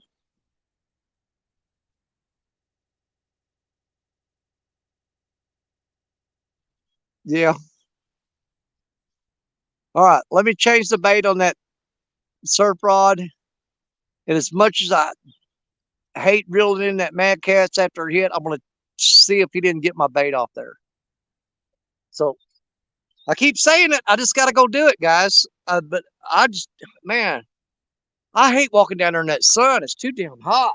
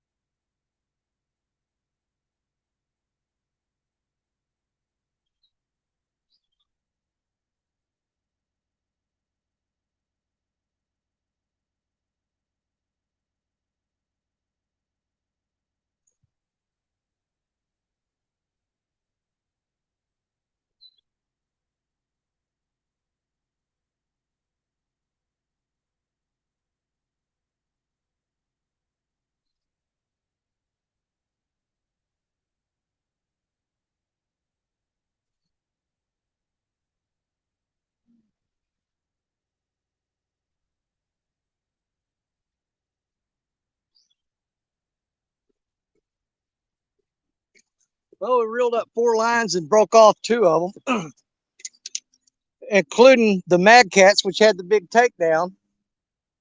It was wrapped up in that log pile out there at the bottom of that hole.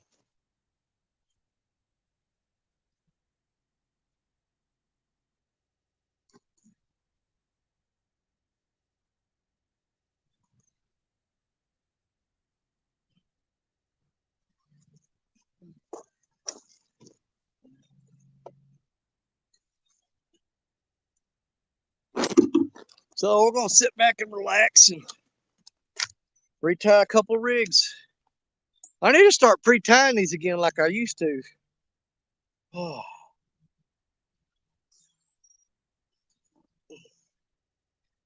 Need to start pre-tying some rigs. But either way. Yeah, I reeled in 4 rods, broke off 2 of them.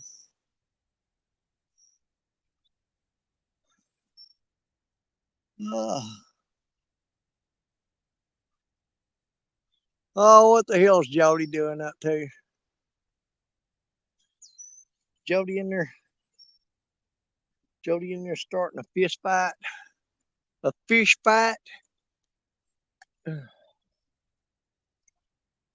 see what I got here. Definitely don't want to use a slider rig. Not on that crap. Or Carolina rig, should I say. Not no log pile. Not a good idea.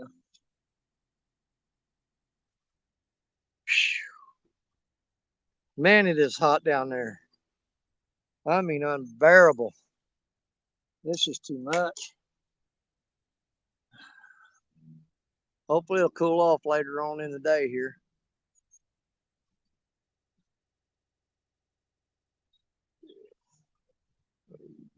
Four.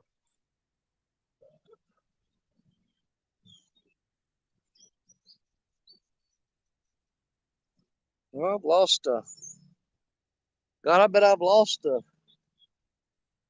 probably close to $40 worth of rigs out there today on that stupid log pile.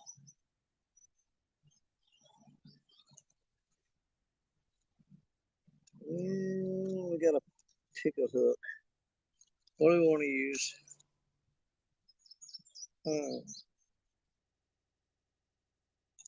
Should I go with Goober Time or the Ernie the Hog Snatcher hook on that rod?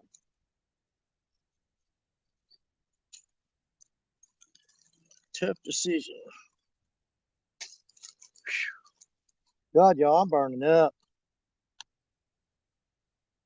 I'm getting too dang hot down there. I'm going to put the Ernie the Hog Snatcher hook on it. That's what I'm going to do.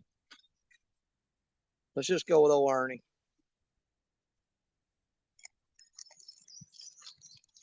I think I got one in here already snelled up and ready to go.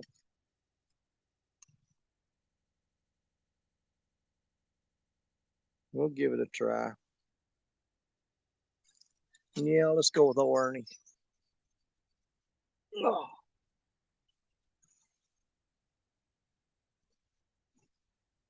The sun going behind a cloud. It might cool off a little bit, I hope.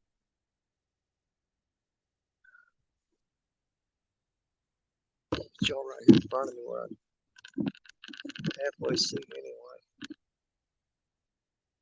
Let's see. That's rod's right there. There we go. Oh.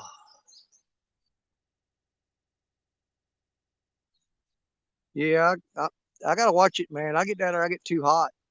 But don't worry, y'all. I'm drinking plenty of water. And if I run out of water, I will go home. Oh, good Lord. That's got to be freaking Dunnigan. Can't fish worth a lick. I love fishing pay lakes. Is this a pay lake? That's got to be freaking Dunnigan.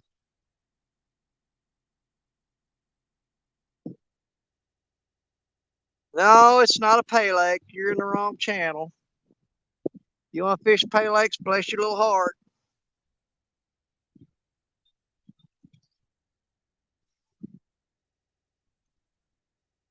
I ain't going.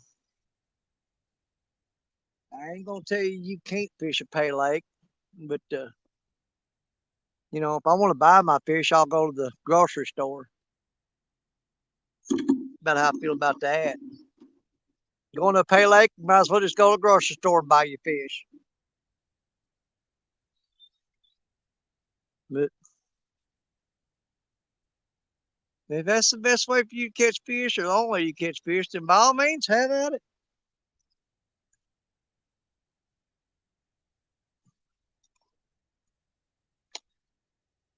Doesn't do much good for the fish population around the rivers. So what they're taking them out of,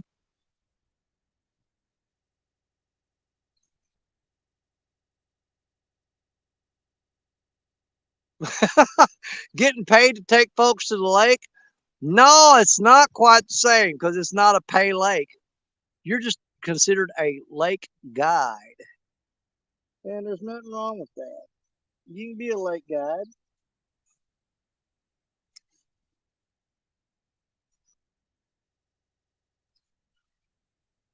I think I'm going to go a smaller weight on this too. No, I'm not. Let's go ahead and go with 5 ounce. That breeze is welcome. You hammered him. Good job. Good job. Old Pay Lake boy. I don't wish no ill will upon no one. But I don't know.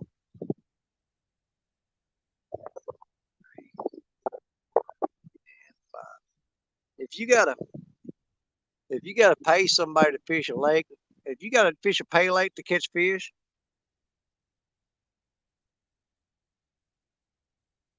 then you got a long ways to go to hang with this crowd. That's all I got to say about that. You pull up there at the pay lake. You got any biggins in there? Yeah, that'd be all right. Just give me a biggin. Kind of fish am I looking for? Biggin. I want a biggin that they took out of the Mississippi and the Ohio River and the Tennessee and brought it up here to put it in this pond, in this mud puddle. Yep, yep, that's some good fishing in that mud puddle. Guaranteed 30 pounders every time you go. If you can't hook them, just pick the dead ones up off the bank and tell everybody you caught him. Take a picture with him, throw him back, put him in the dumpster on your way out of the pay lake.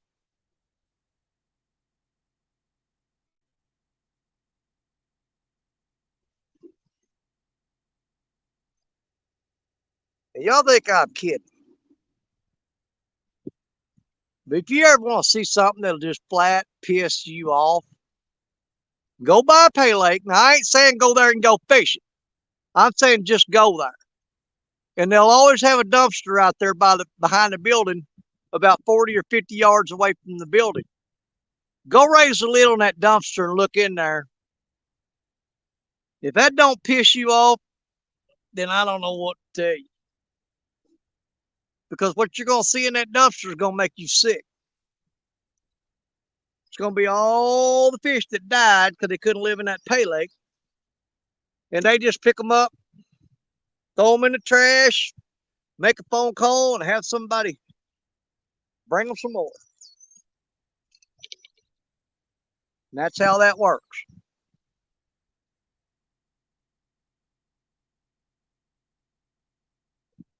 It's sad. That's all I got to say about that. Mm-hmm. Yep. Mm-hmm. Go to Pay Lake, kill a biggin.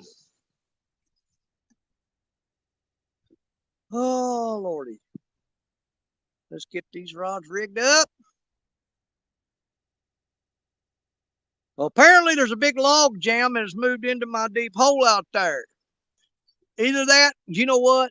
I bet you that one Yahoo's got trot lines run across there, and I guarantee you that's what I'm hanging up on, is that cotton picking trot line. I bet you he's got trot lines out there again. There's a guy that runs trot lines down here, and he goes right across that hole. And he'll run 2 or 3 lines across there.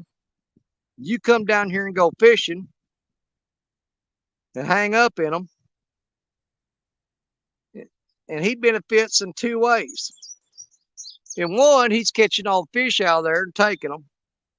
Number two, he pulls that line up and he pulls all your rigs and your hooks and your sinkers off of them and throws them in his boat. But I tell you what, you let me and Austin come down here in the kayaks, I'm going to snag that daggum trot line.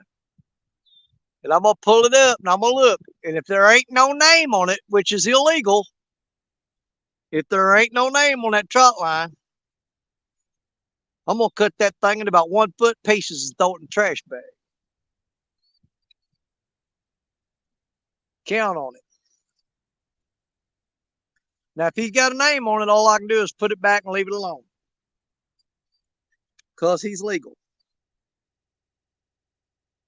But an illegal trot line, I can handle that situation pretty much any way I want to. Well, let's see. What kind of hook do we want to put on this one? Let's go with...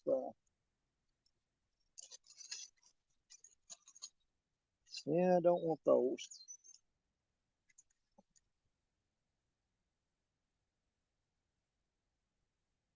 Man, I hate to drop down to it. You know what? I'm going to go ahead and put an 8-aught on this Uncle Lou rod. Because I got 9s and 10s on the rest of them now. So we're going to go ahead and put a little 8-aught hook on here. And hope that I don't regret it.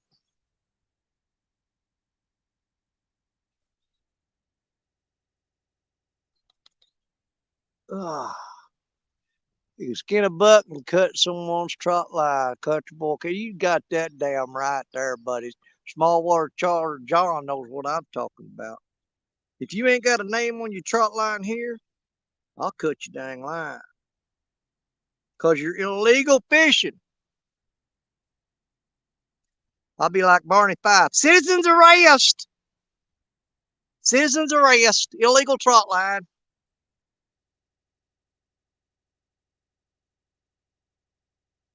Oh, okay. Got that hook snelled up. What'd Jody do? What'd she say? NJ, catches fish. Try it on your next. Oh, no, she didn't go there. No, she did not. Oh, my God.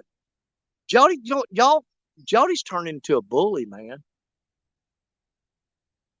What's she doing bullying on, picking on NJ like that?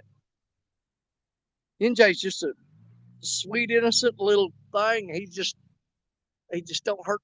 He feeds kittens by the dumpster. How can you pick on NJ when he takes care of stray cats?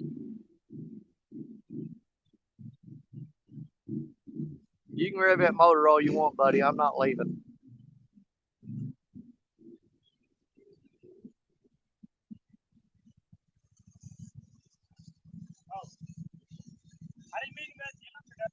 You ain't messing me up. The fish can't hear that four-wheeler. Do what? I said, you ain't messing me up. The fish can't hear that four-wheeler. I can't believe you drove the truck down here, man. Why? Did you drive it down right here? Damn. It is a Chevy, though, so, it's all right. We'll make it. Is it all right if I go through here? Go ahead, man. Go ahead. I didn't want to be rude or anything. No, you're good. Go ahead.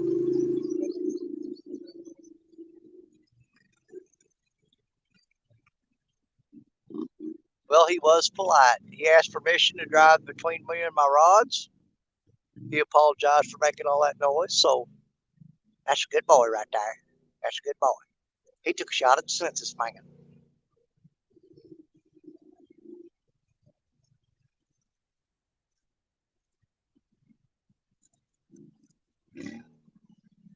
Well, let's hurry up and let's get our rods back out there. I got one more knot to tie here. We got to get a sinker on here. I got to start using some of these 3-ounce sinkers. I'm running out of 4s and 5s.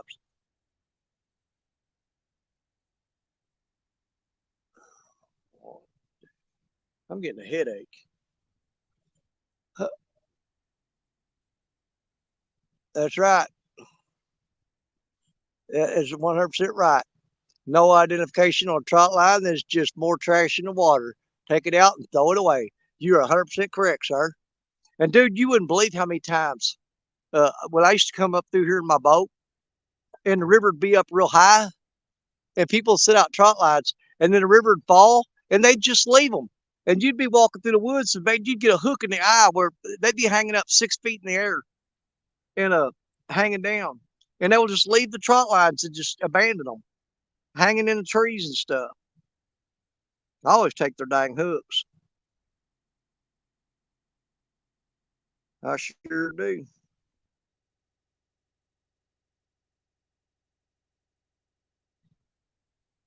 Yeah. We need to wait. Oh, Lord, I'm getting a headache. God, where'd that headache come from? I got some ibuprofen in the truck. I'm fixing to grab a couple of them too.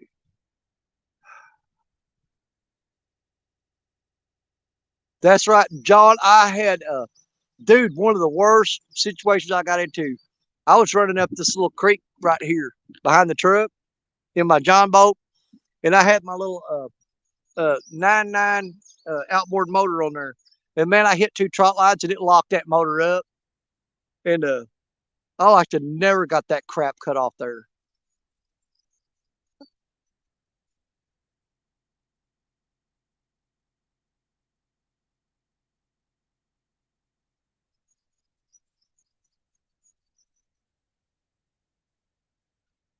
All right, both of these lines are rigged up. We're going to put cut bait on both of these.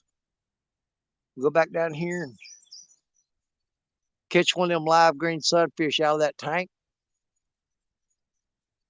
88. I don't know what it is temperatures here now, but it's way higher now. We're in the low 90s, I think, right now.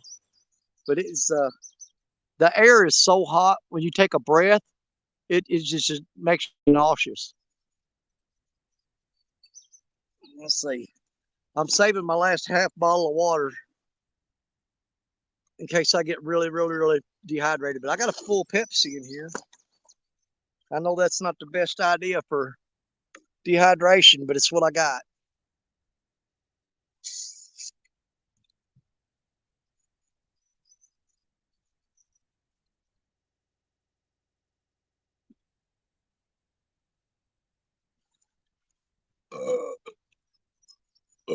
Oh God, carbonated crap. All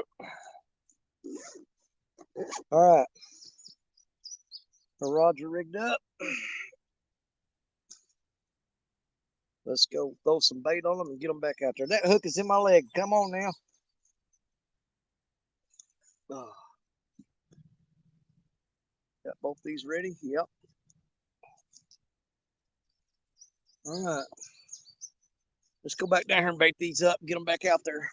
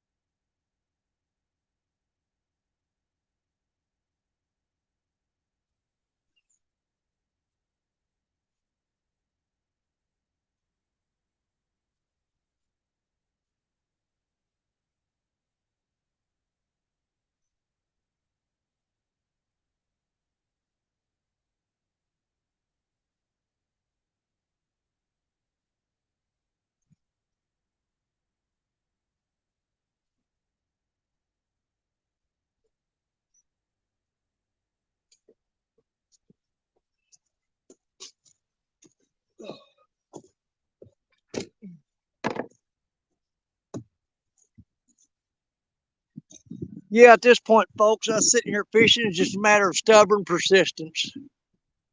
And Yak Shore's back. Yeah, I'm back. What's up, buddy? Not much. Kids fed. She's awake. She's relaxed. She's just chilling. Dude, I had a killer takedown on the Mad Catch rod a while ago. I had a giant sunfish on there whole live, Mm-hmm. and it didn't hook up. Dang. That sucks, I man. mean, he smoked that rod. About the only real bite I've had all day long. I mean, that's fair. Although you had that one earlier was definitely a fish. Oh, yeah. Yeah, I started talking and looked up, and man, he had that thing been over almost a 90-degree angle. And I grabbed the camera and ran down there, and he lit up as I was running down there. And I set the camera down and put it on solo, and he smacked it again, took it down about a 45-degree angle. And I was sitting there waiting on him to pull it down and hold it, and I was going to reel down on him, and he never touched it again. Wow. And then I went to reel it up, check the bait, and he took me into that stinking log pile out there. Dude, there's a huge pile of logs in the middle of that hole out there, and if they get to that, I mean, you can get them out of there, but it's a job. It's not easy. You'd be much better suspending over that and just dropping straight down into it. I believe it.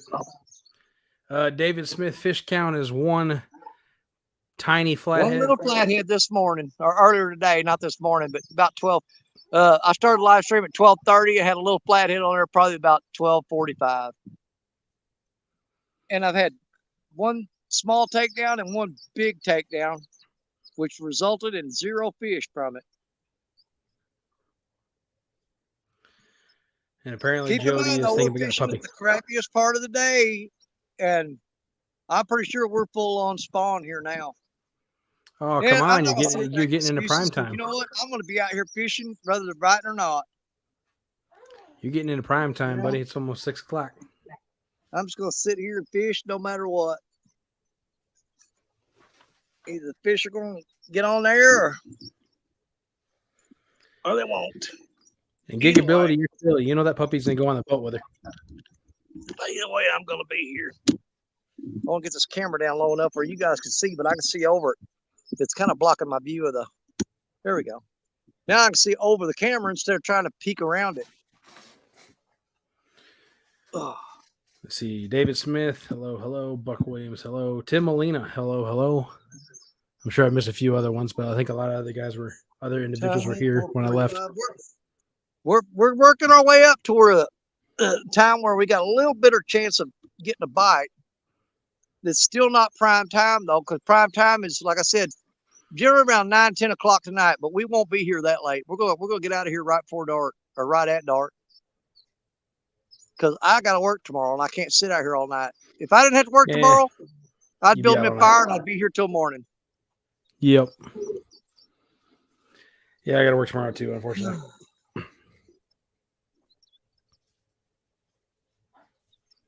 $53 beautiful people in here.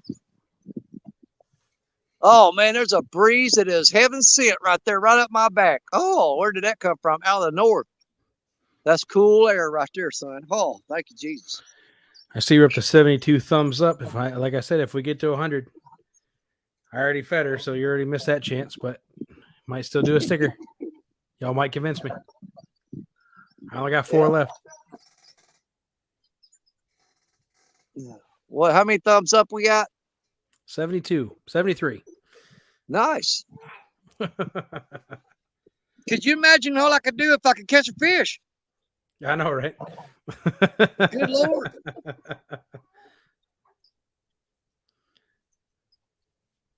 See Bugman still hanging out with us, same with Small Waters. Hey, Buggy.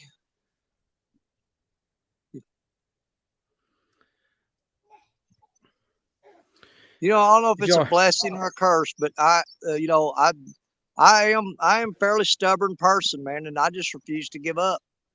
I'll sit here all day long. Again, I don't blame you. Same spot on the bank. I said shirt giveaway on next fish, Danny. Weight guess pluses without going over. Well, Uh-oh. you probably ain't gonna be getting rid of no shirt tonight.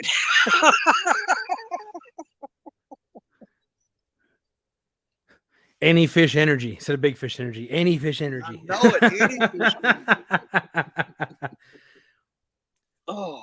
Possible shirt going out. Possible Yak Shore Outdoor sticker. You guys could load up on some merch. Just gotta summon the fish. Eddie Gross, welcome in. I'm doing all I can do, people. I'm baiting up the rods and throwing them out there. And Tim Molina says 70 thumbs up for the comic relief alone.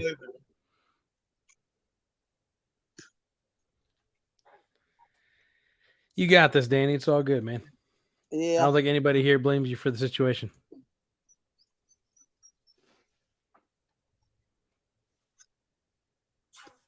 Well, like I said, we had a good takedown earlier in a decent bite a little while before that.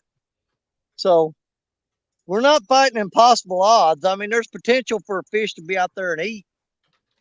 I just can't believe. I mean, I don't know what's going on with Mississippi, guys. I mean, it's nowhere near what it used to be. I don't know what's going on. Oh, now you're gonna say hi, Josie? Now you're gonna say hi. She's talking to me from the packet play. Dude, I go back through my on my Facebook page and go back on the memories section, and every year for the past 8 years, it's just picture after picture after picture of just all kinds of fish, man. I'm talking about dozens of them. At the same time, this year, for the past 8 years, I have tore them up. And since last year, I don't know, not so man. much. It's like somebody just put something in the water and killed all the fish or something. I don't know.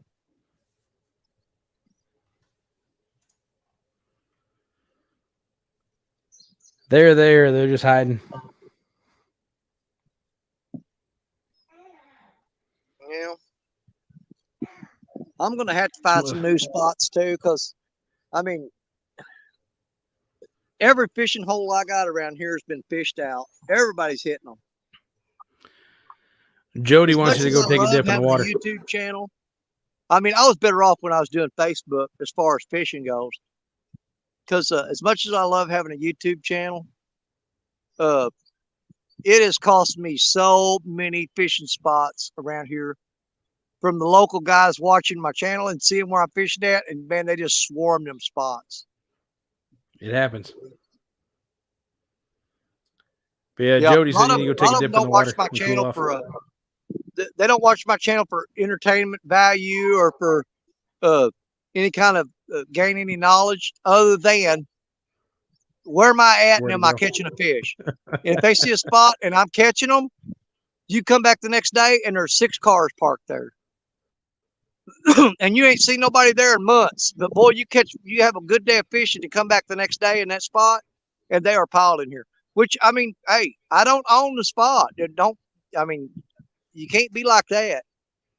And if you're going to put videos out showing them where they're at, you can't cry about it when people show up.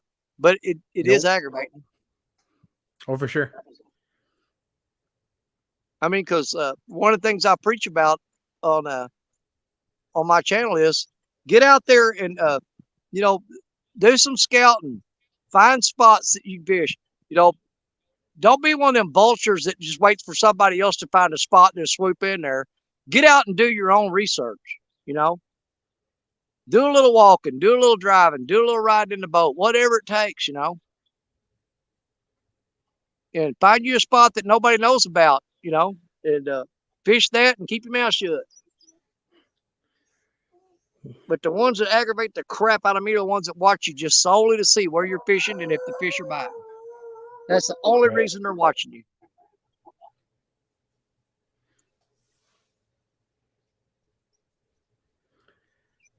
Jody said you should jump in the water and cool off. Oh, I ain't jumping in that river. Good God, no telling what's in there. You got to remember, I'm downstream of St. Louis, Missouri, and the Ohio River.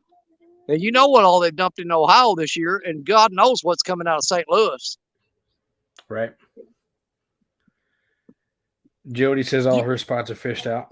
Let's see. You couldn't pay me $100 to put a handful of that water in my mouth and spit it out. I don't know. I might. Small water, that is a fact. He said, don't they say that when you find a secret spot, there's at least 6 others that know about it better? That's true.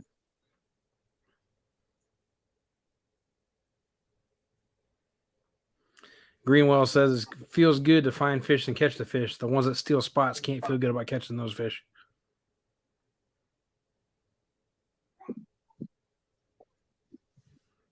Yeah, as far as a bank fisherman, any place that you can get to and fish, you can almost bet somebody else has been there.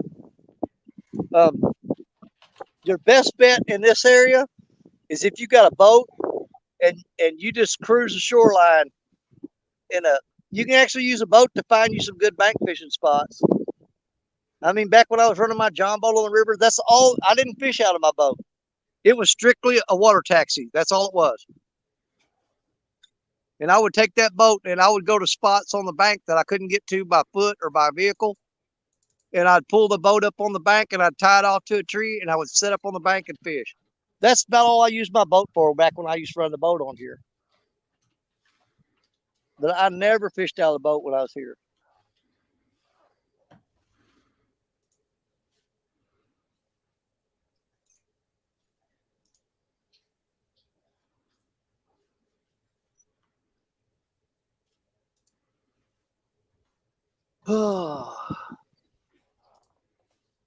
Fishing.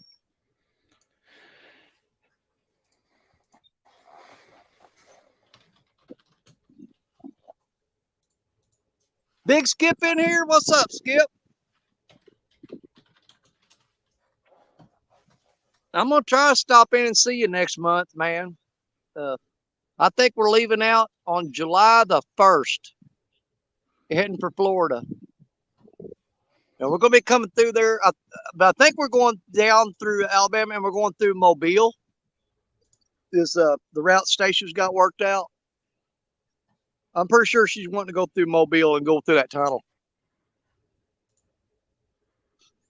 which is always fun when you're pulling a 35-foot camper behind you. When I go through that tunnel, it makes my butthole pucker up. Eddie Gross, what's up, buddy?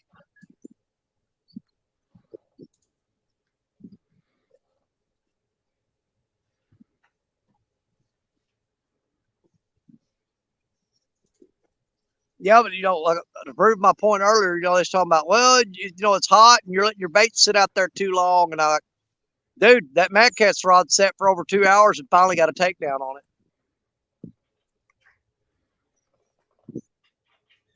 And if I change baits every 20 minutes, I'm gonna be out of bait in about an hour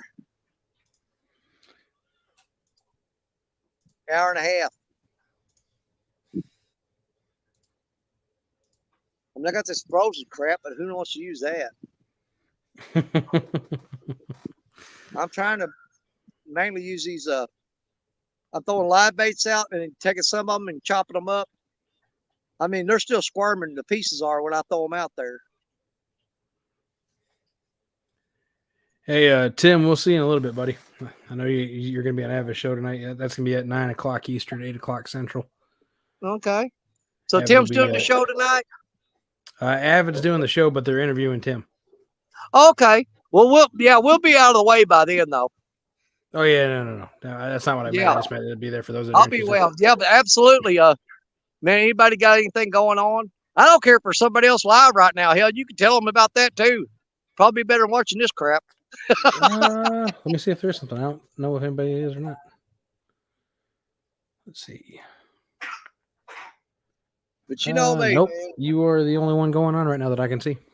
Well, I just know for a fact that there's big fish out there somewhere. And I'm just the fool to sit here for hours and hours and hours and wait on him. Uh-oh. There's trouble. Who you got?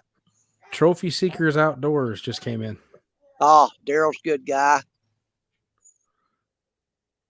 He's a Ain't troublemaker. nothing wrong with Daryl. No, there's not. Me and him, we fuss all the time, but y'all, that's all an act. There for the longest time, there's people actually thought me and Daryl actually hated each other. But, They just didn't understand. hey, Daryl does unbelievable amounts of stuff for the catfish community, man. And when he does the gathering every year, that thing's turning into something. Man, if he keeps growing that gathering, that thing's going to be like coming up on CatCon numbers and stuff. Other than the fact that they really ain't got the room for that kind of numbers, but you look at some of the thing about the thing about the gathering that puts it in the same level as CatCon is that you got people down there actually fishing, and to me that's the boost that puts it up there in the same category as CatCon. You know what I'm saying? I mean, you got a lot going on at CatCon. You got everybody there meeting each other, and there's all kinds of vendors and all kinds of cool new stuff you can buy. But then you put, on the other hand, you put the gathering up there. You got the same cool people showing up, but they're showing up with fishing poles in their hand and throwing them in the water. And, catching fish and winning prizes. And I can't find nothing bad to say about the gathering other than the fact that I'm rarely ever able to go. Right. Daryl said he clicked on the thumbnail because he thought maybe Jody had taken over your channel because of all the rods.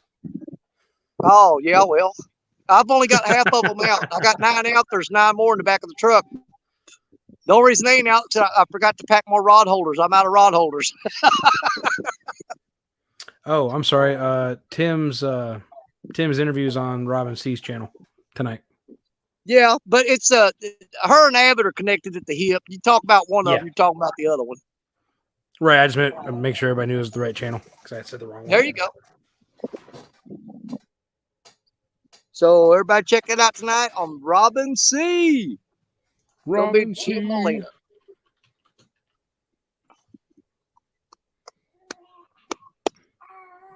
Oh, you gotta be kidding me.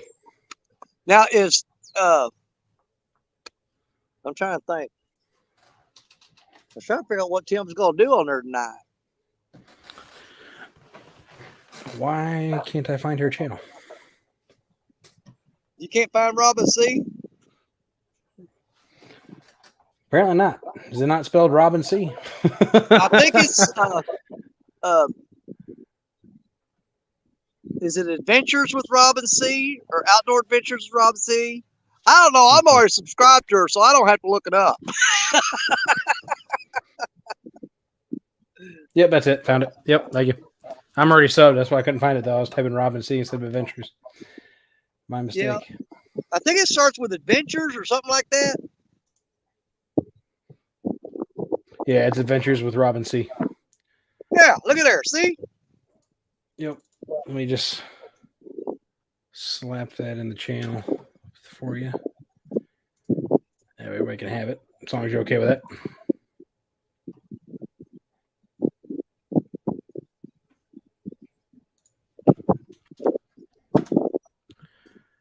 Oh, Lord have mercy. Oh, Buck beat me to it.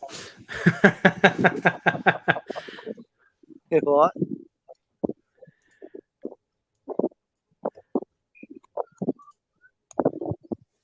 Man, oh man, oh man. I know, boy. It's been a heck of a weekend. It has been. I'm gonna take advantage of the silence again and advertise myself and be shameful.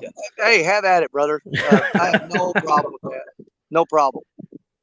For anybody who's interested, I am doing a new live video podcast every Saturday. It's called the Yakety Yak Fishing Podcast. It's at 7 a.m. Eastern Time.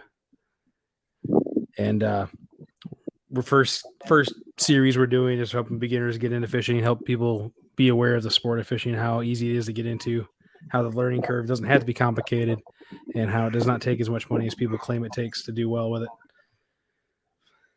Just for the health of the sport. I mean, yeah, we just talked about people taking spots and whatnot, but if we can teach people what to actually look for, maybe they'll quit stealing the spots. Maybe they'll go find their own spots. Maybe they'll show us some new spots. And Danny, you just had a huge fish jump out in front of your rods. I know what they've been doing it all day just to piss me off.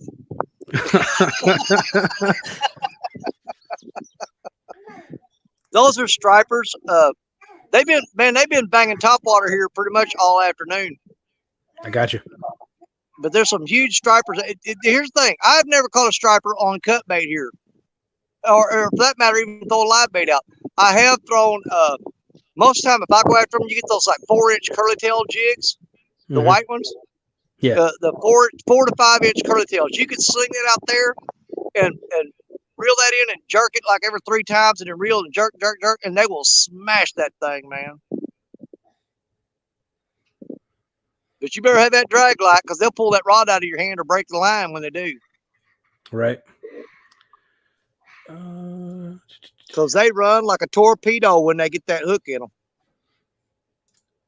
Yeah, I hope they get a hold of one myself someday because I've been told that and seen people do that.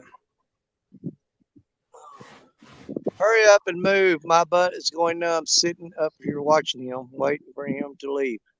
I ain't moving. I'm lazy. Dude, I'd set up 9 rods to carry all that crap down there. Set this camera up, tripod, battery packs, bait buckets, tackle bag. I ain't carrying all that stuff to a different spot. We're going to sit here and skunk together, or we're going to get on a fish. One way or another, we're not leaving. But I saw earlier on there, let me back up a little bit. Daryl said, what is it? He will be fishing Monday afternoon around 6. So everybody make sure you look for Trophy Seekers Outdoors tomorrow afternoon, 6 p.m. I don't know if that's Central or Eastern. I'm assuming it's Central. It might be Eastern. I don't know. It's Tennessee River. I don't know how hell far it is over there. But yeah, check Daryl out at 6 p.m. tomorrow afternoon on Trophy Seekers Outdoors. Uh-oh. That catch just got bumped. Hey, let's see it. I'm waiting on it. I'm not moving because that's bad luck to run down there on a tap. We want a rod bent down and stuck in that position. But something just tapped it. Now, I did put cut bait on her this time. I took a big green sunfish and chopped it dead in half, and I put the headpiece on there. So it's a turtle. You know what? I've never caught a turtle in the river. In the Mississippi River, I've never caught a turtle. Now, I can go up in that. Now, look here. I can go up in that little tributary right there, and you can just have your field day with all the turtles you want. But out here in that fast current in the main river, nope. I've never caught a turtle out of Mississippi. Very nice. Now that I said that, you watch it be a dang turtle. The water is low. It's not going as fast as normal. No.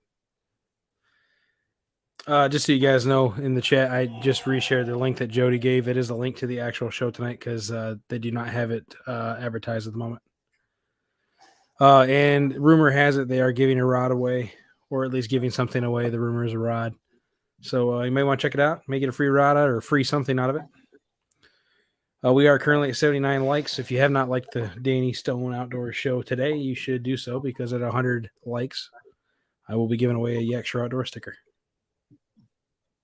And then Jay said he's going to give away a shirt, but I think he done left. Oh, trust me. If you catch a fish and he guesses the weight, I'll let him know. Yeah. He still wants to give away that shirt. And he'll tell you to pick either black or gray. Catch a fish and they guess the weight. NJ's giving away. But we got to catch fish, so yep, we'll see.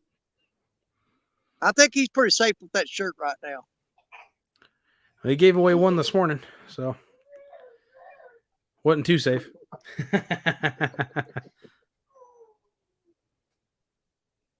What you think, kiddo? What you thinking? I'm just deadlocked. My eyes are locked in on that yellow mad cat's rock because it got bumped a while ago, and I'm waiting to see what he's going to do. Right. He's tapping it. He's still tapping it. See, now, when me and Austin were here last Saturday night, I had Black Betty out there. And we were on that island right there. We took the kayaks, and we were right around the other side of them trees where we're at.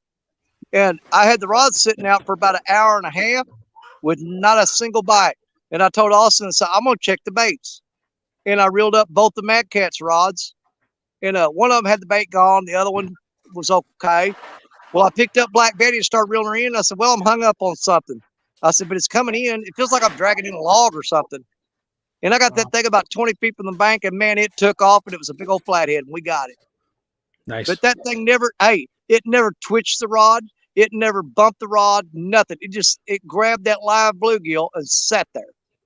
It just laid They're on the known for bottom of that. that bluegill in its mouth. They are definitely known for that.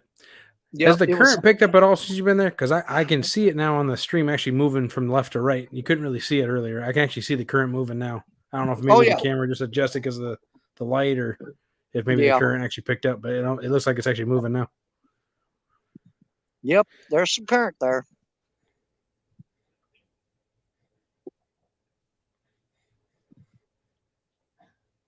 Yeah, but I could go 100 yards. I can go 100 yards upstream right there. And man, I tell you what, you wouldn't be able to keep a bait in the water. The turtles would just stare, chew the crap out of it. That and the gar. The gar piled in there in that shallow water.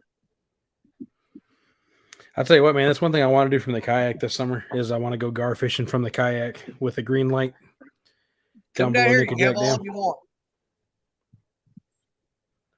I would like to come fish you sometime. It's a little bit of a drive, I got but more definitely. gar than you'll ever want to catch.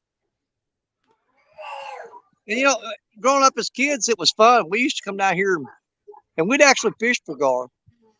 And Was supposedly they're good eating. we'd take a 20-ounce soda bottle and use it for a float and just put a piece of cut bait on a J hook and drop it down about 3 feet below that soda bottle and throw it out there and open the bail on the rod and the reel. And you see that soda bottle take off swimming, going upstream and going around. You let it go for about 15 minutes and make sure he swallowed it. And then you close the bail and reel down on him. And man, you're talking about fighting. Those gar will tear you up running. I believe it. Did you guys use the rope noose trick to get him in, to hold him in? I've seen that. I've never done it personally. There's some old timers around here that's done it.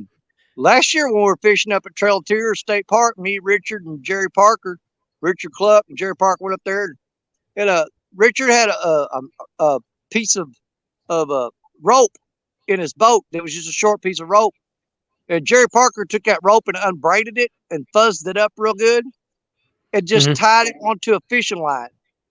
Okay, I've seen people no do that rod, too. no reel. Just piece of fishing line, and tied that rope on there, and he threw it out there by hand and was pulling it in by hand, twitching it, and he caught like 6 gar doing that. Yeah, there's another older gentleman I watch on YouTube that he does that too. Man, that gets tangled in their teeth. That boat is full of people. They are piled in that boat. Nope, I'm good.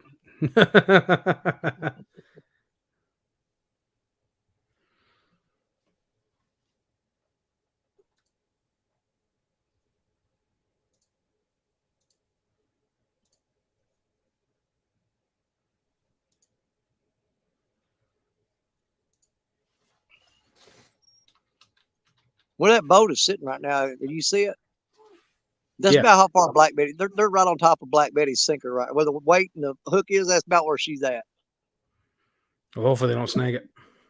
Nah, she's way that's 60, 70 foot deep right there. But they're directly over top of that hook.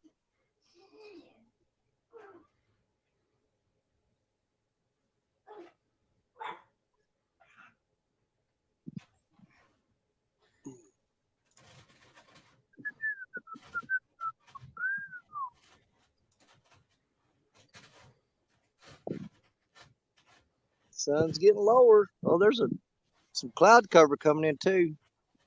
You know, sometimes just little subtle changes like that can turn these fish on enough just to catch a couple of them anyway.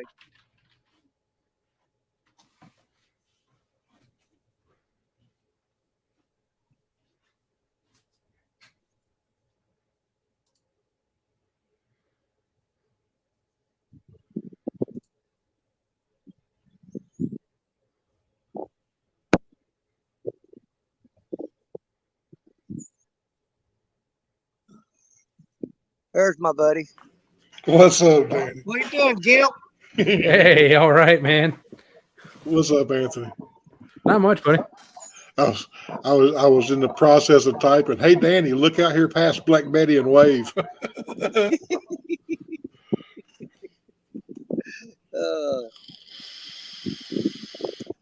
Well, maybe you bring me some good luck. I've caught. You know what? I've caught some pretty decent fish with Skip up on my panel. I managed to go fishing with Zach last night. Did you? Y'all How'd did they it go? good? We had several good hits, and I rigged up 2 little channel cat rods, and of course I had my little hook with my crickets on one of them, and then I had another one with another number 3 circle hook on it, and put a piece of cut skipjack on it just for shits and giggles. Oops, sorry. No, Yeah. I don't care. But I don't give a damn. but ended up banging a 13-pound blue off of that little bitty chunk of skipjack. Really? Yep. I didn't have enough signal down there to go live. I was mad. Oh yeah. We was fishing off the concrete pier right there below Wheeler Dam where we catch our skipjack. Yeah, I know what you're talking about. Yeah, we fished right there where me and Zach first met.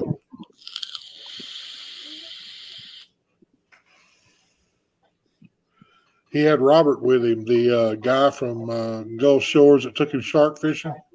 Yeah. He came up yesterday. Huh. When I hung that cat, I tried to get him over to reel it in, and he said, "Go for it." I'm like, "Okay."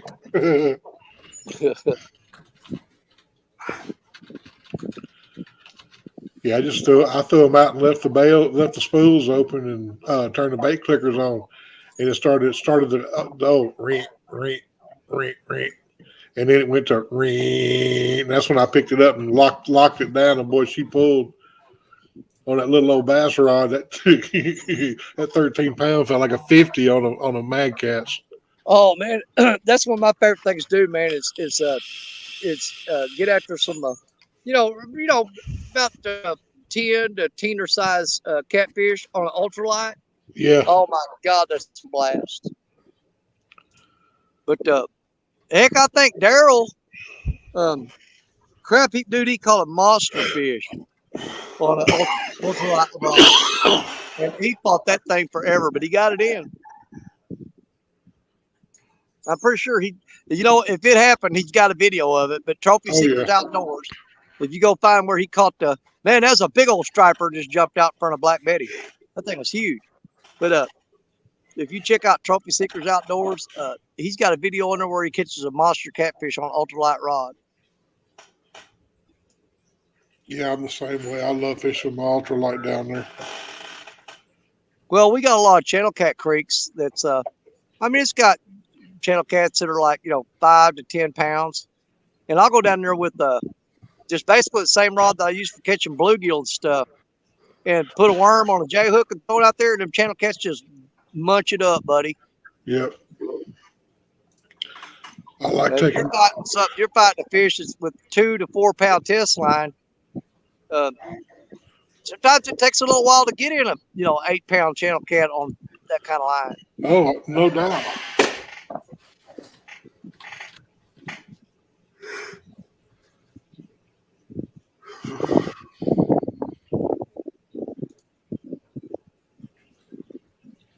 Man, Jerry Parker said he had a real high wind hit him a while ago. He's about an hour and 40. Well, he ain't that far. About an hour and a half north of me. And about an hour and a half ago, he said that. And that wind just whipped through here and blowed the trees all around me, all crazy and stuff. So I guess I'm catching that wind from Parker up north. Yeah. It's blowing right down the river here.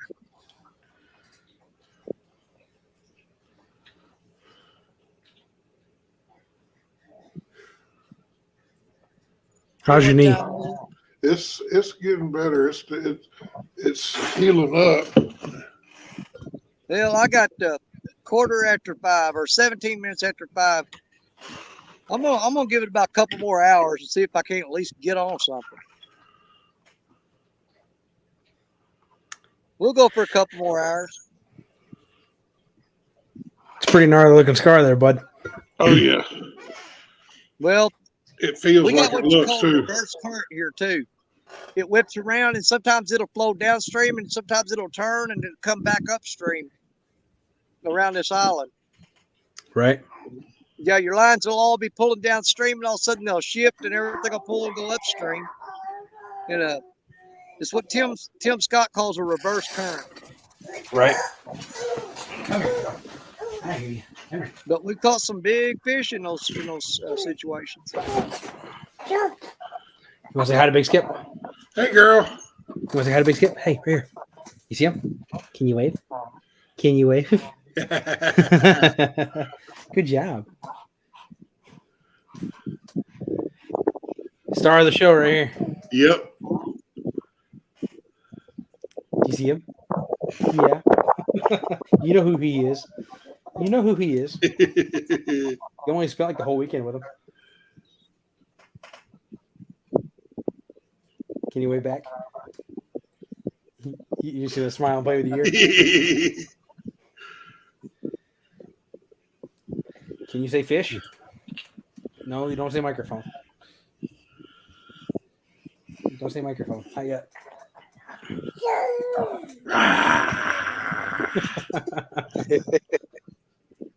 Yeah, I was sitting there looking at Shade Tree catfish. That boat that come up here a while ago and was like hovering right out there just outside of my lines. Yeah. He said they're looking for a trot line. Here's the thing. He doesn't know just how true that could be, because a lot of times people have lines set out here and they'll see you fishing and they'll pull up here and look around and they'll leave because they don't want to pull those lines with you sitting here because they don't want you to know where they're at. Right. I've sat right on top of the trot lines all day long just to drive them nuts. Yep. The very first time I went nighttime fishing in my kayak, I was dragging baits and I hooked into a trot line. That was not fun. Hey. I was pulling it up. Finally got a hold of the rope, yanked it one good time. My fish finder went nuts. I never did get my hook back. I ended up breaking off. When I used to muscle dive, I carried a knife on each ankle and a knife on each wrist. Yeah. Because I've crawled into damn gill nets before. Oh yeah, I believe it. And you get hung and you can't reach your ankle or what. I had it so that as long as I could reach one of my other extremities, I could get hold of a knife. Right. Because it can get caught in your regulator and you move just right and it tries to pull it out of your mouth. Yeah. You know, when you're down 25, 30 foot off a steep bank and you get into something like that, it's hard not to panic. Well, I can imagine. Can you stand? Are you standing?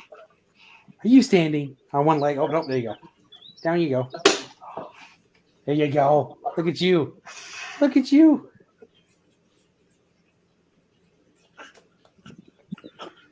Oh. Yeah, when I was fishing here with Austin, like I said, we paddled the kayaks over to that island there last Saturday night, and that big sandbar jutting out from the end of it there. Yeah. Back when I was 16, me and my brothers came over here, and man, we had fishing rods all along that bank down through there, and we just stuck them in the sand. The butts of the rods down the sand, and we sat there for hours and hours without a bite. And then we rolled out the sleeping bags and all laid down and went to sleep. Woke up in the morning, and we had 5 rods gone, and you could see where the rod drug into the sand all the way to the water. 5 rods, man. 5 of them. I couldn't afford to replace 5. There was 5 drag marks going into the water, and I grabbed a rod with a treble hook, and I casted and casted and casted. I managed to get 2 of them back, and one of them, it was so funny because it was only about a 3.5 pound channel cat pulled that rod out of that dirt and pulled it in. Right. But the other one was a 20-pound flathead. Well, at least you got 2 of them back. Yeah, we kept those fish and ate them too, because you lose 3 rods and you say, well, these fish are dead. You got that right. I got to justify losing 3 rods, man. I had to go home, and my dad was like, what happened? Well, we Right. went to sleep and we woke up. The rod's in the way. He said, "You idiots."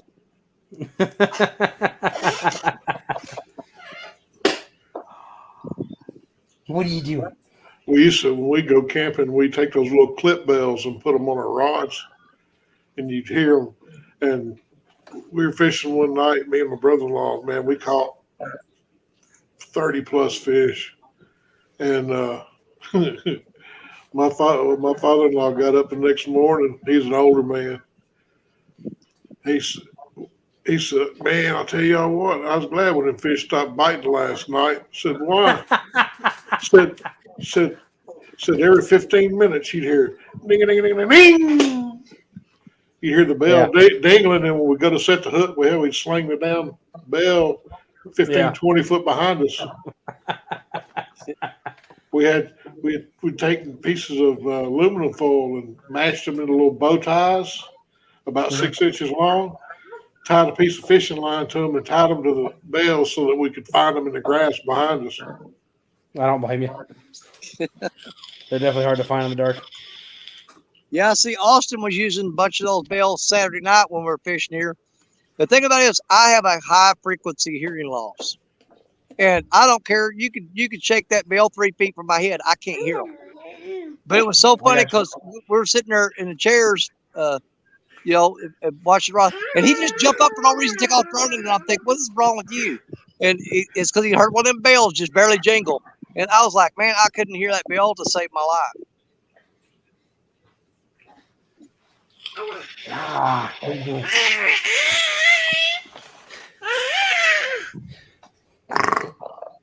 You didn't raise your hand. It wasn't your turn to talk to me. This looks like it's going to be a 1.5 pound flathead day today, I guess. She can't hear you, Skip. I don't have the speaker on. I still got at least a couple hours to go at it. Here. Now say something. What is that? What is that? What is that? What is that crazy sound? What is that crazy sound? Hey, girl. Hey, girl. There he is. Can you wave? Can you wave? Mr. Turnip Fishing. Wave. Tony Harrison, how you doing?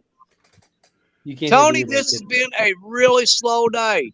I caught, when the first 15 minutes of stream, I caught a little 1.5 pound flathead. I had one small takedown, and I had a huge takedown on my mad catch rod. But that's it. Been here all afternoon for a 1.5 pound flathead and 2 bites. That's all we managed to scrounge up so far. But we don't give up. We keep fighting.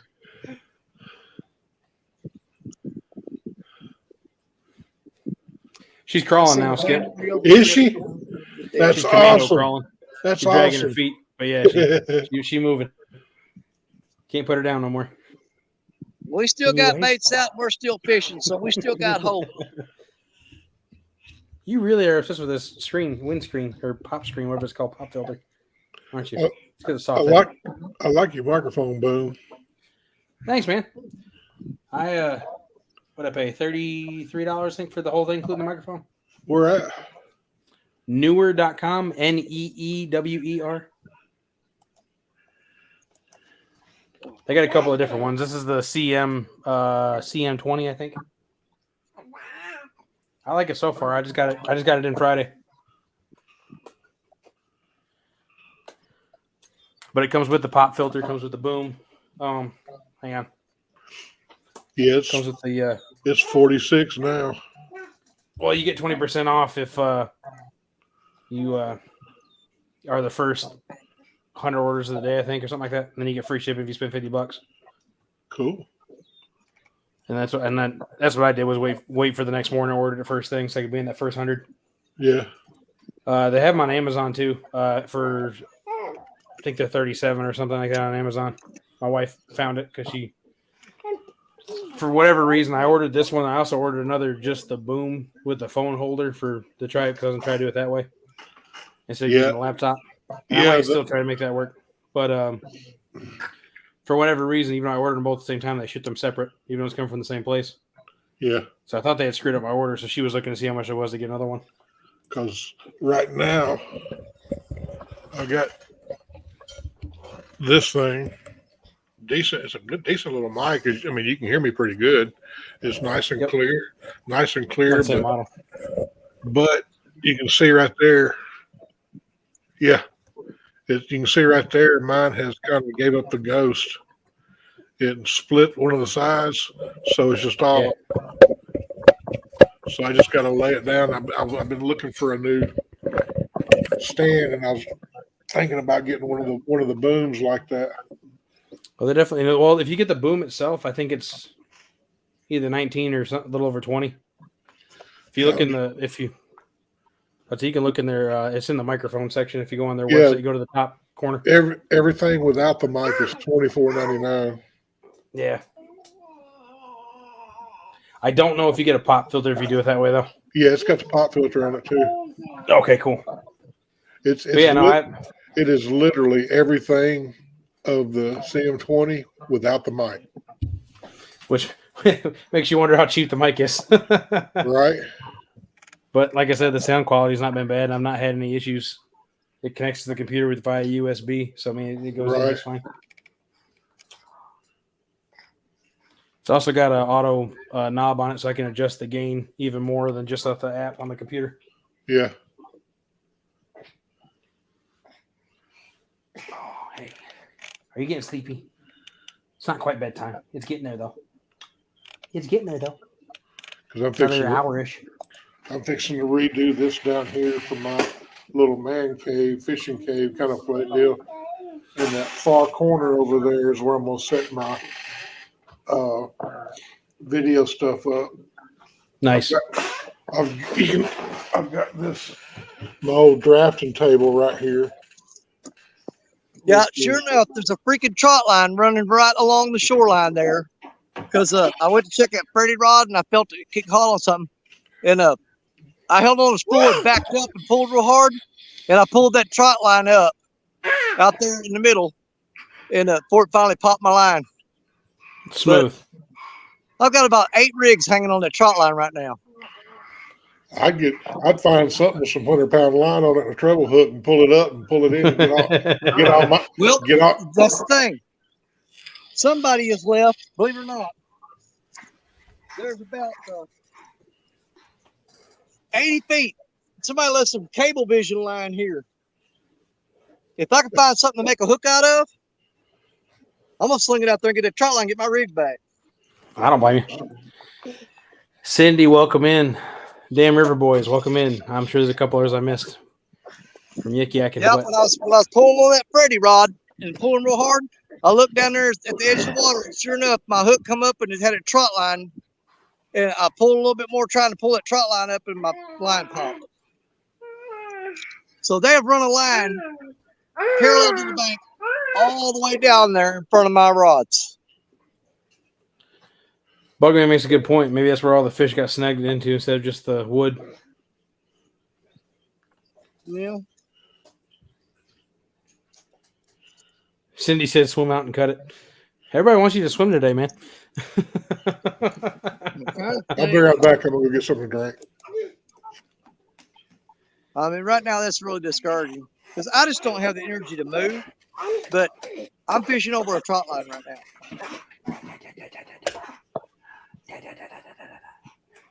Can you wave to Jody? I know you don't see her, but you want to wave for Jody? Hey, can you wave?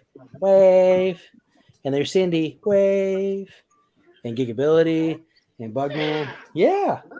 All those fun people. Yeah. You saw a bunch of them at the gathering. You did.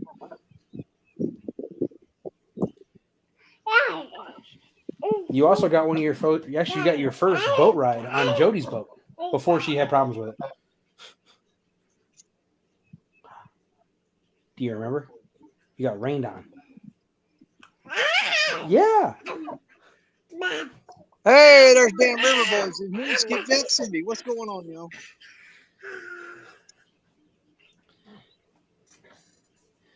Speaking of Skip Jack, Cindy, she's been doing and going to continue doing, from the sounds of it, a 100-pound catfish challenge every Wednesday evening. I do not know what time she said it starts. That's going to be an ongoing every Wednesday night thing then. That's what she said earlier, unless I misheard her. Well, I say misheard her, misread her. So are we supposed to keep track of like a notebook telling the dates and the times that she made it and the times that she didn't? I guess we could. That does sound like Maybe. a little fun, though, don't it? It does.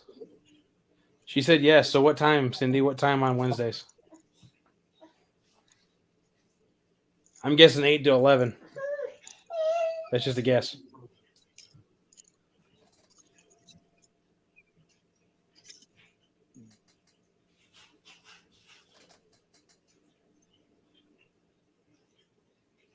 Oh, I bet say where'd he go?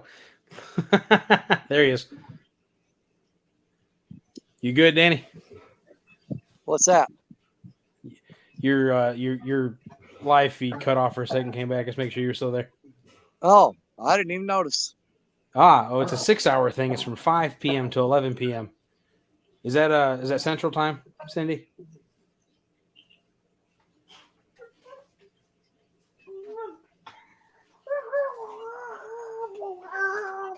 You are very talkative.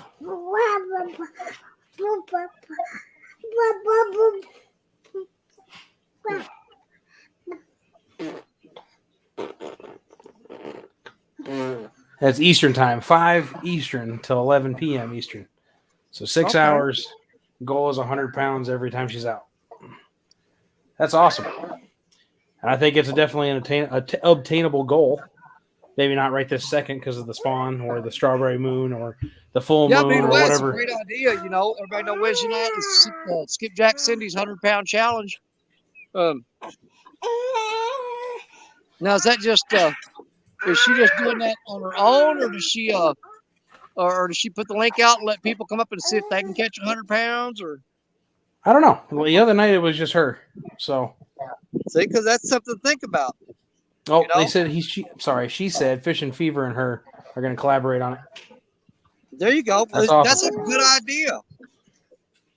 You know, and you know, you get it going real good. You start having people come up on there with you, and you know, you can keep records of how many times you made the goal. If there are people come up on panel fishing with you, if they made it, and, you know, that'd be an attention grabber right there. Oh yeah.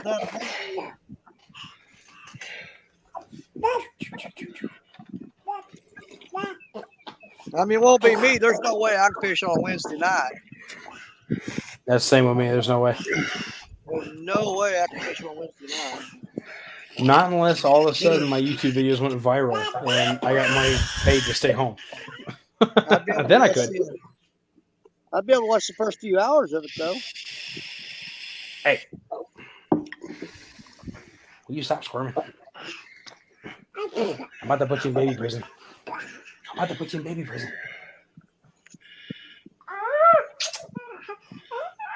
you gonna go with my shirt? Come on, get up. Ah!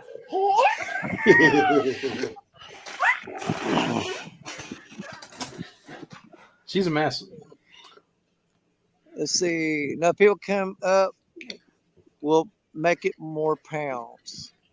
Oh no, Cindy, you're talking about I'm talking about everybody's got to catch 100 pounds. She is doing it. It is 6 hours. You're talking about teaming people up and they all together as 100 pounds. I thought you meant like each person had to catch 100 pounds of their own fish.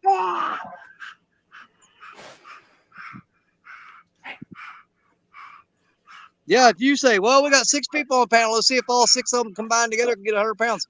You got a short show, because I guarantee you can make that happen. I don't know, Danny. The last couple of fishing shows I got, they fished all night, and between everybody, they struggled to get 100 pounds. Yeah. But it's going to get better. You got to believe it's going to get better. Oh, yeah, it's going to get better.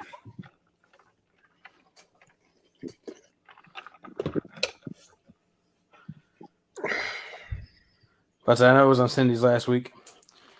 Mr. Turner fishing. The fish count is 1. Well, no, that's not true. That's not true, Danny. Tara came on and caught 2. Yeah. Jerry came on. Didn't he catch 1? He may not have caught any, actually. I don't remember. No, Jerry didn't catch crap. Okay, so there's been 3 fish on this show. Danny had the smallest one though, and the only flathead. And the only flathead. You what? What the hell? I didn't know that was you back there. Man, I caught one little big flathead when I first got here, and I had one big bite, and it didn't hook up. What y'all doing? Just riding. Yeah, good, real good friend of mine just rode up here on the side behind me, Mr. Danny Goodson. There you go, Danny. He's the one that comes pulls me out every time I get stuck. What you got?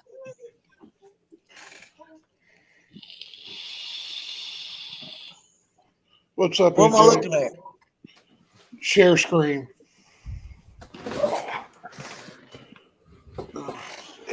I shared a screen. Well, let me look. Okay, I see it. Should we be scared? That was last night. Yeah. Oh, Nice. okay. You got that one on ultralight? Well, there's a little bass rod. Same damn thing. I was about to say, might as well be ultralight. My old lightning rod that I use for channel cats. Sweet. Hey, let me I'm gonna throw this little Freddy rod out, and I'm gonna hop up here and talk to Danny Goodson for just a minute. But I won't be gone long. I'll be right back. Every single rod's about to go down on Danny's show, just so you know. I was just thinking the same thing. He's gonna turn around, not be paying attention. All of them are be in the water.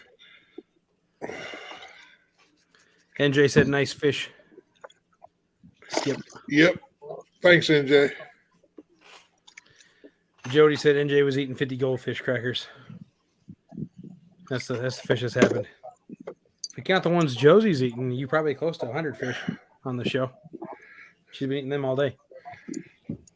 The nice thing about kids is you can get away with buying things like these. Uh-huh. I remember when severe dad tax. I remember when I was younger, I used to buy Whoppers in the carton like that. Yeah. Boy, this river's dropping so fast, buddy. I mean, you're tough to get a fish to bite. Unless you use gar Dry. fish.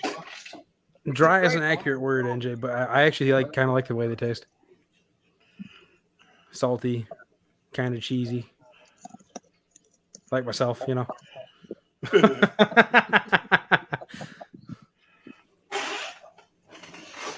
Yeah, they do, NJ.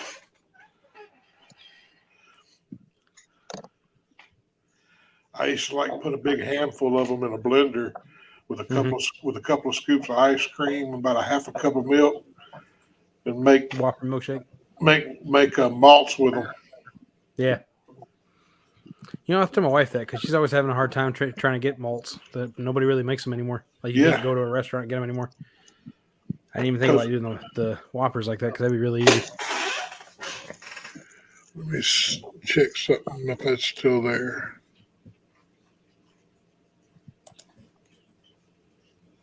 NJ said his dad used to do it the same way. Yep. Good buddy. Bugman wants right there.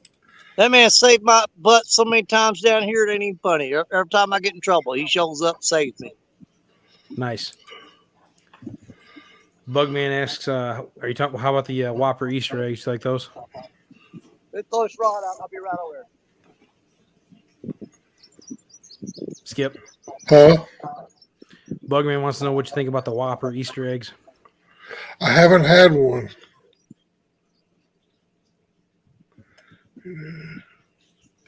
I was looking. You can get tell your wife she can get a 1.5 pound jar of Hoosier Farm malted milk powder to make her own malts off of Amazon. Okay. Excuse me. I may have to do that. Bugman says he'll remind you next year.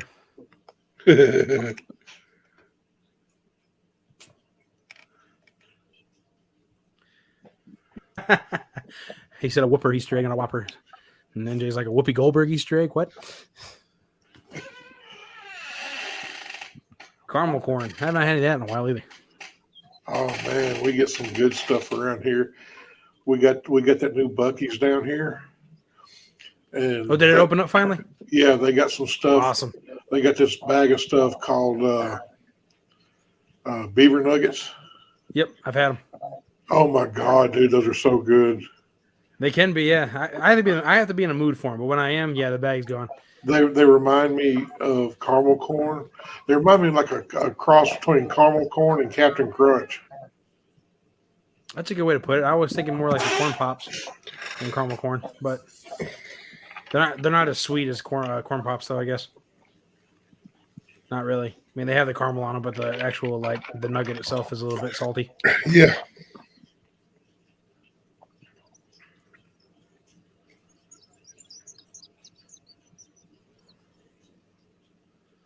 Bugman, my view on Whoopi Goldberg is that she was a good actress in Sister Act and Sister Act 2. And that's about it. Hey, she was good in Jumpin' Jack Flash too.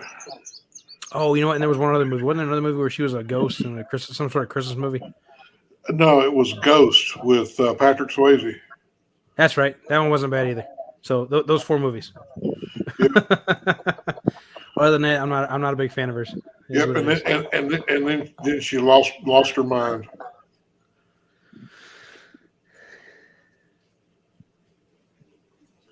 I heard that, Si. I didn't say anything. I'm behaving.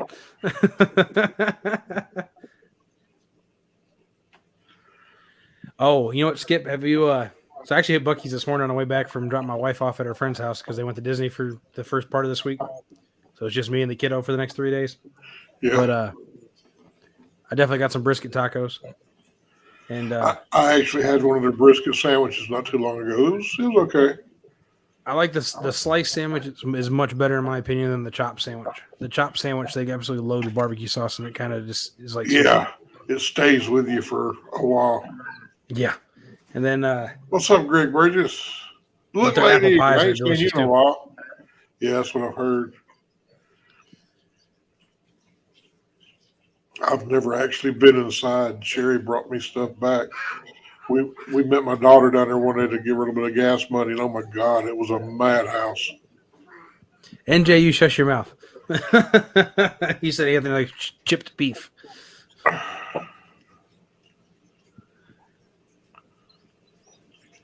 Cabbage Fever, there you are. How are you doing?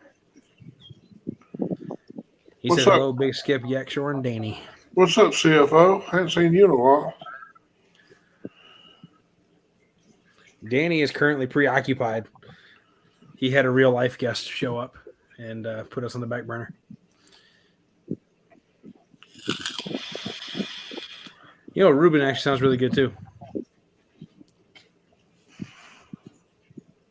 Man, y'all making me hungry. I just ate too.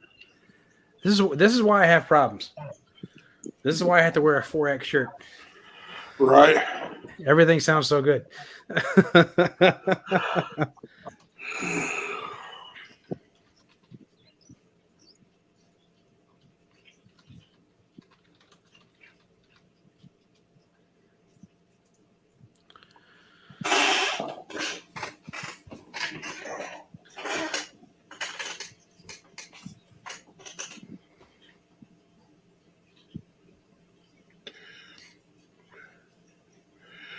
Yeah, Bug. We used to put that on toast. Call it shit on a shingle.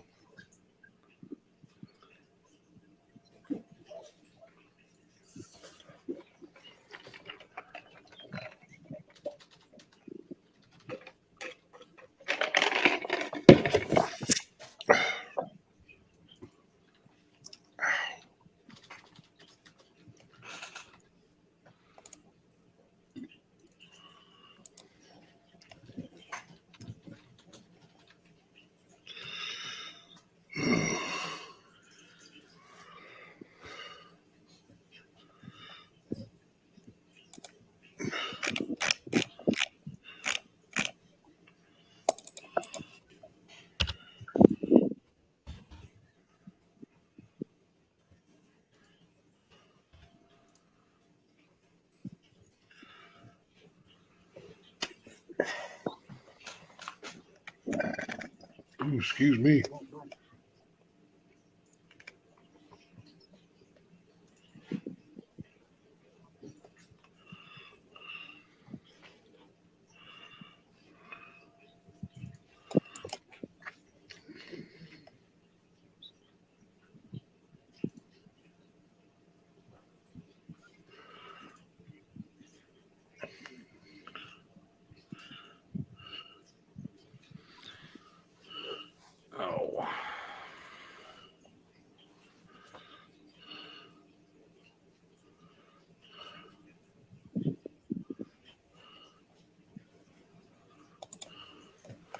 Yeah, Amazon's got that newer mic for $31.49. There you go. Like I said, I like it. I haven't had any problems with it yet. The only thing I saw in any of the reviews that anybody was concerned with was that if the springs ever went out, it wouldn't stay still anymore. But these are really solid springs. Oh yeah. I feel like you'd have to move it a lot to make them loose. For me, once it's kind of in the spot, it's pretty much where I plan on keeping it. Other than rotating it on the solid pin out of the way. Yeah. I don't really plan on adjusting it nonstop.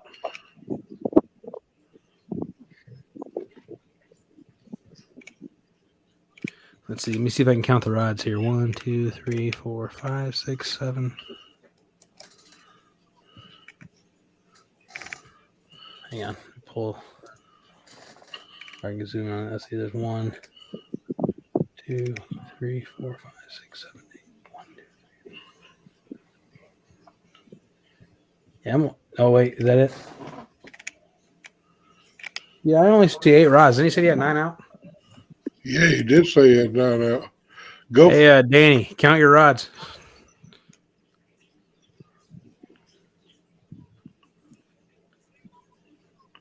Y'all cover your ears for a second. I only see 7. There's 1 all the way to the left, and then there's 7 next Oh, to each okay. other. But I only see that's the only 8 I see. Yeah, it looks like there's Danny, check your rods. Well, we can't hear him, so I'm sure he can't hear us. Probably not.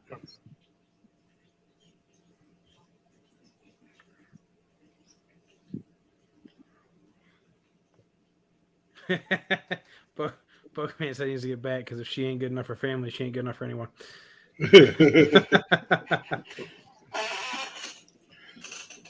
My partner in crime over here. I got a few of those.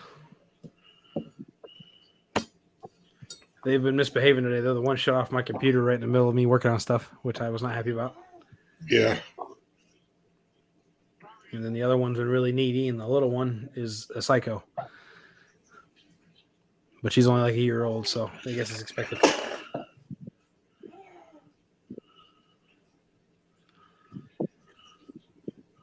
But yep, I got 3 cats, 2 dogs, 2 fish, and a frog. I'm not as bad as Zach. 4 cats and 2 dogs. It's amazing how when you get just 1 or 2, all of a sudden you have 6 or 7. Yeah, right. Come here. What's that one's name, Skip? Oh, the cat's biscuit. Come here, Mickey. Come here. Mickey, come here. First off, we got Mickey, the old one. Look. Say hi to everybody. Hey, Mickey. Oh. He looks soft. He is. He's fixing to be 13. 13. Wow. My pit mix is 13. No, I'm sorry. No, she's not. She's 13. Yeah, she was 3 when I got her. I've had her for 10 years. Wow. And this little monster is Buddy. He also looks soft. Oh, he is. He feels like a Muppet looks. Hey, buddy, say hi to everybody. Look. He's a Pomeranian. His hair is just poofy. Yep. Oh, I see Danny's down by the rods. He's definitely a wild floof. Booty, booty, booty. Booty, booty, booty. That's not true, Jody. You have James. Yeah, I'm just kidding. You beat me to it. I was thinking pork chop. Yeah. That too. Either way.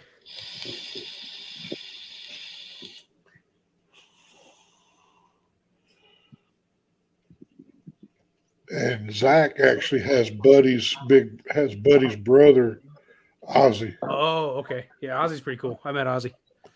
Buddy is Ozzy's brother from the the same litter. Well, they both are just soft. Fishing partner, pet, same thing. I used to take my dog fishing. I'm sorry. I shouldn't say that. I couldn't help myself, though. You know, I'm just messing around, Jody. And James, if you're here, can hear me. I love both y'all. Here he comes. Here it comes. Hey, it's Ed Evans. I was sitting in that side by side talking to him, looked up, and that 13-foot rod had something kind of pecking on it and bending it around. Well, do me a Then it favor. dropped Count your slack rods all the right way to the fast. bank. Who's Count your on rods. it? Oh, okay. Look over to the far right. He moved the camera. No wonder. We could only What? count 8 rods, Danny. We We could only count 8. You Okay. said you had 9 now. Let me fix that for you. All right. Can you see the Freddy rod? That one right there. Yep, 1. There's one. Then 2. that what is that thing? Y'all got King Hawk, 560, and then you got the 13-foot surf rod, and then you got the blue Mad Cat's Panther, then you got the purple Uncle Lou, then you got the yellow Mad Cat's Bolt, then you got Black Betty, then you got the Muddy River rod, and then you got the orange Uncle Lou. That's 9. See, we couldn't see the one bite. See that little wood snag? You got the 2, the Uncle Lou and the other one next to it? You The- didn't have that in the wood frame. snag there is where the Muddy River and the orange Uncle Lou rod is. we couldn't Yep, see so right them. now we can see 8 again because the one all the way to the left by itself we can't see. How about now? Nope. Dude, you got to be able to see those there. I see all 9. There's There you go. two of them by the stump. I'm sorry. Yeah. You're right. 2 by the stump, and then 7 together. Well, we're That's gonna, it. let the Sorry, sun, Danny. we're gonna let the sun get down a little bit lower. We're gonna move the camera to about right there somewhere, where that sun's not beating the snot out of me, and we'll be able to look down through there at all the rods. Yeah. But I ain't going down there right now. It's too dang hot. But if the rod goes down, I'll just grab y'all up like this and run like crazy and get down there, and I'll set y'all up, and we'll go like that. There you go. Like I said, Jody, I'm just messing around. James is a good guy. And he's a very good fisherman. He has a very nice Oh, boat. what y'all doing? Start to fight with her? Because good Lord. No. It was not intentional. It was not intentional. Like I said. I was showing Biscuit over here, and then Buddy and Mickey down there, and we were talking about pets. And Jody said she didn't have any pets, and Anthony said, "Yeah, you do. You got James." I couldn't help myself. I'll tell you what. If you think James is a pet, I wouldn't have a pet like that because that damn thing growls at you every time you say something to it. Oof. In fact, actually, the last striper that I saw anybody catch was actually James on that first night he took his boat out. That thing was huge. How big was that striper, Jody? Do you remember? Hey, what are you fussing about? You wanted to keep squirming, so now you're in baby prison. You can squirm all you want there. You got toys in there, you got drink in there, you got crackers in there. You got everything you need. Don't grin at me like that. Why are you grinning at me? I'm coming.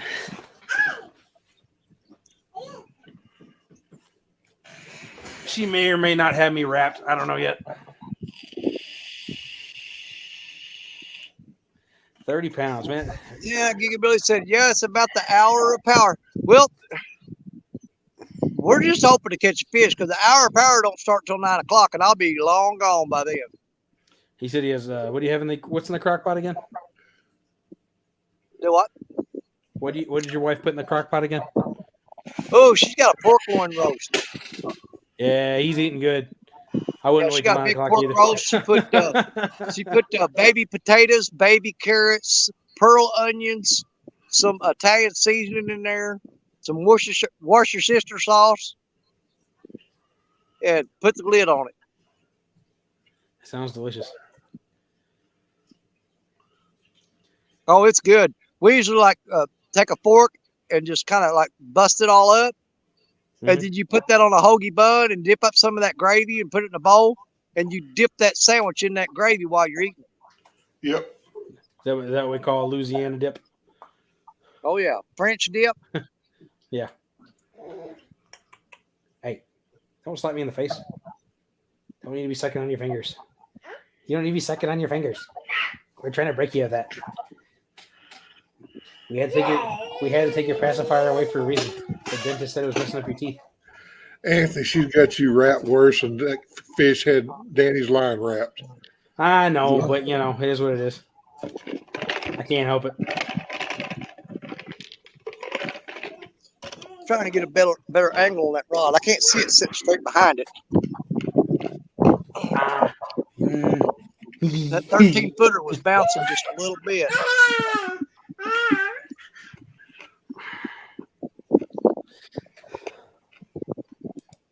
Hey. Wow. There it feels though. You move the camera down there and it stops.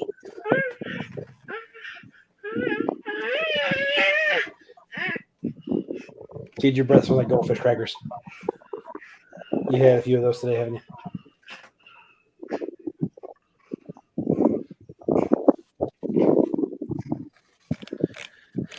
Hey Ed, I missed your show the other night. Did you end up catching any? I'm sorry. Did you end up catching any?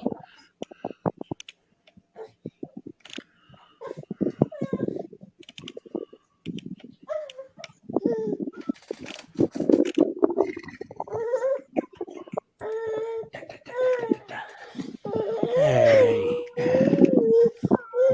why are you fussing? Why are you fussing? Huh? What do you not have that you want? Hmm?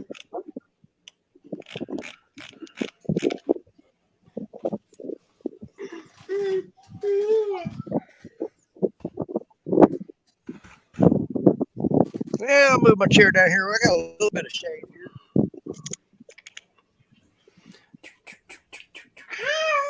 Hi. Can you say Dada? Can you say Dada?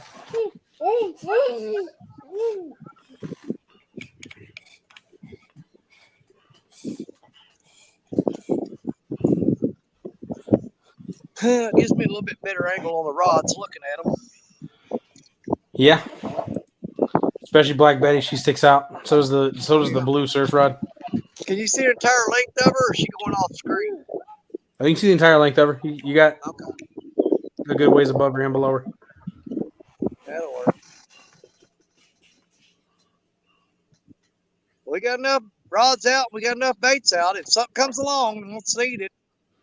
Right. Ed Evans, I am glad to hear that. Catch one fish. Ed Evans said Butterflies and Sunshine was on the show the other night and caught her first flathead. It was 13 pounds. That's awesome. You know what?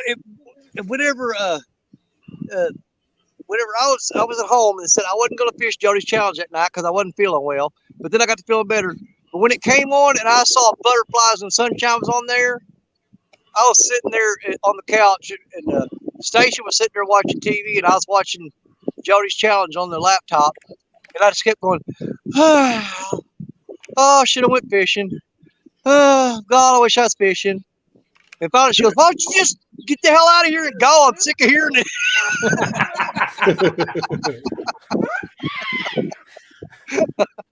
But when I seen Butterfly and Sunshine on there, I was like, man, why couldn't I be there tonight? She goes, just freaking go already. So I'm sick of hearing you whining and crying and sighing. She goes, I've had enough. Just go. Oh, there goes that 13-footer. He's got a little bounce, What's he going to do? I'm betting that may be a big old dog. It taps it and drops slack, taps it, drops slack. Now, the other fish that does that here really bad is a freaking bowfin. They're bad about that. They'll bend the rod and drop slack back toward the bank. Mid-Tennessee hog catcher, welcome in.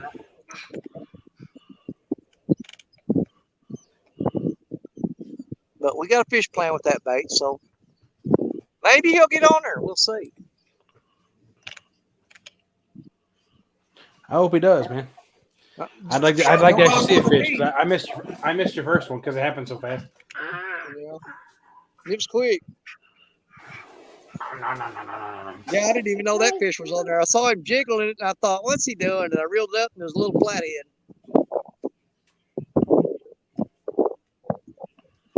good. I got a pretty decent angle Wow. right here. Like, I mean, if I get a fish on those rods down there, all I can do is kick the camera like that, take off running. I can flip it real quick to whatever it needs to be on. Let me adjust the level of this though. There.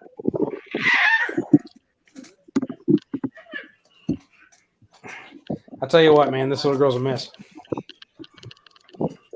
She just turned 2. Terrible 2s are starting.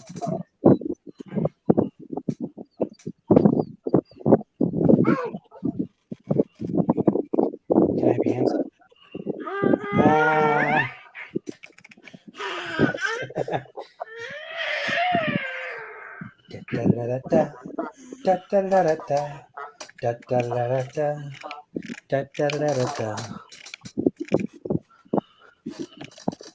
Yeah, when it comes to kids, one of the worst times and one of the most fun times. Uh-oh.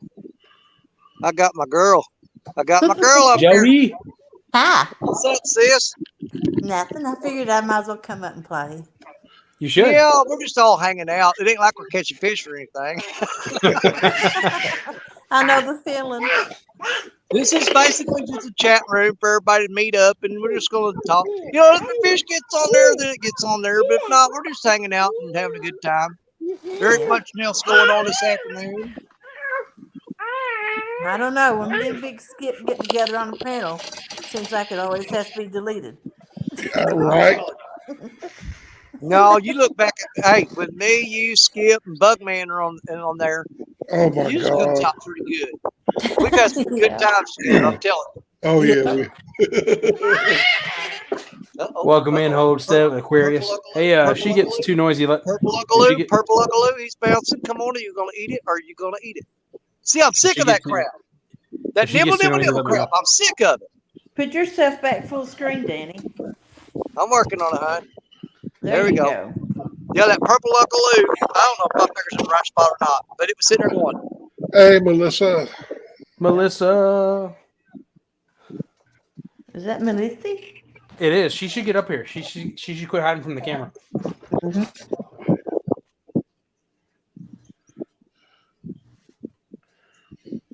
He's still bouncing it. He's still biting it. I'm not getting up anything short of a bent rod. I'm telling you, I'm just not doing it. Can you say hi to Melissa? You can wave. You're waving at the camera, but she can't see you. Sorry. You smacked me in the face now. Homestead Aquarius wants to know how the turtles are biting. No, I mean fish, Danny. Oh, we don't do turtles on the Mississippi River. That's I go to my turtle fishing spot when I catch turtles. Mm-hmm. We go there to target turtles. I hope I don't ever catch another one. I don't mind catching a good soft shell every now and then. Do you eat them, Skip? I caught a snapping turtle. It's been a long time, but we used to eat soft shells all the time. Oh, they're good. I've never had one. I've never had one. I was told they were good. They're good. Well, we grew up eating all that crap. It was pretty much a necessity.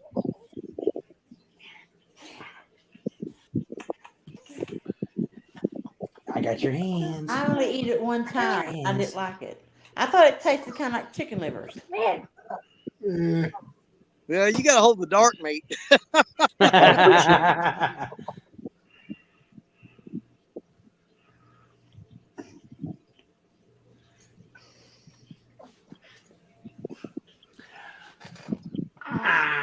Let's see. You've got quite a few people in chat. Yeah. Well, that's what I'm saying. We more or less just got to, we pretty much give up on the fishing. Not completely. I mean, we got rods out, and we're just hanging out doing like a little chat room. Yeah. I will be right back. It is raining all hard all of a sudden. I got to let my dogs in. all right. So I will be right back.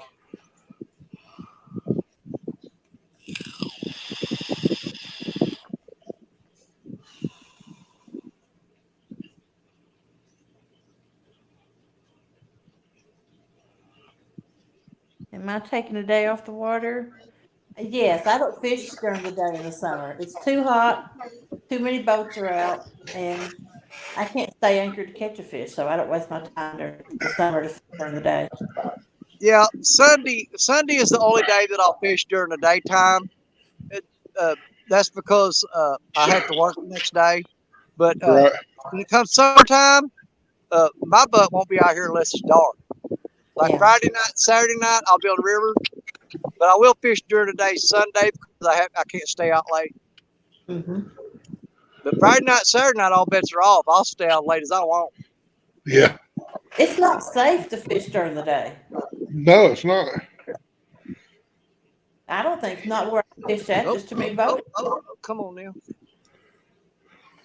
Come on now. Hey, Butterflies and Sunshine, welcome in. I have been on a couple of catfish boats that had full enclosures, Mm-hmm. and they had those little tent AC units in there, man. They'd keep it down about 70, 75 in there. Yeah. Let me go try something real quick.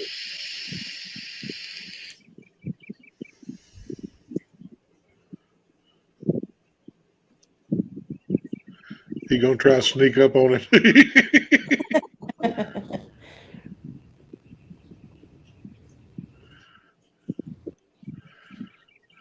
NJ said he may fish on Kenneth Powell's Takedown Catfishing Show in the morning. Yeah.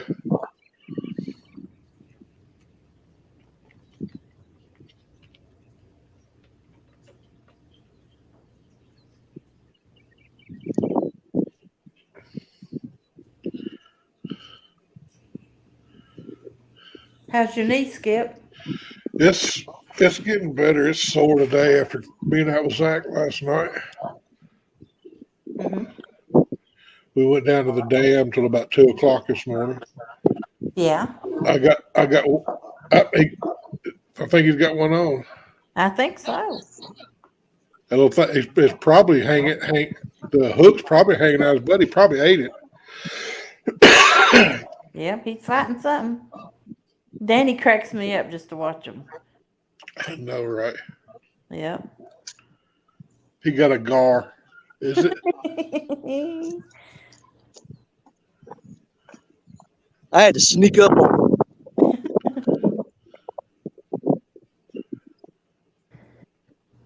Getting the glove on.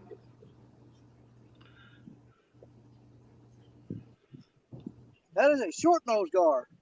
Yep, I thought that's what it was. Yep.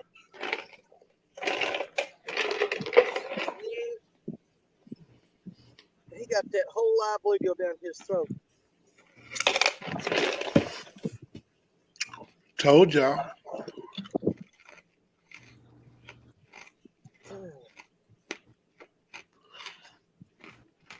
Not crazy about sticking my fingers down his mouth. NJ, that would be one anorexic gar or one anorexic flounder.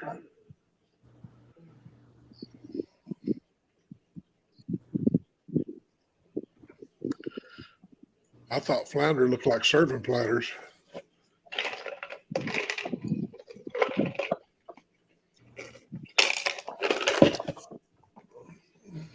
You're not keeping my bait, buddy.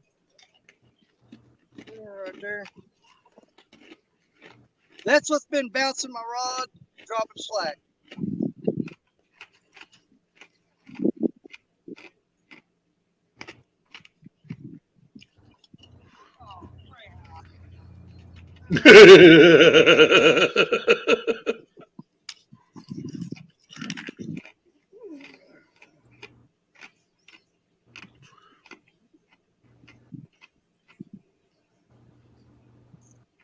I think Danny got pooped on.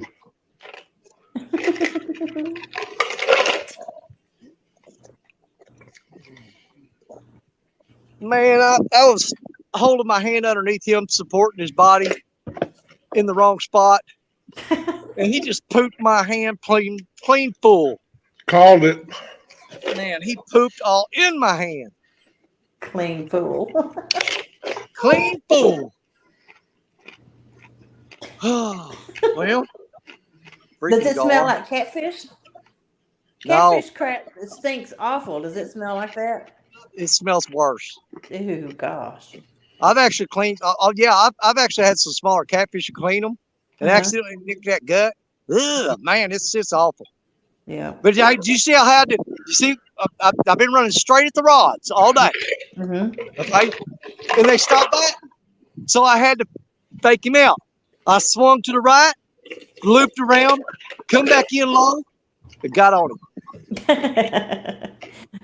I mean, you saw it happen, right? Yeah, ninja catfishing. See, I'm telling you, because if you run straight at it, the fish have got turtles and stuff out there watching, and they yell down, "Go, let go! He's coming! Let go! He's coming!" But if you fake them out, you run to the right, zigzag, then get down low and come back in hot and grab it. They don't have time to warn their buddies. Yeah. Don't tell me it don't work. I just did it right in front of you. I've done it before.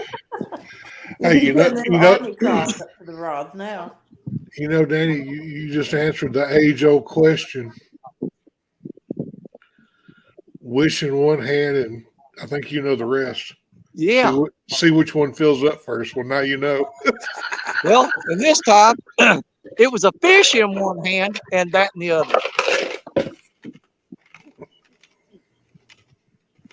I'm going to reuse that bluegill. He had that thing all the way down his throat because he'd been shooting on the thing for 15, 20 minutes. I'm going to throw him back on there. Piss on it. No Greg Burgess. You know, I think that's the first fish I've caught on this new surf rod.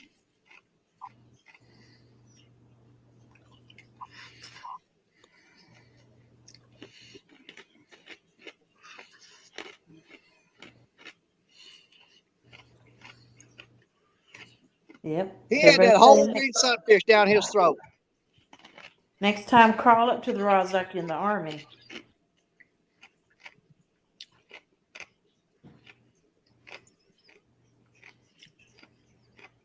Okay, go Rush.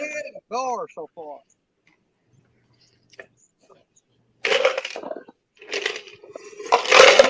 Go back in that spot.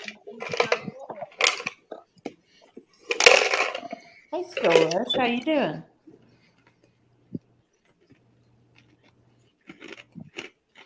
You had Melissa come in, Greg Burgess, Skull Rush, Digabilities in here, NJ, Fish on Ed Evans, Homestead Aquarius. I see. Who else? Bugman, Look Lady. I think Dan River Boys is in here. Butterflies and Sunshine. You got a pretty good group in here in chat. I am NJ.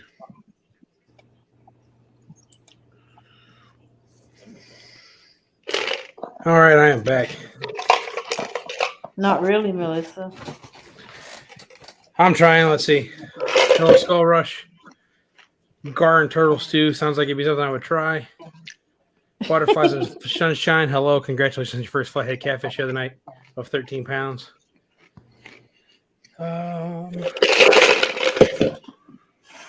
Big Skip's a big dude. Of course, he's going to be chewing on big ice cubes. Big Skip, you sound like you're bowling. Yeah. No, I'm shooting dice. You're playing Pinko or something. I hung up in that dang trot line again, but all it got was my sinker this time.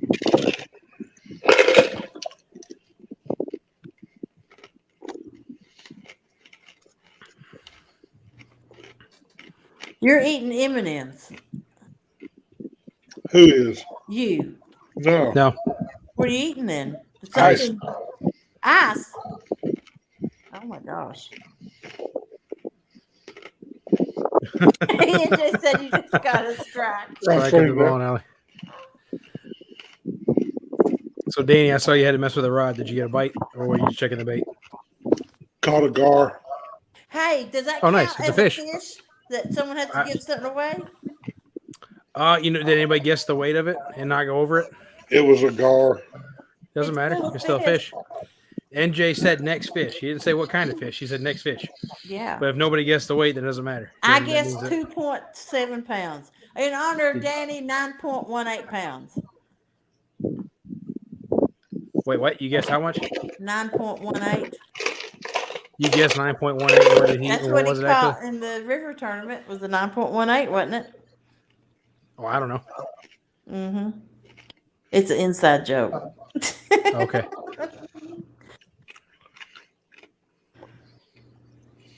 Jody loses. Butterfly and Sunshine said, "Can you imagine running back and forth with Danny trying to read chat to him? What a workout!" Oh yeah. I'm sure he's listening. He's got it in his ears. No, he doesn't. He doesn't? He does not. He was never able to get those to connect today. Wow. Ed Evans says no. It was 8.19. Jody. 8.19. See, I got my numbers mixed up. The hell y'all talking about? Nothing. The weight of a gar you caught in a river tournament. Oh. Hey, you know what? When I caught the river tournament, it was an 8.19 pound blue. Yep. But I'm gonna tell you something. I am very, very proud of that. You of should that be. because my 3 teammates didn't catch nothing I know. You carried them. with 8.19. I had a hard time catching. You cut out, Jody. Yeah. Me catch anything. But Is you it raining guys up at got to your house, remember. Jody? You guys got to remember, our river was it was at the second lowest level that's ever been in recorded history. And there was a bunch of people told us that, man, you guys ought to reschedule or you know, drop out or something. And you know what? It's just not our style. I mean, even going into a losing battle, we're going to come in fighting and give it everything we got. Even if we know it's uphill and we're outgunned and things just aren't going to go our way, we don't run from a fight, you know, and we'll lose gracefully. We don't care. That last day we fished, it wasn't even safe to be on the water. Yeah. But we still went out and fished it. Yep. It was awful. I was actually kind of scared. It was so bad. And we was in I that know stupid bass boat. that the wind was blowing and it was white caps and all kinds of crazy stuff, wasn't there? Yeah.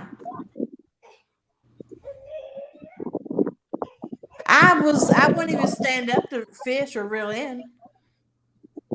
It was so bad. Yeah. I remember that. Mm-hmm. I mean, it almost looked like it was borderline tornado going across there. Yeah.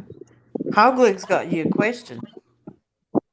I got me some boudin at Hey, Walmart Danny. a while ago, and I don't know Danny. what fixings to go with it. Danny, how about you? Hogleg says Hogleg he's got wants to him know. some boudin. He wants to know what goes with it. With boudin? Yeah. Man, when I'm eating boudin, you know what? If I put a piece of boudin on a plate, do you know what I put beside it? Another piece of boudin. There you go, Hogleg. Boudin. Hogleg, what is going on, my friend? Melissa said some kind of white sausage.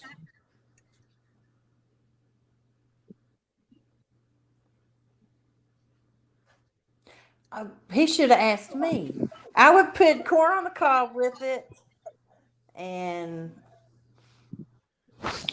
some coleslaw.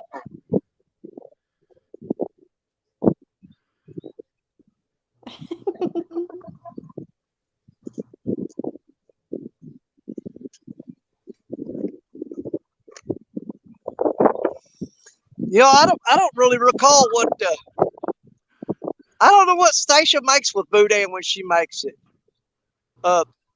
Because most time I'm eating the boudin and I'm not even thinking about what's there beside it. Because I love me some boudin. But man, if you like turnip greens, stuff like that, that's what I'd put with it. Get you some collard greens or spinach and put some get some of them little hot pepperoni peppers and put it on your spinach in the bowl. Eat that with the boudin. You can't go wrong.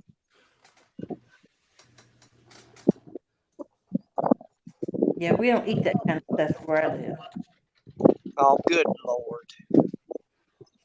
Boudin's good. It's got rice and all kinds of meat and stuff in it and seasoned up. Yeah, In they a don't make sausage that case. stuff here. It's good stuff. Never even heard of it. Wouldn't even know what it looked like. You've never had boudin. It's a No. Cajun sausage basically. Next time I go to New Orleans, I'll try some. You better. You'll thank me later. This is a public service announcement. I am Yakety Yak, and I do talk back.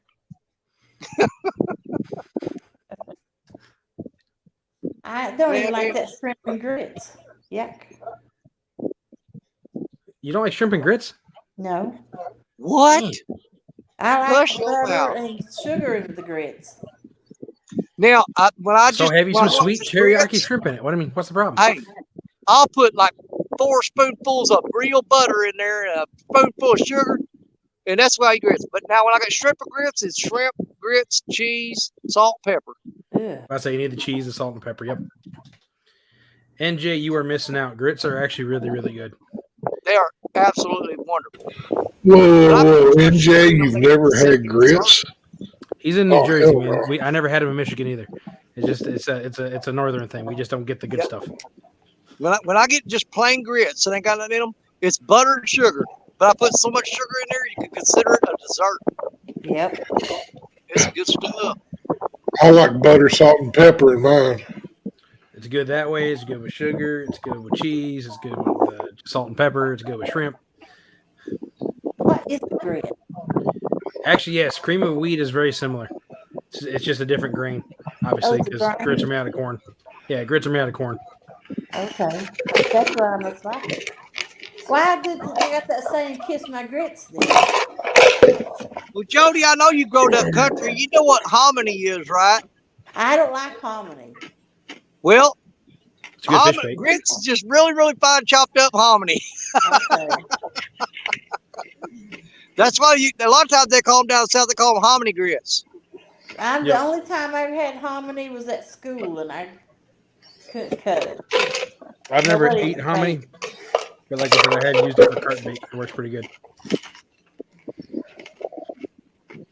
It's a little bit bigger kernel than the canned corn. So And I'm a Yeah, hominy to me, it always tastes like cattle corn that they're supposed to feed the cows, Yeah. but they ran out of food, so they just boiled the hell out of it. Mhm.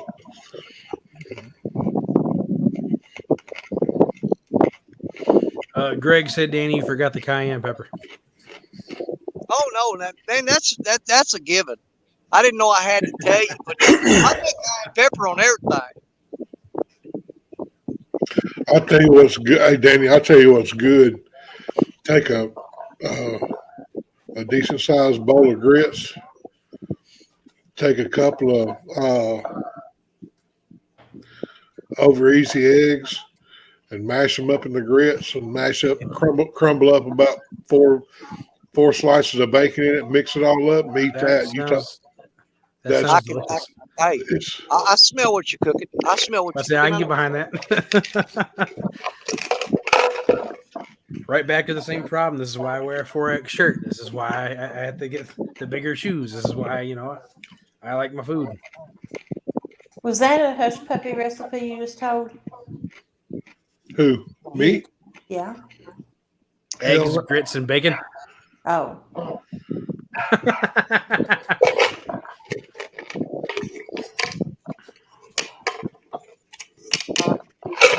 I don't even know haggis over grit. NJ says haggis over grits. Sounds amazing.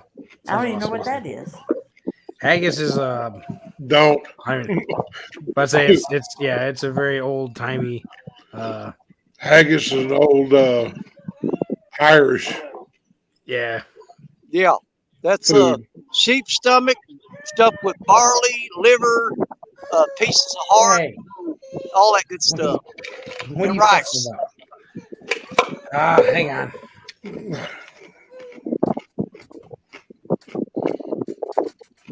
My kid's mad at me. Dad, why am I stuck in baby prison?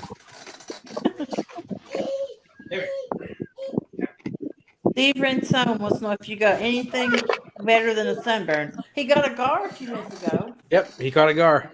And a flathead too, didn't he? I caught a flathead at the very beginning of the show and then a gar just a little bit ago.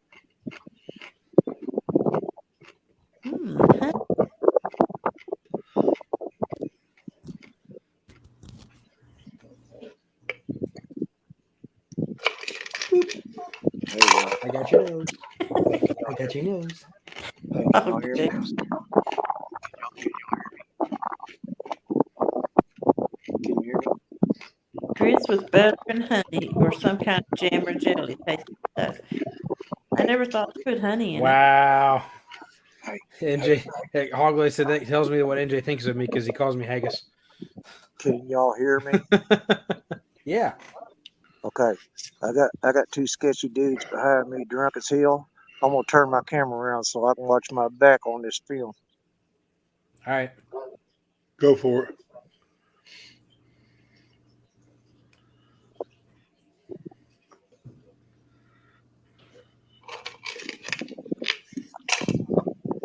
That's why I don't bank fish.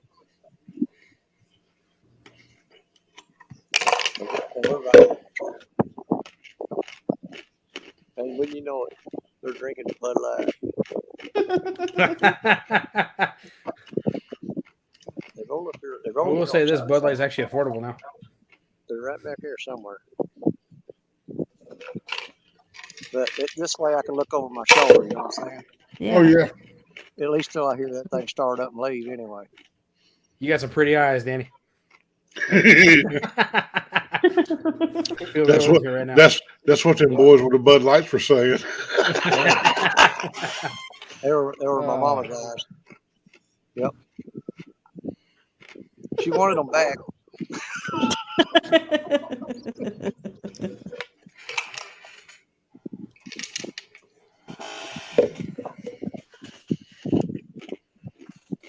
Are you smiling at Danny, Josie? She is How smiling did at the you. singing go? How'd the what go? The singing he went to last night. Oh, it's awesome. I got 3 hours of footage. I've got to break it down. Here's the thing. I'm wanting to put it on my channel. Mhm. But the thing is, you know, then I'm throwing a rockabilly country music concert on a fishing channel. I mean, it's going to probably screw with my algorithm and stuff. But you know what? I got thinking about it. Since when do I give a crap? You know? Yeah. But Jonathan Lynn, he showed up and he opened up for him. Jonathan, oh my God, what did you guys hear? I'm gonna put video up of him singing. He did what was that song he did? Dadgummit. Oops. At least it was a burp, not the other one, Skip. Yeah, let me think. What was that song? Damn, I must have missed. I thought I muted the mic. Crap, I can't remember that song he did. But they did a lot of old 50s stuff. Man, it was awesome. And my father-in-law, who is 84 years old, Mhm. at the end of his concert, when he hadn't sang for 3.5 years, or he hasn't been on stage in 3.5 years because he stopped doing shows when the pandemic hit. Yeah. So last night was the first show he's done in 3.5 years. Now, that being said, he would plug up his guitar and his amp every Saturday night and go back there in the back room of the house and stand and do an 1.5 hour show every Saturday night to keep his vocal cords in shape and keep his body in shape, and so that when he was ready, he could do it. But Yeah. 84 years old last night, he went up there on that stage and he got so pumped up and excited from the standing ovations he got and stuff that he dropped down and did 10 push-ups on that stage. And I'm sitting there, you'll see it in the video footage. I'm right there off the corner of the stage because I'm running security on it. I'm sitting there shaking my head going, I'll have to delete that because if mom sees that, you're a dead man. Hey, Danny, Hogleg said send it to him. He'll put it on the boards on his channel. Okay. Well, I got 3 hours of footage. I've got to edit it down. What I'm gonna do is I'm gonna pick their best songs from Jonathan Lynn and from Narvel and from the band Double Edge, and I'm gonna cut it down to where like maybe give them like 1 or 2 good songs each, and make it. I'm serious. You guys are gonna be freaking out when you see this 84-year-old man sing, because he has one of the highest pitched falsetto voices that he can hit high notes like you just wouldn't believe it. I mean, it's amazing. But And NJ Possible is thundering pretty hard at my house. You might be picking up on my mic. I think NJ was referring to me. Burping. Yeah. Like I said, it's still better than the other. Yeah. I think those guys left. I'm not sure. It don't matter. I got something on my side that'll handle it. I don't want to have to use it. I honestly really don't. That's one of my worst fears in life, is have to Yeah. It's have to have a reason to go for my hip. I don't want to have to do that. Because no matter how it turns out, you got to live with it for the rest of your life. Well, Yeah. I have a little reason in my lap. That would be the reason for me. Exactly. But at the same time, I get in a situation. It gets sketchy down here where I'm at sometimes, guys. There's a lot of people with some problems in their life, if you don't know what I mean. Well, there's some of that everywhere. And if you don't come down here prepared, I'm gonna tell you this. I'm not gonna be the one going 6 foot in the ground. I guarantee you that. That ain't happening. I don't want nobody else going there, but it ain't gonna be me. What are you doing? You got my neck. That's my neck. Hey. Listen to Anthony. It reminds me of a joke my granddaddy used to tell me. Uh-oh. What do babies and whiskey have in common? What? They're the two quickest things to turn a grown man into a babbling idiot. Yep. That's a fact. Say it again. I didn't get it. Huh? I didn't get it. Say it again. What? No, come on. What do babies and whiskey have in common? Okay. There's nothing that'll turn a grown man into a babbling idiot any faster. Oh. Yep, that's me. Jody, do you really get it, or do you need us to explain it to you? A drunk usually runs their mouth. Huh? A drunk usually runs their mouth.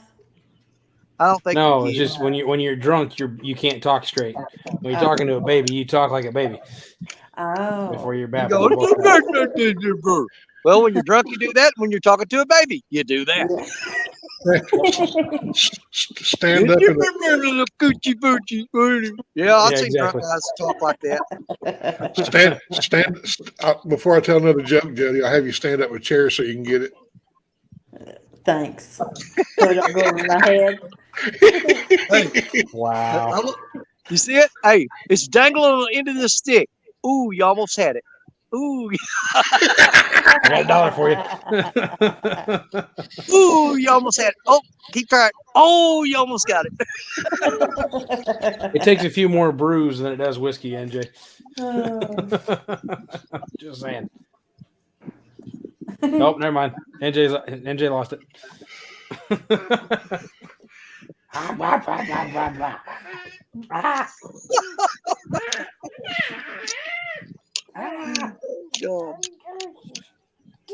You know, I don't never drink or anything. Maybe once in 3 years I'll have a mixed drink.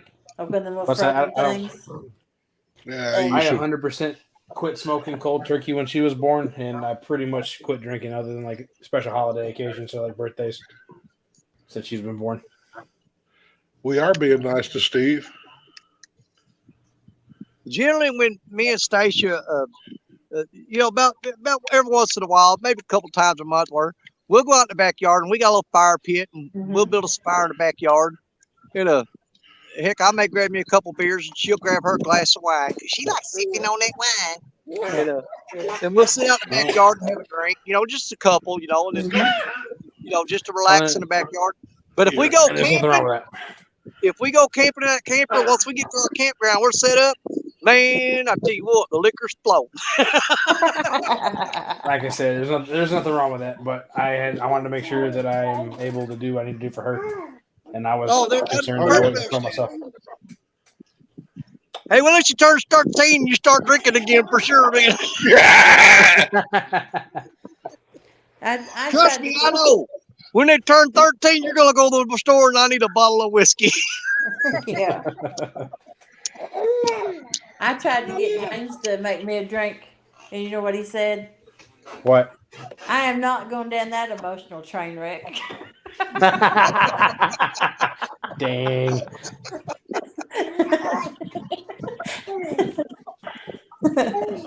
Exactly, NJ. Every once in a while it's fine. But like I said, I know one of my wife's family, her dad's side of her what's the biological dad's side of the family has had drinking problems their whole entire 7 generations back, right? And she had drinking problems for a while, so she quit. And then it was just me drinking at that point. And then, when she was born, I realized that we were going to be doing a lot of trips to the doctor and a lot of potential trips to the hospital and all that stuff. I was like, I need to knock it off and grow up. Ain't that right? Ain't that right? Well, that's the thing about me and Stacia.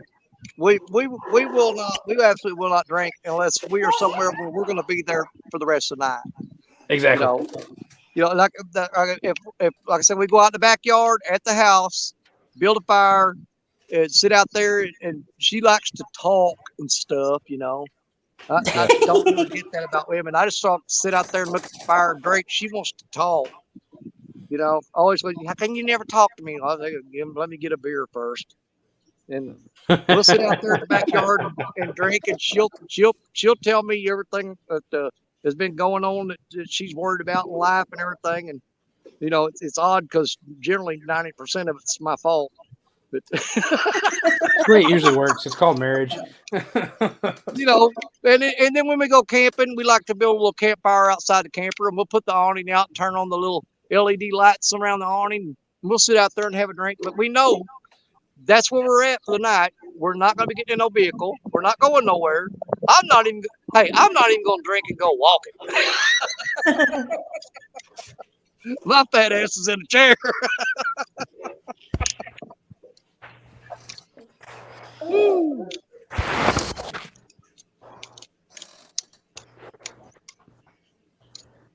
But we used to be into the bar scene pretty bad, or pretty regular.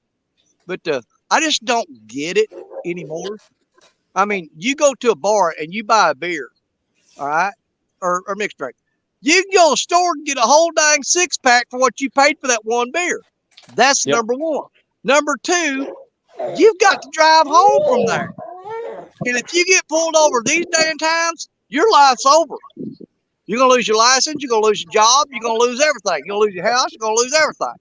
All because you went out there and had that alcohol and decided to drive. It ain't worth it. Just get you a couple drinks, sit at the house, go out in the backyard, set your little fire in the backyard, talk about your neighbors just loud enough where they can't hear you, and just have you a good old time. Mm-hmm. I'm fine with the slush puppy. I like it. And a Pepsi. She said a slush puppy and a Pepsi. She's good to go. Yeah, a cherry slush puppy. Cherry slush puppy. Oh, we got another guard going after that rod there, I bet. Look at that. Can you see that 13-footer? Look at it. See him bouncing? Oh, he quit. I can't really see it. Hey, it's starting to get the sun's getting down a little bit it's going to the west there. So we may get a couple fish wake up here just a little bit. We'll see. I have never had Jim Beam hog leg. Dude, Jim Beam and Pepsi, that's my drink. I don't like Jim Beam and Coke. I don't like Jack and Coke. Jim Beam and Pepsi, right there, baby. You got it. I'll have to make make Mountain Dew and Southern Comfort. If I can get the ingredients, Danny, I'll have to make you some Goofy Grape.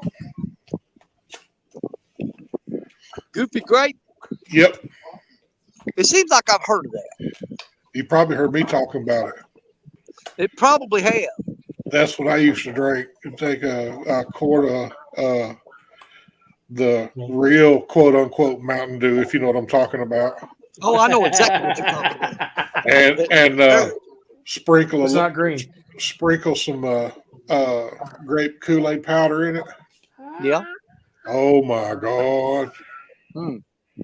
That stuff's dangerous. It's dangerous. Well, I heard him talk about Mountain Dew a while ago. The only way you let me mix Mountain Dew with anything, I will get a glass of Mountain Dew that's ice cold. I mean, without no ice in it. You just got it in the freezer. It's cold. Borderline slush. It ain't slush yet. Get you a shot of Jose Cuervo tequila in a shot glass and drop it down in that glass of Mountain Dew and shotgun that bad boy. Yeah. Melissa was talking about old time country music? Yeah. Put me up on screen real quick, Danny. I got you, Bubby.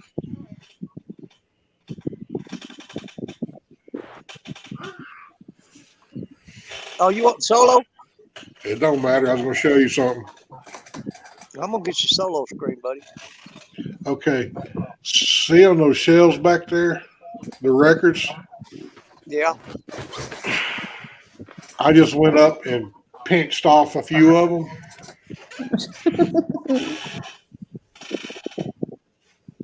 What is that?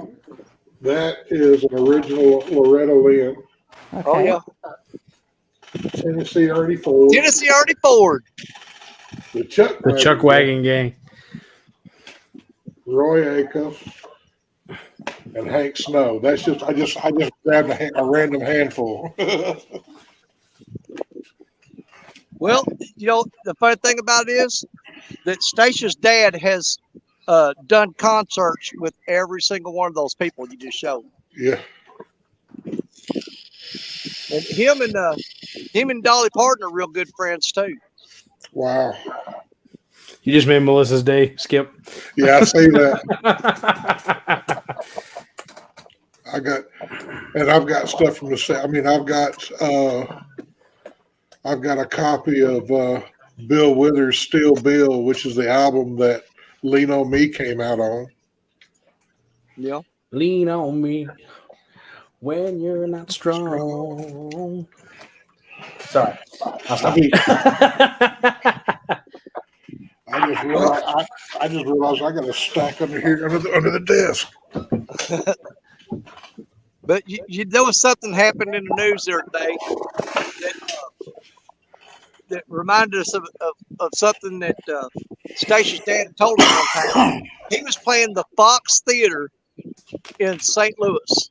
Oh, wow. Night, back when he was, he started out one of his first shows that he ever did, big shows, was at the Fox Theater. But he went to do a show there in St. Louis one night. It was back a long time ago. I mean, he was still almost just barely out of his teenage years. And there was a guy that was headlining that night, and he opened for him. And let me think, what was that guy's name? Ike Turner. That's who he opened for. Oh, now, wow. during that show, there was a 17-year-old girl ran up on the stage and grabbed the microphone and started singing. Okay? And Ike Turner started dating that girl. And that girl turned out to be Tina Turner. Nice. So the first time Tina Turner ever got up on a stage was on the night that Marvel was at the Fox Theater in St. Louis. Well, what's up, Size Matters? Size Matters says NJ drinks wine in sippy cups. What's up, Chad Daddy? Sippy cup or Dixie cup? Sippy cups. Yeah, because Dixie cup is cool. Sippy cup, not so much. What'd you think, kiddo? Huh? My battery's fixing to die. I'm gonna jump on down. Thanks for letting me Bye, Jody. Go ahead and put it back on the rods, Danny. Bye, everybody. Bye, Jody. Bye, sis. Bye, Jody. Yeah. Can you say bye, Jody? Bye, Jody. Bye. I'd say we got about maybe another 45 minutes of good light left, and then we'll get out of here. But, well, close to an hour. I think I go in here in about 30 minutes. I got to give her a bath. Yeah. And put her to bed. Them people are still piled up on that sandbar over there across the river. NJ Frank is over in the other stack. Along with Debbie Boone, Dean Martin. Dude, let me tell you something. I am a huge Dean Martin. Oh, yeah. I love me some Dean Martin. Oh, look at that. Look at 13-footer. Oh, he's bending. Yep. I see that. Bending. I see it. Do you see it, Josie? Belly crawl, Danny. Belly crawl. Yeah, right. Don't go up too fast. You'll scare it. Don't go too fast. You scare the fish. He's scared of fish.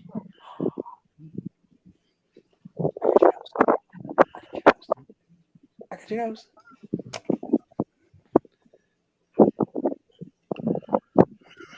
Can you say hi? Can you say hi? Are you waving? That's not hi. Like, can you say hey? Can you say hey? That's not hey. That's smacking your lips. Can you say hey? Hey. Hey. You're not gonna do it, are you? Yeah, that's all you do, right? No, you don't need my earbuds.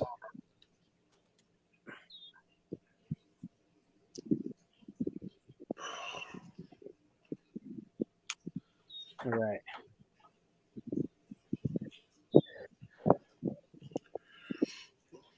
That's my thumb.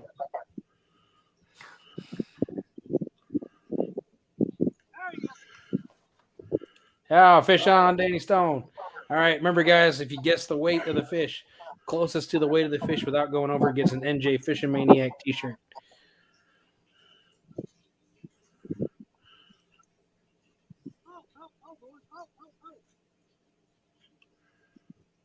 That's more of a catfish, I believe.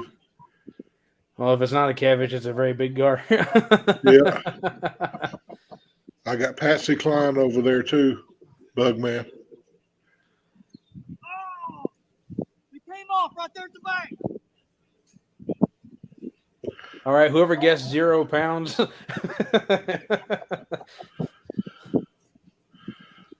As a 60-pound. As a 60-pound. A huge flathead.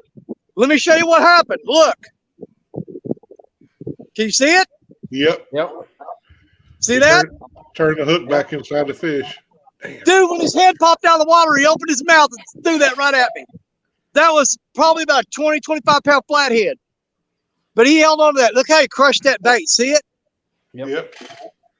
But that hook is back into that bait. And all that time that fish was fighting me, because, dude, he peeled drag once. Did you see him when the rod went down real hard? Yeah. And he took off? But as soon as his head broke the surface of the water, he opened his mouth and let go. But that hook is right back into that bait. Dang it, man. That was a good fish. Crap. Get it back out there, buddy. Get it back out there. I am. But he was swimming. I mean, he swam right toward me the whole time. You know what? We're going to put a brand new live bluegill on there. Josie's telling you shouldn't have lost it. She's upset for you. Here, I'll put you back in baby prison for a few minutes. I need the keyboard. I gotta get some work done.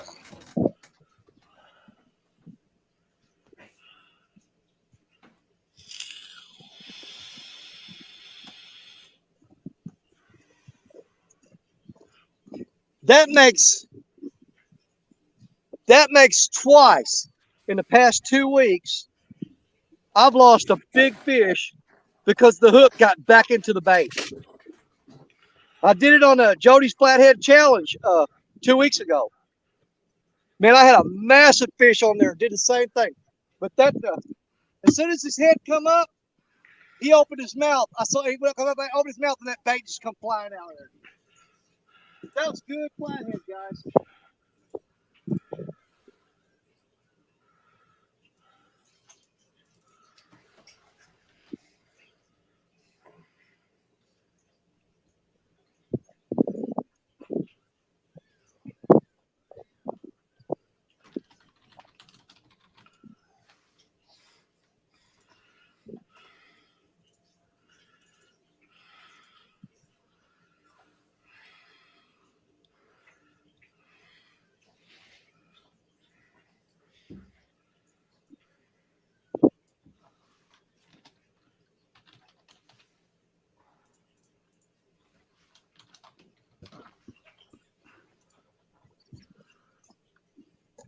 Man, that was a good one. I don't know if y'all could see the splash in the water right there whenever he finally came up and flipped his head. But man, I started getting him in, and all of a sudden he decided to take off that rod, bent down really, real hard, and he spun the crap out of that spool on that reel. And then that's why I hollered, this is a good one. And I started working him. And as soon as his head broke the surface, that hook wasn't in him again. It was just him holding onto that bait. And the minute his head broke the water, he opened his mouth and let it go. That's twice that's happened to me in the past 2 weeks. And the stinking hook went right back into the bait.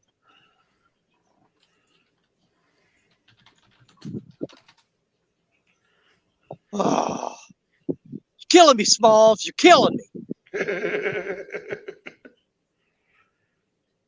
No, that's 3 freaking times because it happened this Friday night. I showed him the bait as soon as it came out. Friday night on Jody's challenge, when I had that big takedown, and I pulled up there, showed him the bait, and that hook was turned and going right back into the bait. So that's 3 fish in 2 weeks that have been, I mean, they're not monsters per se, but they're 20 plus pound fish that I've lost because the hook got back into the bait. And I'm not hooking them any different way than I always have. You know, I mean, I'm going through there at a 45-degree angle on the cut pieces, and I'm hooking them through the bottom jaw and out the nostril on the live ones.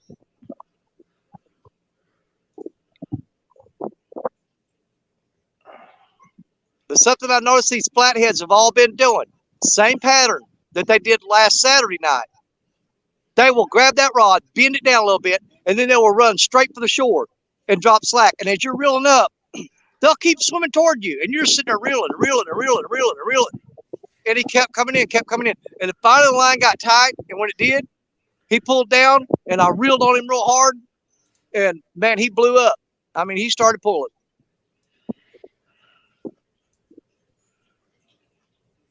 Oh.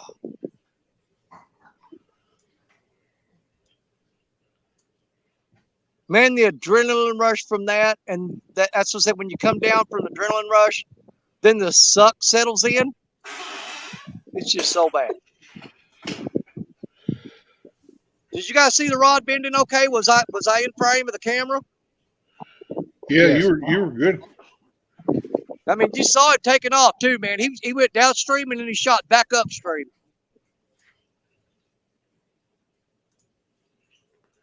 Man. That's what I'm saying. Some days you'll sit all day long just for that one fish. And then crap like that happens and it just cuts the legs off of you. Yep.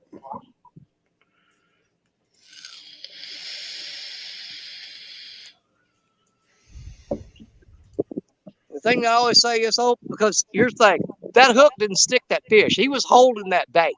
Yeah. So he's not been stuck. So if he goes back out there to that same spot, if that's where he hangs out at, he's going to find that bait.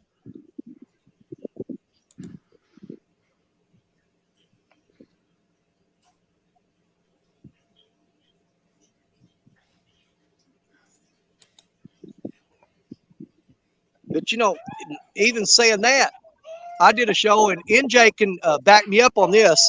I did a show a while back, and I threw out a bait, and Lee Evans was up on panel with me. And, man, my rod went down. I mean, I had a pretty hard takedown, and I grabbed the rod and was fighting the fish, and all of a sudden, line went slack. Well, what happened was I tied a bad knot on my swivel. And so he got my hook and my leader. It was gone. Okay. Well, Lee Evans hung around for a few minutes. Then NJ popped up on panel. Okay. And NJ can back me up on this. Matter of fact, you can go watch the video. But I told NJ, I said, man, if I had one wish right now, I'd love to catch that fish and have my hook and leader in his mouth. Dude, 15 minutes later, it happened. Flathead. Called him up there. Seen the leader hang out his mouth, open his jaw up. There's my hook. That's on video, and NJ was there when it happened. But I wished for it, and I got it. And all I could think was, why didn't you wish to win the lottery, you freaking idiot? No kidding. Hold on. The Tim Molina show is in 4 minutes? 6:30, right? I thought it was 8 Central, Jody, which That's would be what I 9 thought. Eastern. I pretty thought sure it was it's 8 Central, 9 Eastern. Here, I will confirm it. Give me just a second. Because I thought we had another hour if we wanted it. Nope, we were wrong. It's 1 minute and 39 seconds. Well, guys, guess what? We're I outta do here. not want to cut into that. I want you guys to all go over to Adventures with Robin C. on her channel. And let's go support Tim Melita. Y'all jump over there. Tell Danny Stone. Hold on. There's Huh? a link. I just posted it in chat for you guys. Yeah, drop the freaking link, man. And Jody got it I'm too. going to sit here and fish for probably about another 30 minutes, and I'm going to wrap it up and get on out of here. Hold on before you close it out, Danny. I'm clipping that. Okay.